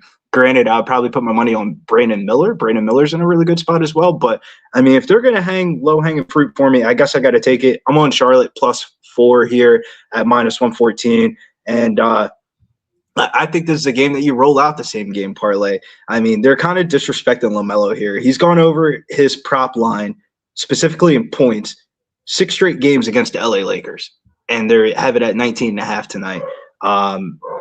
He's gone in this 4 games against the Lakers, 27, 23, 25, 26. LaMelo's going to get me 26 to 30 points tonight. Yeah, I'm on the Hornets. What's up? Like, the Lakers, I'm calling fraud vibes of the Lakers. Everybody knows the Lakers are fraud vibes, but it just seems like they win one basketball game. Every time that they win one basketball game, they just get way overvalued by the sports books. If I had to line this game should be a straight-up pick 'em. With the way that these two teams have looked this year so far, in the last 3 to 4 weeks, this should be a pick 'em, and it's not a pick 'em. I think the Hornets are the side, and not only are they the side, I think you bet the Hornets here in this game. If you want to double it down and bet the +4 and either a LaMelo Ball or a Brandon Miller over on props, this seems like a terrible matchup for the Lakers here. You have a bunch of young motherfuckers that are going to be attacking the rim and driving. The Lakers do not defend the drive well at all. I think the Lakers are going to be shocked by the time this is in the third quarter, and they're like, this ain't the same Hornets team we played in years past. If you remember last year, I mean, LaMelo was just dicing Luka. He was putting him on skates the whole game. I think the Hornets get up for this one. I know it's a long breakdown, but I mean, when you only have like 3 bets on the card, you got to go a little bit longer on the ones that you have money on. No, I love the breakdown. The two stats that the 2 numbers that are alarming to me. And we've had such success betting the numbers that make no sense. So the two numbers that make no sense to me. One is the Hornets being, almost at a pick 'em. I understand the way these teams have been playing, but I'm still shocked at that number. And so I think it must be bet. The other number that is absolutely shocking to me is that LaMelo Ball's PRA would only be at 32.5 and juice to the under. I'm right there with you. I think it's in points, though. I think it's in points specifically. We've been kind of doing a deeper dive analysis about PRAs, and you have to knock out one of the three categories. You can't. A lot of the times they put up the PRAs by like a point or two, and the public doesn't realize it. But if you singled out the actual column of points, rebounds, or assists, it's a little bit more plus EV. And I think LaMelo goes over his PRA. That's not the question. But if he goes over his PRA, is it because he had 13 assists or is it because he had 26 points? I think it's the 26 points part. I just find that number absolutely astonishing. It should be so much higher. Now, if I had a line LaMelo tonight, I'd put it at 25.5. Even if the Hornets lose this game, the motherfucker's going to shoot the ball for the rest of the game. So if I was just looking for a line that didn't make sense, I would take the under on LaMelo PRA. Now, I'm not going to do that. Your storyline makes sense to me. But it's insane. I think that the only thing that I'm going to trust is that line. This line is so low. It doesn't seem to be moving in the other direction. Do you think that if you wait and look, Orlando up 7 now, do you think if you wait that you get the public's going to come in and this line's going to move towards the Lakers late? I think the problem is the market on this game is so flipped of like, you look at like the betting split numbers, it's going to say the Lakers. It's going to say the Lakers are public or whatever. But in reality, I know I'm not the only one that's on the Hornets tonight. I mean, the LaMelo Ball bandwagon is going to be out and about. I feel like this is just what my market analysis is. While the public numbers are on the Lakers, the bigger bets on the spread are coming in on Charlotte. Oh, I'm right with you. Well, let's do a review of action here for Thursday, January 15th. I moved on the under 219.5. I bet it. I'm trying very hard to stay away from totals, but it's now 219, so it's already dropped a half point since I bet it. That makes me feel okay. So that's my spot there. Then we have Brizzy on the Bam double-double in Celtics Heat. I'm going to be on the Celtics. Now, I still have some question marks around it because I kind of want to sit with it a little longer. Then we have Brizzy on the Rockets. Oh, no, not yet. Sorry. So I'm going to race the Rockets plus 5 minus 108. Yeah, the Rockets one is so on my card right now, or I should say bet slips that I have, Charlotte plus the 4, Bam Adebayo double-double, and then Dallas. Right, going right in there is probably going to be the same game parlay of Detroit money line, the under 220. 220. So in FanDuel, if you go over the totals, parlays, and margins, it has the pre-flop number of like before the line moves. And I think that's the only way I can get in on the unders by trying to pick a side with it. So Detroit money line, the under 220.5 is plus 150 at FanDuel. It's a good price, but you're asking for two things, not only the right team to win, but also to be right on the total. So I think it's priced correctly. And then next up, I should say, would be Dallas money line, not the spread. And then Atlanta, Houston, or that Atlanta Houston thing. I got to figure out which one of the spreads I would like to play, if either any of them. And I think the Spurs are a great parlay piece tonight. I just got to find the two-step that goes with it. Of like, I'm going to be on the Spurs tonight. That'd probably be my biggest bet. Would be the Spurs in a parlay, but I got to find the right piece that goes with it, and it might not be in the NBA. It might be in tennis. See, TC, I do not think that the Hornets are a public dog. I can't get any information anywhere that tells me that. I have one site tells me 73% of the tickets, 69% cash on the Lakers. I have another book telling me, or another site telling me that 72% of the tickets, 61% cash on the Lakers.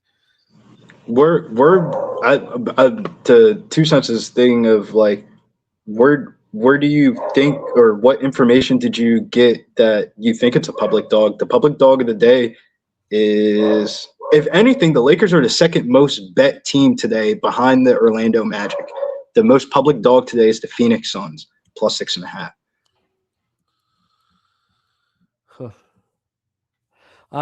I think this card is ripe to get paid on. I really do. I think there's lines that don't make any sense at all. So the only thing that I've got you listed for something that you haven't bet yet is Dallas -3 at -115. That's an official pick here, but we haven't bet it yet. But we'll bet it. But I've got it here. So I've got Brizzy with 4 spots. Brizzy hitting the board hard. For me, I've moved on that under. For me, it looks like it's going to be pretty clean. I want to sit with this Dallas spot a little more, but I could let the Celtics and Mavericks go. But I don't think I need to. I think I hammer this board today. I think it's Celtics, Mavericks, Knicks. Knicks, I'm going to wait. Atlanta and Charlotte. The question is, Brizzy, and I know these are tricky, but what do you think the Charlotte Hornets closes at? What number? 2.5, 1.5. If you look around in the market, if you think you're going to be on the Charlotte Hornets, bet that shit now, man. That line has moved. I'm seeing 2.5s. I see a 2.5 at BetMGM. I see a 3.5 at DraftKings. I see a 3 at Bet365. Granted, I'm in the state of New Jersey. The only place that has a 5 left is Harborough, and that might not even be right. Oldie, wondering if you're under attack right now. Nothing to worry about. No, it's the dumbass dog upstairs, man. I don't know. She's having one. I don't know who's out there or who's bothering her, but we're about to go smoke a joint and find out. Yeah, go investigate. Brizzy, you're the man. Thank you so much for making time for us, man. We are very excited about the Locker Room Talk podcast, reuniting, getting back to work together. Thank you for rocking with me on these Thursdays. 4 official bets here. We'll see if Brizzy adds anything on X. We will be all ears. I'm Pop Brizzy's X handle here in the chat. And Dougie Wise saying, I'd love to hear what you guys think that line closes at for the Hornets.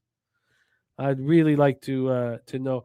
We got Brizzy's X handle here in the chat. Hit that link. Support our guy Billy Brisbane. And Jose was right to say we need you, San Antonio, man. We need you, San Antonio. Hopefully you can make that happen.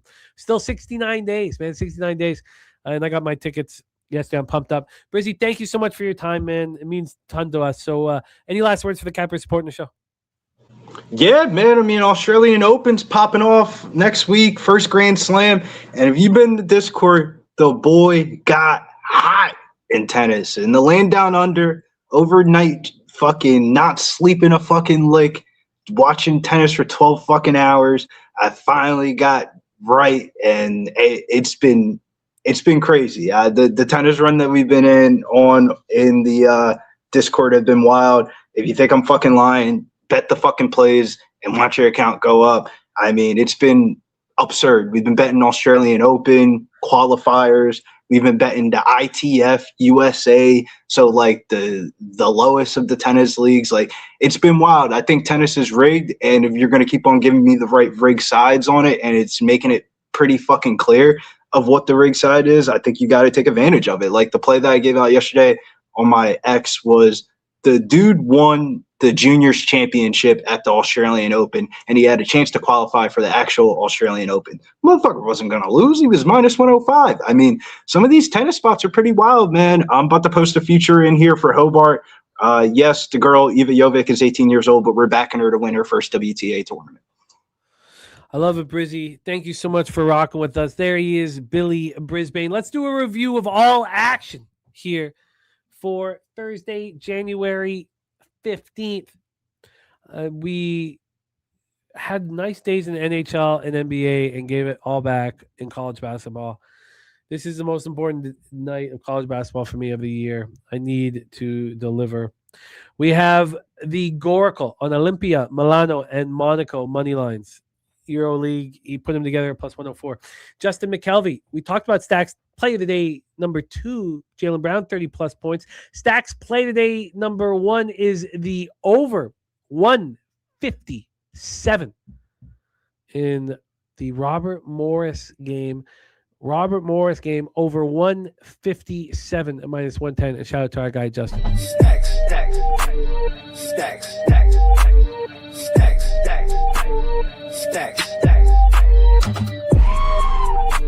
stacks, stacks, stacks, stacks, stacks, stacks.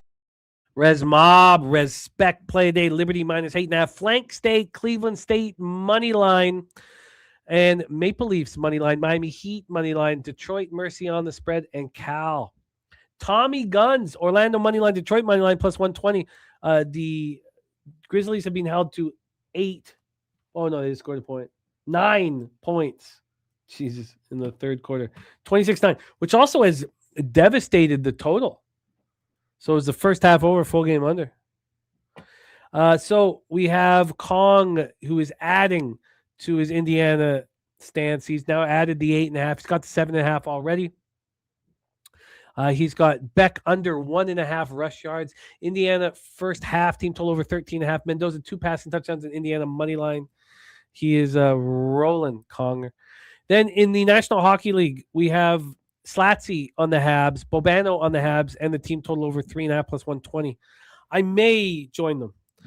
Bobano on the draw. I'm going to move on the Penguins minus 1 here.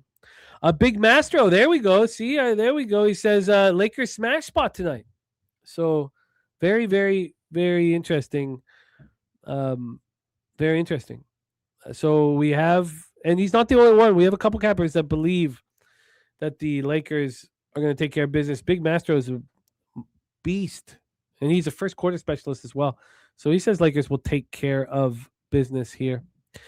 So we have Bobano on the draw in Pittsburgh, Philadelphia. I'm planning to move on Pittsburgh minus 1. I got to see what the line's at right now, but I plan on it. Bobano on the over 6.5 in Sharks, Capitals, and the Sharks money line. AM is on the Vancouver Canucks, but Slatsy's on the Jackets money line, the over 5.5. Bobano's on Jackets first period team total over 1 at plus 100. Full game team total over 3.5 minus 112. Full game over 6.5 minus 115. And I, of course, am fading the Vancouver Canucks again. Again? Yeah. Again and again. Bobano on the draw in Kraken Bruins. I'm going to be on the Bruins minus 1. Bobano on the over 5.5 in Jets Minnesota Wild. Just my 2 cents. Money line parlay in the National Hockey League Capitals Wild plus 158. Bobano's on the Blackhawks. I may join him. I'm also interested in under in that game. So I will make these decisions here. I'll have all my action out probably in the next, definitely before 5 p.m. Eastern. I'm going to be on the Mammoth too. I'm going to be in the Mammoth as well. We have Rich in Van City. The 604 play of the day is Bedard, 2 points. 2 points at plus 195. 2 points for Bedard plus 195 tonight. Bobano's on the over 6 in Islanders, Edmonton. I'm going to be on the Oilers minus 1. I may move on the team total over as well. I'm not sure. Bobano is on the Leafs money line. The first period over 1.5 and the full game over 6. I want the Leafs, and I also want the under. I can't bet the first period over, first period under. Bobano on the first period over and the full game over 6. I'm sure Razor has been eating off the Vegas home games of first period overs. But I think that the Leafs play a very strict hockey game here tonight. The problem is Aiden Hill. When he's announced in, maybe I'm going to need to sit with it a little longer. I had wanted the under in this one. Maybe it's just a full game under, keep it clean. That's probably what I go to. We have Morgan Spooner here. We have let me get to Spooner's action here. Spooner's on Wright State minus 6.5, UMass Lowell minus 4.5, UT Arlington money line, Oakland minus 1.5, Queens money line, Arkansas State minus 3. Very uncomfortable for me. I'm on the other side of 3 of those spots. So for me, I am on Milwaukee. So, and he gave very concise, strong breakdowns as to why he's on his sides. But I am on Milwaukee in that one. Makes me uncomfortable. I'm on South Alabama, plus 3.5. He's on Arkansas State minus 3. And I am also on Utah Tech, and he's on UTA, UT Arlington. So that's not comforting. I'm on App State money line.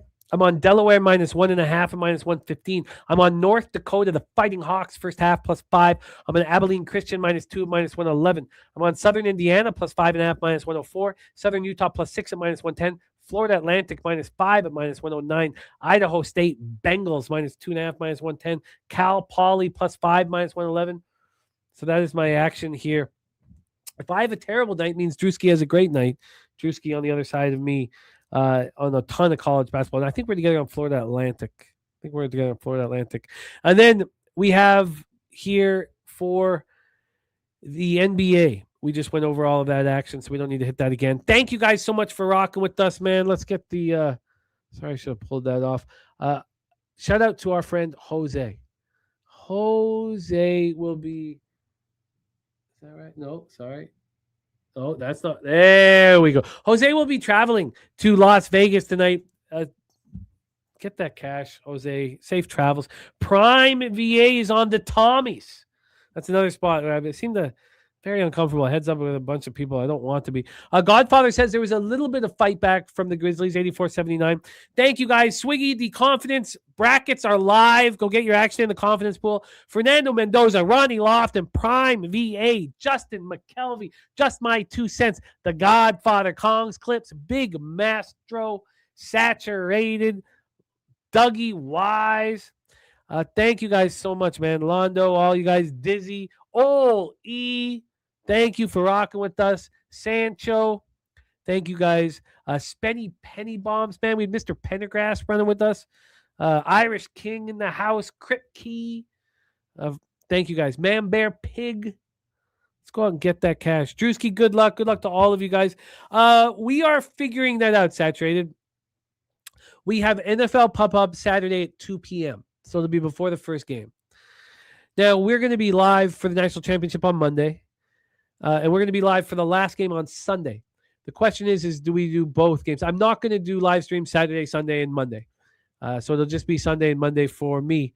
Now, that doesn't mean that the other cappers here can't run a live stream for Saturday night because we'll have UFC back, but it's not back this week. So we'll figure all that out. But I will be there on the 2 o'clock NFL Pop-Up, and I will be there on Sunday night and on Monday night.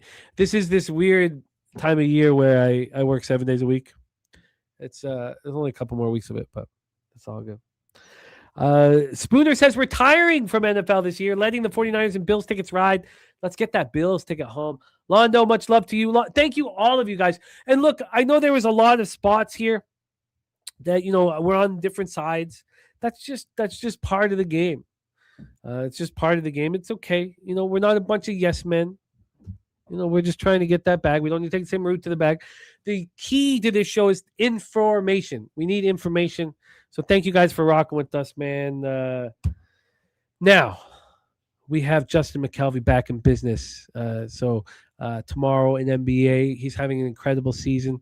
I'm looking forward to get back into business here in NBA with him. And I'm excited to cap the card. I can tell you that there will be very little time for my family. I'll try to get a quick game of Monopoly with Carter, maybe around 6, maybe eat dinner with him. But every waking second, and I'll barely sleep, I will be prepping for Friday's show. Let's go get that money, man. Let's go get this cash. Thank you guys for rocking with us. On behalf of all of us at Pub Sports Radio, join us at Pubapalooza, man. Join us at Pubapalooza. But get that money tonight. Build that bankroll, man. Get that cash. Leche. Hey, Los bookmakers. From down south, where we ride on clouds. From down south, where we ride on clouds. From down south, where we ride on clouds. From Yo. Sports radio's the crew, that's a fact. We all about bread, making bank accounts fat. Who the hell is that? LJ from the H. I stack green like Boston. Shout out to Nasty Nate from down south where we ride on slab. 420 highway smoking with that boy Gabby Cap. Fly out to Denver for the Nugget fans so we can smoke out J Money, cause you know that's our mans. Us against the bookies, put money in our pockets. Fly out to Vegas, meet up with Ski Crockett. Hit the sports books, we got money to stack. Can't forget them college picks with that boy Conor Mack. Call up Dutch boy, cause you know we stay fresh. What's the strain of the day, homie? Watch the daily sesh. Roll up a paper plane, light up a sparky. If I need a strikeout prop, we gon' holler at Sharpie. Cross over to the West Coast and holler at fam. If we talking NBA, I got to hit, try wham. Always tapping in, money's what we trust. If I need a team total, gotta hit nut flush, cause I'm fishing for bait. Smoking straight to the chest. Gotta fly out to the Beta, homie, moose money bets. From books to west, cash and checks what we do. Cause I'm hoop banging with Boss and the OG Raccoon. If we need it under, I gotta hit no nose. If I land on my prop, I gotta holler Big Show. Now we back to the East Coast for Nicky Fish Tanks. We watching UFC, keeping money in the bank. Die Hard and Danny Betts and the whole damn crew. Nick's the only guy I know can drink a brew by his shoe, but hey, that's what he do. It is what it is. I can't forget that Jersey boy, that homie Billy Brisbane. If I need an ice pick, I go to Ontario, holler my ice guy, Ian Bobano. And if I need some advice in trying to cash, tune into Peter Loshak and Jimmy the Bag.